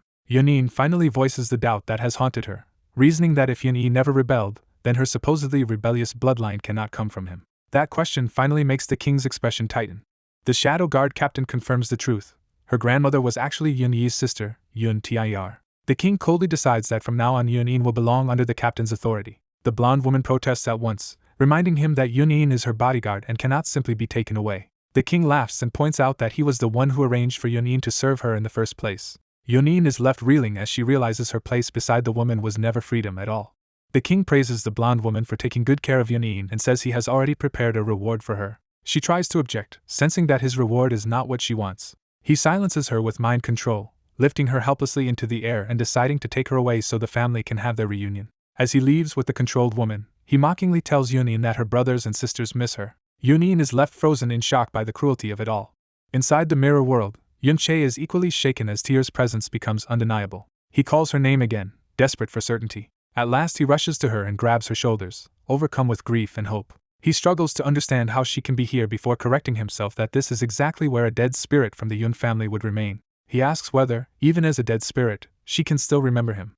Tir can only respond with blank confusion, her mind not fully restored. Then a tiny glowing doll-like spirit suddenly appears and reaches toward Tir. Yunche watches in tense silence, trying to understand what is happening. He realizes that even now Tir's first instinct is not to attack but to heal. Holding her close, he apologizes again for failing her even after death has stripped away most of her mind. He breaks down completely, blaming his own weakness for her death. Tir slowly returns the embrace, offering the first sign of recognition and comfort. That small response makes the moment feel painfully real. Then Tir manages to say Yunche's name. At the same time, the mirror world offers Yunche a dead spirit contract that would let him bind her soul and summon her to fight for him outside this realm. Hearing her speak his name, Yunche is stunned and realizes she may truly be able to recognize him. He immediately connects this to the mirror world reaching level 3 and the changes that came with it. If level 3 can restore part of a dead spirit's intelligence, he concludes there must be a way to restore even more. That hope hardens into resolve. Yunche vows that he will find a way to bring Tir back further, no matter what it takes. Outside, Yuni continues directing the hunt through the ruined training grounds, convinced Yunche is still somewhere in the secret realm. Yuni nervously suggests that since Yunche has not been found, he may already be dead and the search can stop now that the king has left. Yuni turns on her with sudden menace, remembering that she still has not been dealt with. He unleashes red chains that bind Yunin before she can escape. She realizes too late that he intends to dispose of her as well. Yuni hoists her up in chains while his men look on for orders. When asked how to handle her, he considers her fate without a trace of mercy. Yunin hangs there in terror, understanding that she is completely at his mercy. Before he can act, the sky tears open with a violent collapse in the realm itself. The soldiers panic as they realize the secret realm is dissipating and that its lord has somehow been killed. High above the chaos, Yunche appears on a cliff edge, having survived and emerged at the center of the collapse. He looks down over the scene with cold focus. Beside him, Tir begins to recover more memory and answers Yunche's question about whether Yun-Yi took part in the massacre. She says Yun-Yi first returned home wearing worry as a disguise to create a chance to be alone with their father. Using that deception, he easily launched a sneak attack and stabbed their father in the back. Tir forces herself through the memory of the slaughter, trying to say what happened to their parents and the rest of the family. She finally reveals the unbearable truth that the Yun family was killed by Yun-Yi's own hands. The next memory shifts to a younger TIR storming into the dormitory to drag lazy recruits out for training. The boys complain that it is barely past midnight and mock her for waking them so early. They insult her age and authority, but she fires back that her big brother has returned and will punish anyone who bullies her. She swears that if anyone dares trouble Shaya again, her big brother will beat them until they cannot leave bed. Shaya, the sword master's daughter, gently tries to calm TIR and says it is only a small matter. The boys keep sneering that despite being a sword master's daughter, Shaya cannot use a sword and is a disgrace to the Yun family knights. That insult leaves TIR stunned for a beat. Then she charges off at once, declaring that she is borrowing her big brother for a moment to settle the matter. A terrified girl resolves to make Axion and his group pay for what they have done. Inside the blood-soaked manor, a cloaked killer stands over another fallen victim as the massacre continues. A dying guard uses his last strength to warn the young mistress to flee. Before he can say more, the assassin finishes him off without hesitation. The girl freezes in horror as another protector dies in front of her. A loyal knight intercepts the killer and shouts for her to run while he holds the line. She sees the clash reflected before her and understands she is being bought time with someone else's life. Grabbing TIR, she drags her away and forces both of them into flight. The two girls sprint through the burning estate while death closes in behind them. As she runs, the young mistress realizes one by one that Nina, Aunt Belle, the guards, and everyone around her are gone. Her thoughts land on Axion and then on her father, tying the slaughter to a deeper betrayal. TIR searches desperately through the corridors, calling for her missing brother while the mistress cannot understand why her own family has been targeted. The young mistress pushes forward in panic, trying to stay composed long enough to survive. She tries to call for her mother, but fear and grief nearly choke the words out of her. A wounded woman finds them and urgently explains that the Yun family is under attack, ordering them to find the mistress's sister and protect her. Before she can finish, the assassin strikes her down from behind. TIR clamps a hand over the mistress's mouth to stop her from crying out and exposing them. Hidden in the shrubs, the two girls are forced to watch in silence as the killer prowls nearby. The mistress insists they must find her father, believing only a sword master like him can lead them out alive. TIR remembers a secret escape route Yunche made as a child by opening a hole in the wall near the bushes. They slip toward that hidden breach while a watcher stands above the estate, showing the escape route is not as secret as they hoped. TIR realizes even this hiding place is being monitored and that the attackers know the Yun family's situation far too well. That knowledge makes her suspect the disaster may somehow be connected to Yuni. Both girls fall into uneasy silence as the possibility of betrayal becomes harder to ignore. TIR forces herself to be practical and warns that if they hesitate any longer, both of them will die.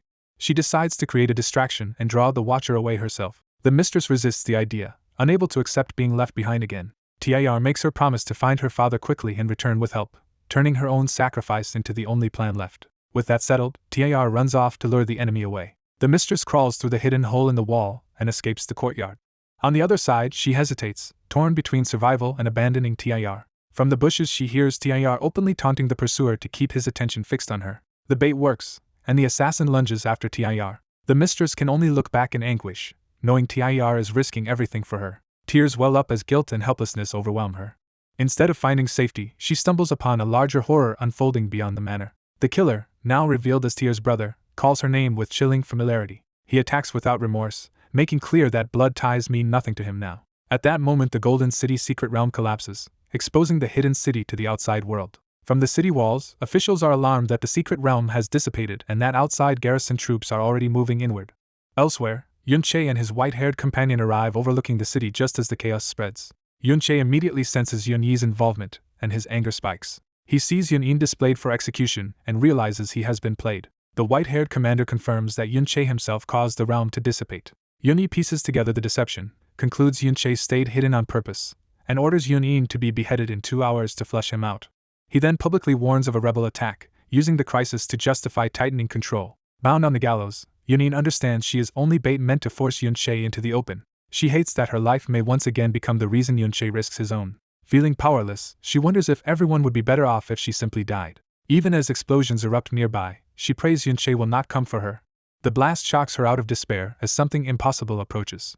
A massive attack tears through the execution ground and throws the surrounding troops into chaos. Soldiers are blasted away in an instant by the sudden strike. From the ridge, Yunche watches the devastation and recognizes the power behind it. He realizes the attacker is someone he never expected to see again. A white-haired armored woman descends in radiant force and cuts through the execution site. Yunche is stunned to recognize her as Shaya.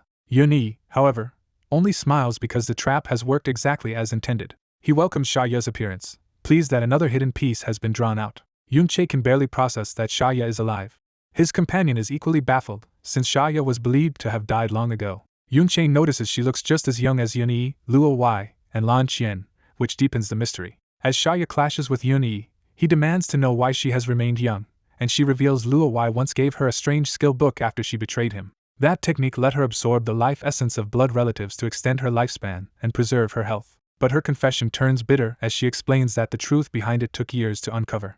She realized too late that she had been deceived. Luo Wei himself never relied on such a crude method, meaning she had been handed a lesser, tainted path. Worse, she came to understand he had watched her all along and gave her the technique merely as an experiment. Listening from afar, Yunche is shaken by the existence of such a life-extending art and wonders where Luo Wei obtained it. Because he spent so long on the front lines without ever hearing of it, he starts questioning what hidden events were buried in the past.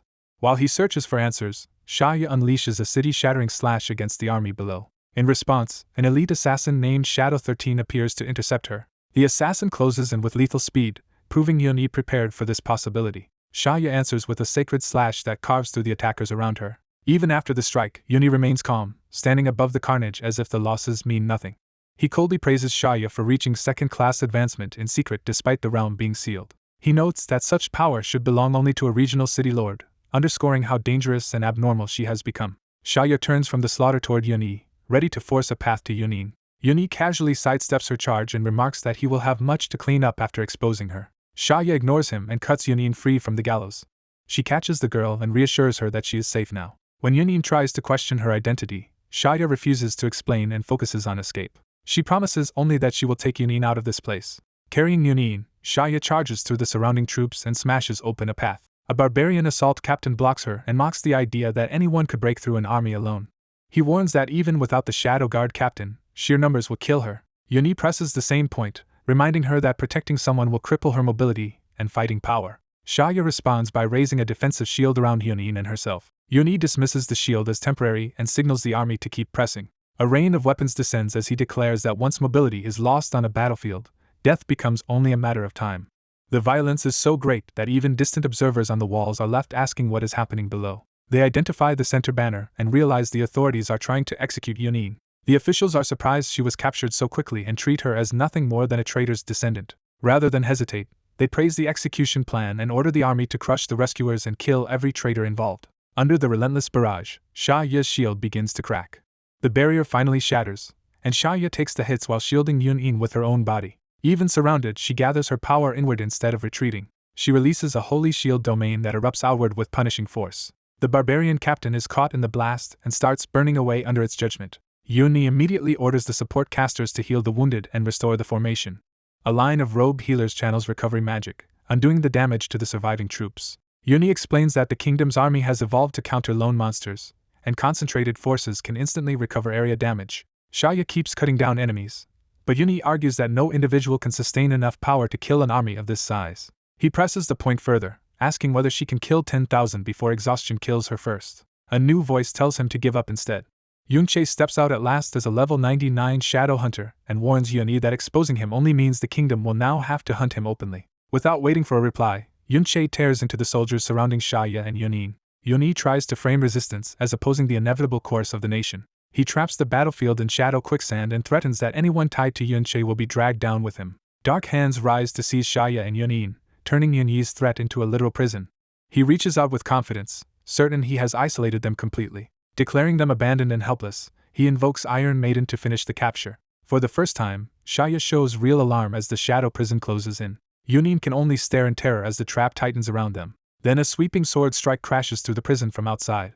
Both women look up in shock as the shadow cage is split apart. Yunyi turns and realizes another hidden player has entered the field. The newcomer identifies himself as Yunche, standing between them and the enemy. His calm expression makes clear he has no intention of retreating again. Xia is stunned that the man before her is truly Yunche.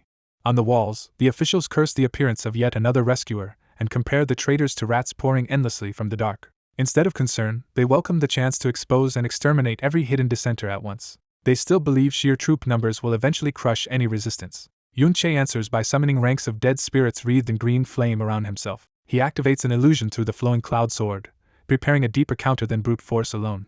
Surrounded by his undead army, he declares that the kingdom's sins can no longer be forgiven. Yunyi recognizes the sword style and realizes Yunche is reproducing the flowing cloud sword arts. He mocks the imitation, but the taunt carries unease rather than confidence. A brief flashback reveals the Golden City secret realm lord, Ironback's slave master, as the source of the gold iron or Yunche has been harvesting. Yunche's summoned forces overwhelm that monster, pinning it down and finishing the kill. The beast collapses under the combined assault, leaving behind the materials Yunche wanted. The kill drops a large cache of gold iron ore for Yunche to collect. He gains another level from the victory. More importantly, the ore is absorbed into the damaged flowing cloud sword, steadily pushing its repair progress upward. The sword's restoration climbs to just over 29% as the last of the ore is consumed. Yunche concludes that gold iron ore is nearing its usefulness limit, and that stronger materials will be needed from now on. Even so, the partially restored blade is already enough to change the battle. Its unique properties, especially armor penetration and form change, are far beyond what his current level should normally wield. Back in the present, Yunche uses the repaired sword to carve through clustered soldiers in a lattice of lethal slashes. The troops can only scream as the formation is cut apart.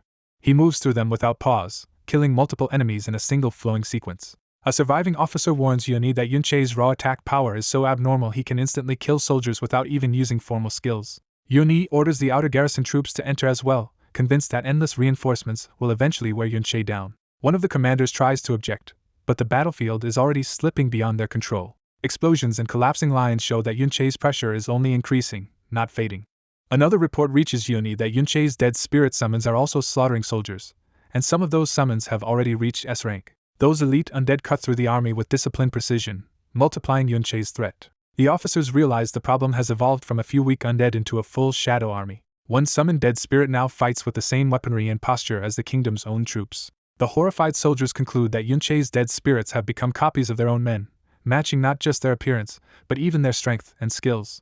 The commander loses patience and orders the garrison to throw more soldiers into the fight. The black-haired swordsman cuts through the incoming troops in a blur, carving open the formation before they can surround him. Watching closely, the white-haired enemy studies the youth instead of panicking. A reflected flash in the burning battlefield confirms his suspicion that the movement skill is not tied to mirrors alone. He realizes the swordsman's teleportation can use any reflective surface as a medium, making the battlefield itself an advantage. That insight tells him simple suppression will be difficult as long as light and reflections remain everywhere. Even so, he keeps analyzing, convinced there is something disturbingly familiar in the boy's style. The swordsman whips his chain-like movement around again, preparing another lethal pass through the soldiers. He slips between armored bodies and closes in with ruthless precision. A single sweeping strike sends multiple soldiers flying and tears open the line around him. The white-haired man finally recognizes the combat stance and is shaken by how well he knows it. A new presence announces itself above the battlefield, drawing everyone's attention. The white-haired man identifies the effect as enemy oath, a mark that strengthens attacks and skills against a chosen target. That kind of specialized support skill makes him suspect a very specific person has arrived. The royal troops look up as a stronger force gathers behind them. The name Shaya is spoken in alarm, confirming the feared reinforcement. A white-haired female knight descends with divine power crackling around her blade. She unleashes her awakening skill, divine judgment, and drops a pillar of holy force into the battlefield. Her strike splits the ground apart and devastates the area, leaving a massive chasm and broken troops in its wake. The soldiers feel the battle turning even more wrong as another top-tier expert joins the chaos. They had already been overwhelmed by endless shadow creatures, and now they cannot understand how a second monster-level fighter has appeared. Fearing the royal army may actually lose, Shaya decides to press forward immediately before her mana runs dry. Before she can advance, a shadowy figure appears behind her and coldly blocks the attempt. The ambush lands from her blind side, forcing her into sudden danger. The black-haired swordsman recognizes her and cries out her name in shock. Ignoring the white-haired man for a moment, he dives straight toward Shaya. He intercepts the attack at the last instant, driving his blade down between her and the assassin. His fury sharpens as he confirms exactly who he is facing. The white-haired man is baffled that the youth knows him at all, since he left no trace in the missions he personally carried out. He vanishes again through his movement skill, refusing to stay in one place. While evading, he is stunned that the boy not only uses the flowing cloud sword expertly but also knows his own habits too well. The youth exploits one of his old defensive blind spots, proving this familiarity is no coincidence. That makes the white-haired man realize the resemblance goes beyond technique and into identity itself. The swordsman finally shouts the name Yuni, exposing the truth he has recognized. Shaya watches the duel in disbelief as the two move like people bound by a past she does not know. Unable to understand the connection, she asks Yuni who this man really is. The question only deepens the swordsman's rage. He demands to know why this man became Luo Wei's subordinate and turned his hand against the Yun family. He presses further, asking why he would attack his own bloodline. The accusation strips away any remaining restraint from him. Yuni meets the attack head-on instead of denying it. The swordsman's anger peaks when he remembers Tir being harmed as well. For a moment, Yuni falls silent under that accusation. Then he answers with contempt rather than remorse. He counters with a shadow-infused strike that batters the youth back. Seeing the boy clearly now, Yuni accepts the impossible truth. He calls the youth by his real name, and reveals him as his younger brother, Yunche. Yunche's murderous intent hardens instead of softening at the recognition. Behind Shaya, the younger girl stares in stunned silence as the family connection becomes clear. Yuni concludes that Yunche's return from death explains everything that had not made sense before. The younger girl repeats Yunche's name, struggling to process what she has heard. She realizes this is not just someone with the same name, but the infamous Yunche himself. The revelation hits her hardest when she remembers that Yunche was branded the Yun family's greatest traitor, and that Yuni is her great-uncle. Both women are left reeling as the family's buried history erupts in front of them. Yuni greets Yunche's return with chilling calm. He declares that if Yunche has truly come back to life, then he will simply kill him again. The brothers launch into a close-range exchange, blades and movement skills colliding too fast for anyone else to follow. Yunche adjusts his grip and commits to overpowering him directly. He drives down with a full-force strike, trying to break through Yunyi's guard. Yuni blocks and remarks that Yunche's attack power is still monstrously abnormal. Yun-yi immediately answers with Shadow Pierce, trying to skewer him through the opening. The purple thrust flashes past as Yunche narrowly avoids being pinned. Yunche rises above him for a finishing blow, but Yun-yi calls out to Yun-yi's descendant instead. Yunche rejects the distraction and attacks with a curse rather than hesitation. He drops straight down to kill. Yun-yi evades with his own movement skill and reminds him that he is not the only one who can reposition instantly. He retaliates with Shadow Strike, slashing Yunche repeatedly with red shadow arcs. Yunche is forced back across the shattered ground, bleeding more heavily. Closing in again, Yun-yi mocks him for acting like a hero. He drives another brutal hit through Yunche's torso and sneers that Yunche was never more than a lucky brat with some talent. Yun-yi insists that even without Yunche, someone else would have risen to save the world and take the top position. Yunche swings back through the pain, refusing to let the insult stand. Yun-yi expands his shadows and argues that the kingdom has flourished in the decades since Yunche's death. He claims that after traitors were purged, the kingdom finally moved as one unified whole. As Yunche is blasted backward again, Yun-yi boasts that harvests increased and internal wars disappeared.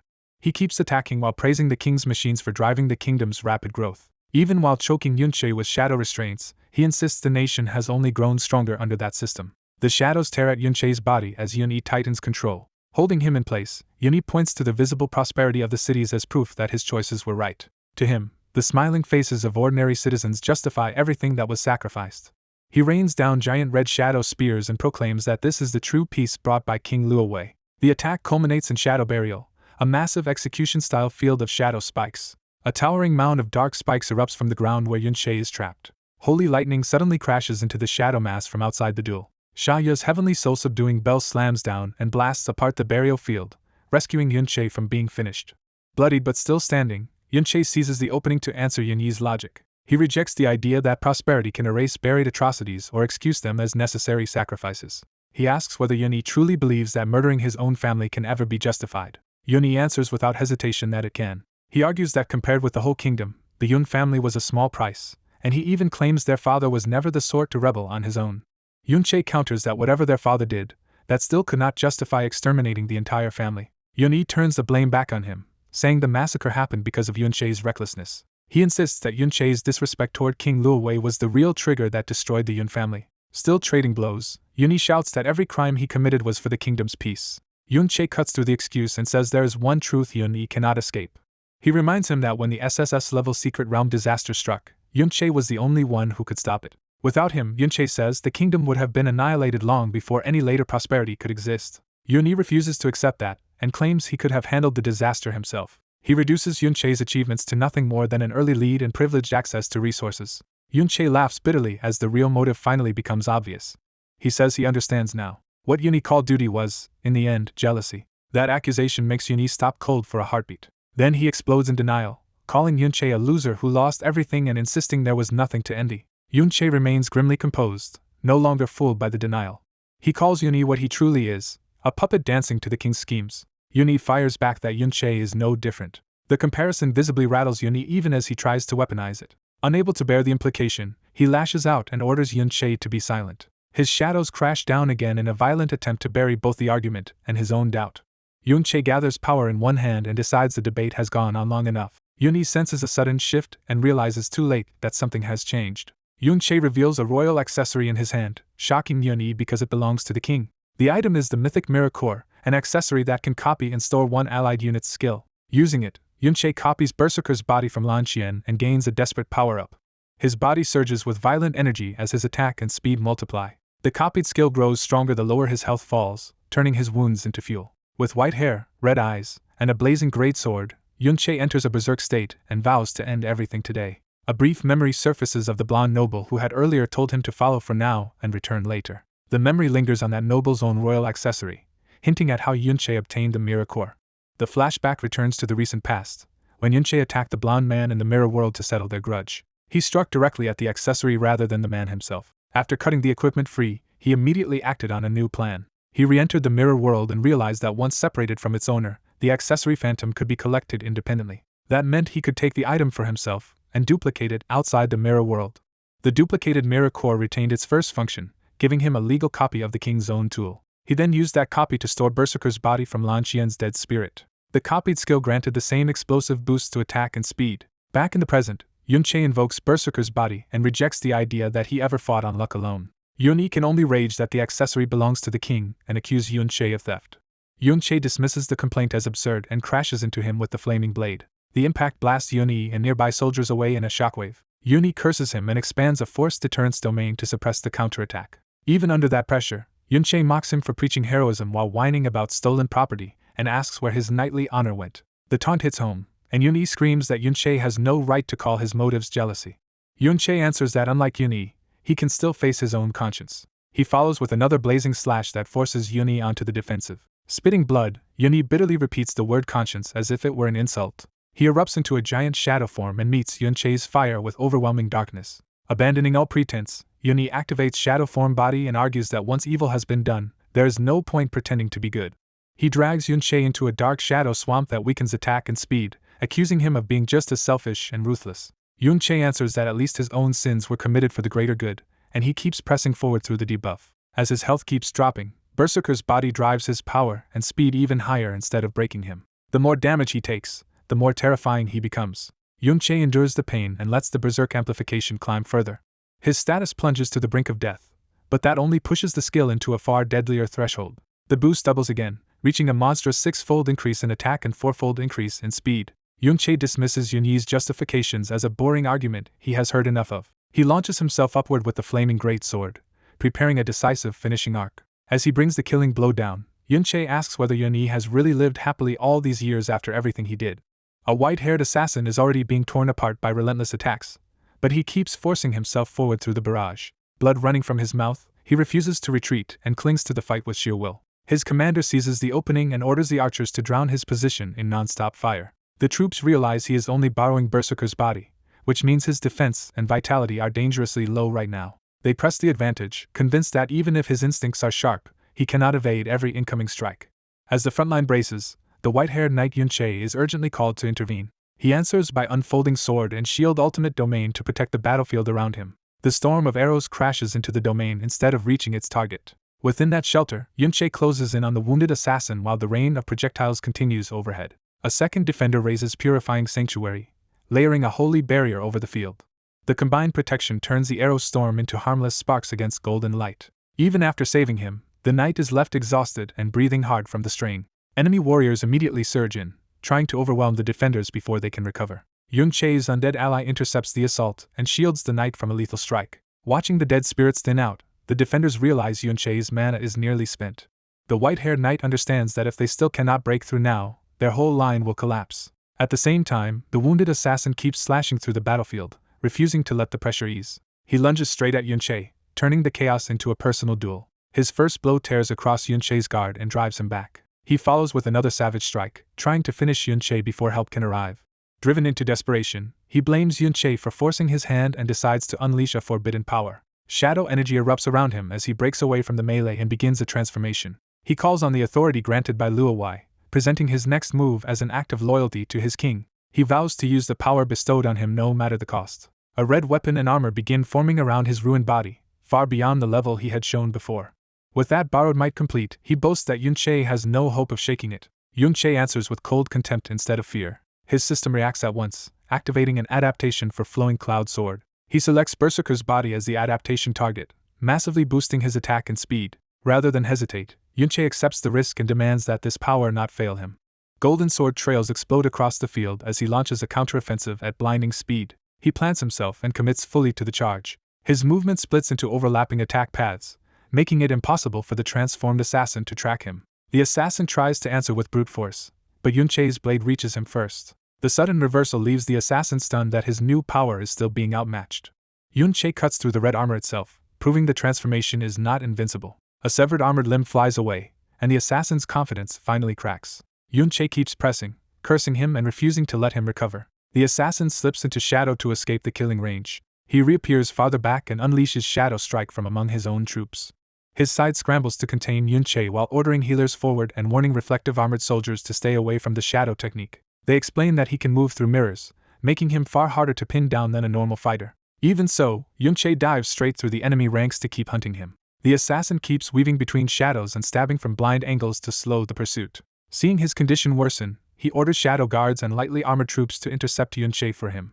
His allies reassure him that Yunche is already at the end of his health and cannot withstand much more. The soldiers throw themselves in front of Yunche, convinced one last push will bring him down. Yunche answers by gathering force into a single brutal leap. His impact blasts the surrounding troops away in all directions and tears open a path through the encirclement. Without pausing, he charges again toward the enemy center. Another volley of arrows descends to stop him before he can reach his target. Yunche responds by opening Mirror World, dragging the battle into a reflective domain he can control. Inside that space, healers try to restore him, but he can barely breathe under the accumulated damage. He admits to himself that his mana is nearly gone, and he can no longer keep reviving the undead. That means Yuni will soon have time to recover if Yunche cannot end this immediately.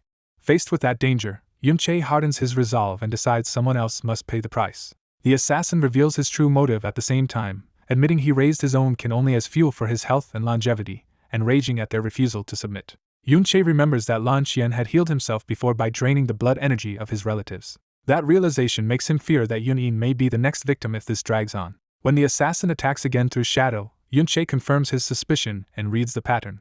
He twists away at the last instant, turning the ambush against its user. Shadow movement flares around him as he repositions with perfect timing. The white-haired knight sees the undead dwindling and decides he must kill Yunyi before the enemy can stabilize. His ally insists she can still hold the line and tells him not to worry about the others.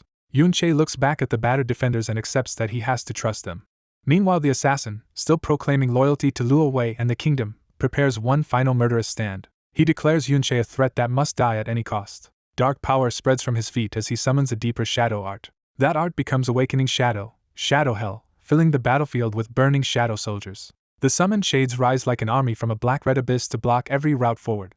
Yunche is forced into the air as the shadow hell surges up around him. He lands hard and braces for the flood of enemies. The shadow army crashes across the canyon like a living wall, trying to bury him under numbers. Yunche roars for Yun-Yi as he charges straight into the darkness instead of backing away. While cutting through the shades, he taunts the assassin for his blind loyalty to Luo Wei. He presses the point, asking whether Luo Wei ever cared about him at all. The accusation enrages the assassin, but he refuses to let Yunche shake his faith. He screams that Yunche will never break through his shadow hell. Yunche proves otherwise by reaching him first and driving in a deteriorating strike that worsens all the damage already on his body. The assassin's face tightens as the accumulated wounds suddenly deepen. Yunche raises his blade for the execution blow and commits to ending him there. Even while being cut down, the assassin swings back with his remaining strength. Blood erupts from him as the exchange tears through his body. In that instant, his fading gaze catches something impossible approaching. A blond man appears with a calm smile and greets Brother Yi as if arriving for an ordinary visit. The dying assassin is shocked to recognize the newcomer as Luo Wei himself. A memory flashes of Luo Wei once hurrying him along during an escape, answering his call with easy confidence. That old familiarity resurfaces as the assassin tries to apologize for his rudeness. The memory continues with Luo Wei teasing him for being too slow while another companion laughs beside them. Back in the present, the assassin can only choke on blood as that past and present collide. Yunche stands over him, ready to finish what he started. Before the blow can fall, the assassin's followers cry out in panic for their king. A burst of golden power erupts behind Yunche and forces the battlefield to halt. The explosion tears open the ground and throws debris everywhere, interrupting the execution. Yunche turns and realizes a far greater threat has entered the field. The assassin bitterly admits that in the end he still needed his king to save him. Luo Wei arrives in person, accepts the apology, and coldly remarks that Brother Yi has grown old and weak. Yunche is stunned that Luo Wei is here at all. The assassin is equally confused, believing Luo Wei should have already left and blaming himself for forcing this intervention. Luo Wei dismisses him as a failure, saying that even with the power he granted, he still could not defeat someone with only one class advancement. He smiles as if the humiliation is nothing. Broken and bleeding, the assassin realizes he must now find someone else to replace him. He names Yunche as the new captain of the Shadow Guards, surrendering his own place in that moment. Luo Wei walks past him without a trace of concern, leaving him collapsed in the dirt. Yunche watches in grim silence, measuring the man who just discarded a loyal subordinate so casually. Luo Wei addresses Yunche directly and confirms his identity. Then he extends a hand and casually offers Yunche the position of captain of the Shadow Guards. Yunche rejects the offer outright, unable to believe the audacity of it. He condemns Luo Wei for speaking so shamelessly after everything that has happened. Luo Wei only asks whether Yunche is angry, treating the outrage as entertainment. He tells Yunche to treat the offer as a joke if that makes it easier. Before Yunche can answer with steel, Luo Wei seizes control of his weapon through basic caster telekinesis. He explains that now that Yunche is this close, escape is no longer an option. Yunche strains against the invisible control and tries to force his body back into motion. He attempts to wrench his sword free through raw strength alone. But he immediately recognizes the technique as simple mind control over objects, made terrifying only by Luo Wei's overwhelming power. That realization tells him the problem is not the spell itself, but the vast difference between them. He concludes that the gap in strength is simply too great for him to overpower head-on. Luo Wei, amused by Yunche's resistance, praises his spirit with mocking approval. Yunche grits his teeth and refuses to submit. Luo Wei answers with a single command and drops a gravity spell on him, forcing him toward his knees. The crushing pressure tears Yunche's body open and makes him realize this enemy is far stronger than the Luo Wei he once knew. Luo Wei tells him to stop struggling and kneel in repentance for the dead Lan Qian. To deepen the pressure, he summons Heavenly Soul-suppressing Bell over the battlefield. Seeing the angelic protection around Yunche, Luo Wei immediately identifies it. He notes with interest that Yunche has an invincibility state bound to an angel. Then he dismisses even an S-rank class advancer's invincibility as meaningless decoration before him. Under that contemptuous pressure, Yunche's body is driven down again as the ground spikes and shatters around him. Luo Wei says this punishment is for the many soldiers and shadow guards Yunche has killed. Yunche still forces himself upright through the crushing weight. Luo Wei stacks the gravity spell again, and Yunche admits that even in his previous life he never reached this level of strength. Seeing no other choice, Yunche calls his undead back into the fight to create even a sliver of breathing room. Luo Wei dismisses the effort as trash before casually increasing the pressure once more. The battlefield caves in around Yunche as the spell hammers him deeper into the earth. Luo Wei reminds him that he will not be allowed to escape this time. He also reveals that he already understands Yunche's displacement skill depends on mirrors and intends to deny him any chance to use it. Yunche falls silent as he accepts that, at his current level, he still cannot truly fight Luo Wei. Another surge of pressure bursts blood from his body and nearly breaks him where he stands. The gravity stacks yet again, pushing him to the edge of collapse. Luo Wei frames this new punishment as repayment for Brother Yi, whom he accuses Yunche of murdering. At that moment, Yunche's allies finally launch a desperate strike from behind to interrupt him. Their attack detonates in a blaze of light and force around Luo Wei. He barely reacts, his expression unchanged. With a glance, he answers by casting heavy pressure spell and slamming the attackers into the ground. The white-haired knight and the black-haired woman both cough blood as the counterspell crushes them instantly. Yunche cries out in horror for Shaya and Yunin when he sees them fall. Luo Wei tells the wounded women to wait their turn, promising to deal with them after he finishes Yunche. Then, smiling again, he prepares one last layer of punishment. He stacks the gravity spell to fivefold and dedicates it to his deceived little Luo Sha as well. Buried under unbearable pressure, Yunche can only glare upward through blood and darkness as the execution closes in. The blonde ruler coldly notes that Yunche is as stubborn as he once was before. He admits that if Yunche had not slaughtered so many of his people, he would have gladly made him a subordinate. Yunche, battered but defiant, recalls Lan Qian, the soldiers, Yun Yi, and Luo Sha as the dead weighing on this confrontation. He accuses his enemy of pretending not to care while still hesitating to kill him, even though Yunche is already at death's door. Linking that hesitation to earlier clues, Yunche realizes the enemy was forced to act sooner than intended. He presses further and demands to know what the man had been waiting for instead. When the ruler stays silent, Yunche keeps pushing, refusing to let the pause stand. He reaches the answer himself, and concludes that someone had been trying to lure the ruler out. At that moment, the gravity spell pinning Yunche is suddenly removed. The blonde ruler smugly confirms that despite a few complications, he still succeeded in using another person as bait to draw his target out. That target finally appears as Master Sha Wan arrives on the battlefield. Luo Sha, wounded and shaken, admits she truly did need her father's help after all. Sha Wan immediately rejects Luo Wei's claim of being his disciple and denies ever accepting him. He clarifies that he only honored a friend's request once in his life and took in a single true disciple. When Sha Wan asks whether Yunche can still stand, Yunche is stunned to realize who that disciple is. The moment triggers a memory from decades earlier, when a younger Yunche struggled through brutal sword training. Back then, the boy's frustration boiled over under relentless pressure. He challenged the swordsman's pride and demanded a fair fight if the man truly had skill. Amused, the swordsman accepted the provocation and switched from a real blade to a branch. Young Yunche braced himself and refused to back down. Even with the handicap, he was instantly struck down. The swordsman calmly asked if the boy could still continue. Yunche forced himself back up through pain and humiliation. The master dismissed the damage as trivial, but Yunche refused to accept such a gap. He charged again and was knocked down just as easily a second time. The training ground remained quiet and merciless around them. Again the swordsman asked whether the boy could still hold on. Yunche lay trembling on the ground, barely able to move but unwilling to yield. Seeing that persistence, the swordsman judged that the boy was unruly but not hopeless. He decided Yunche at least possessed the perseverance and ambition worth cultivating. So he accepted Yunche as his disciple, despite the boy's own disbelief and reluctance. To seal that decision, he drove a blade into the ground before him like a vow. He explained that his sword lineage would pass to only one heir, making master and disciple as close as father and son. Though Yunche privately had little respect for his actual father, the swordsman promised to take responsibility for him and train him properly. He pledged to guide Yunche not only in swordsmanship but in every aspect of becoming capable. More than that, he swore that until Yunche fully matured, he would protect him with his life. Back in the present, that old denial of Luo Wei as a disciple echoes with new meaning. Sha Wan repeats that he accepted only one disciple, and Yunche now understands that he meant him alone. The present question of whether Yunche can still endure lands with the full weight of that past bond. Seeing Yunche's current state, Sha Wan bluntly remarks that he still has not fully lived up to what he expected. Yunche reflects that he had believed everyone precious from his former life was gone forever. Overwhelmed, he reaches out as if to confirm this reunion is real. He realizes with disbelief and relief that not only Shaya but his master is alive as well. Luo Wei bitterly mocks that he too was taught for a time and resents being denied the same acknowledgement. Sha Wan answers not with words but by drawing his power and taking the field against him. His attack tears through the battlefield, splitting the ground and forcing everyone to reckon with his arrival. Sha Wan tells Yunche that since he is here now, they should stop wasting time on lesser enemies. The blonde ruler accepts the challenge without flinching. The two old monsters prepare to begin their true duel as the battlefield breaks apart around them. Sha Wan orders Yunche to use this chance to leave with Shaya and Yunin, trusting Shaya to know the route.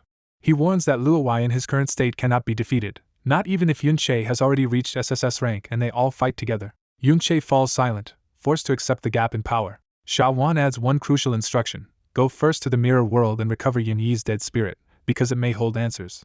That specific knowledge shocks Yunche. He cannot understand how his master knows about something tied to the final moments of his previous life. Without explaining, Sha Wan hands him a crystal and tells him he will need it.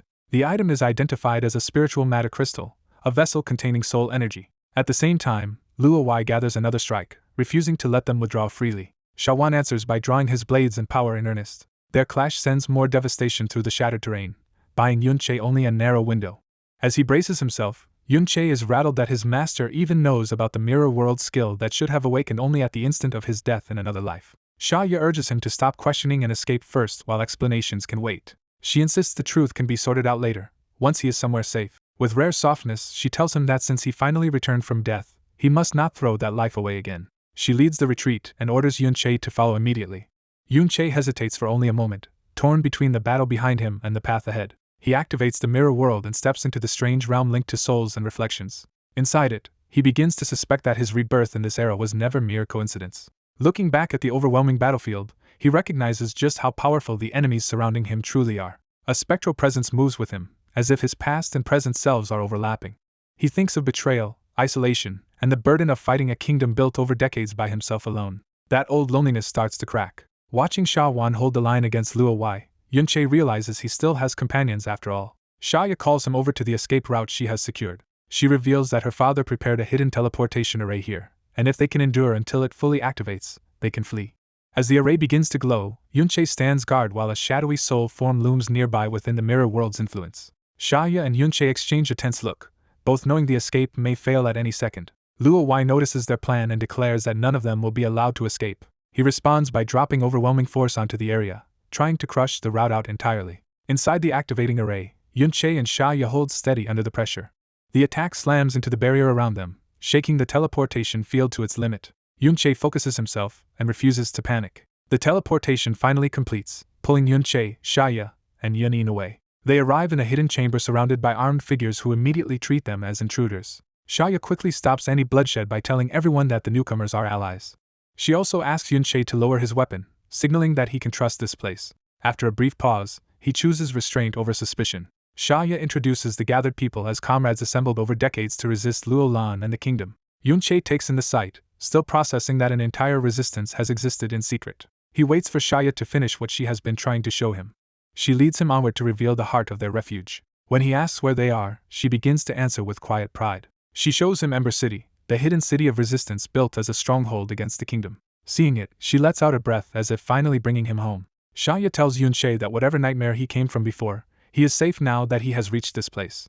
Her words invite him to accept a future different from the one he endured alone. She promises that from this point on, he no longer has to bear everything by himself. At last Yunche releases his berserk state, letting the rage and strain fall away. With a small, genuine smile, he accepts that promise.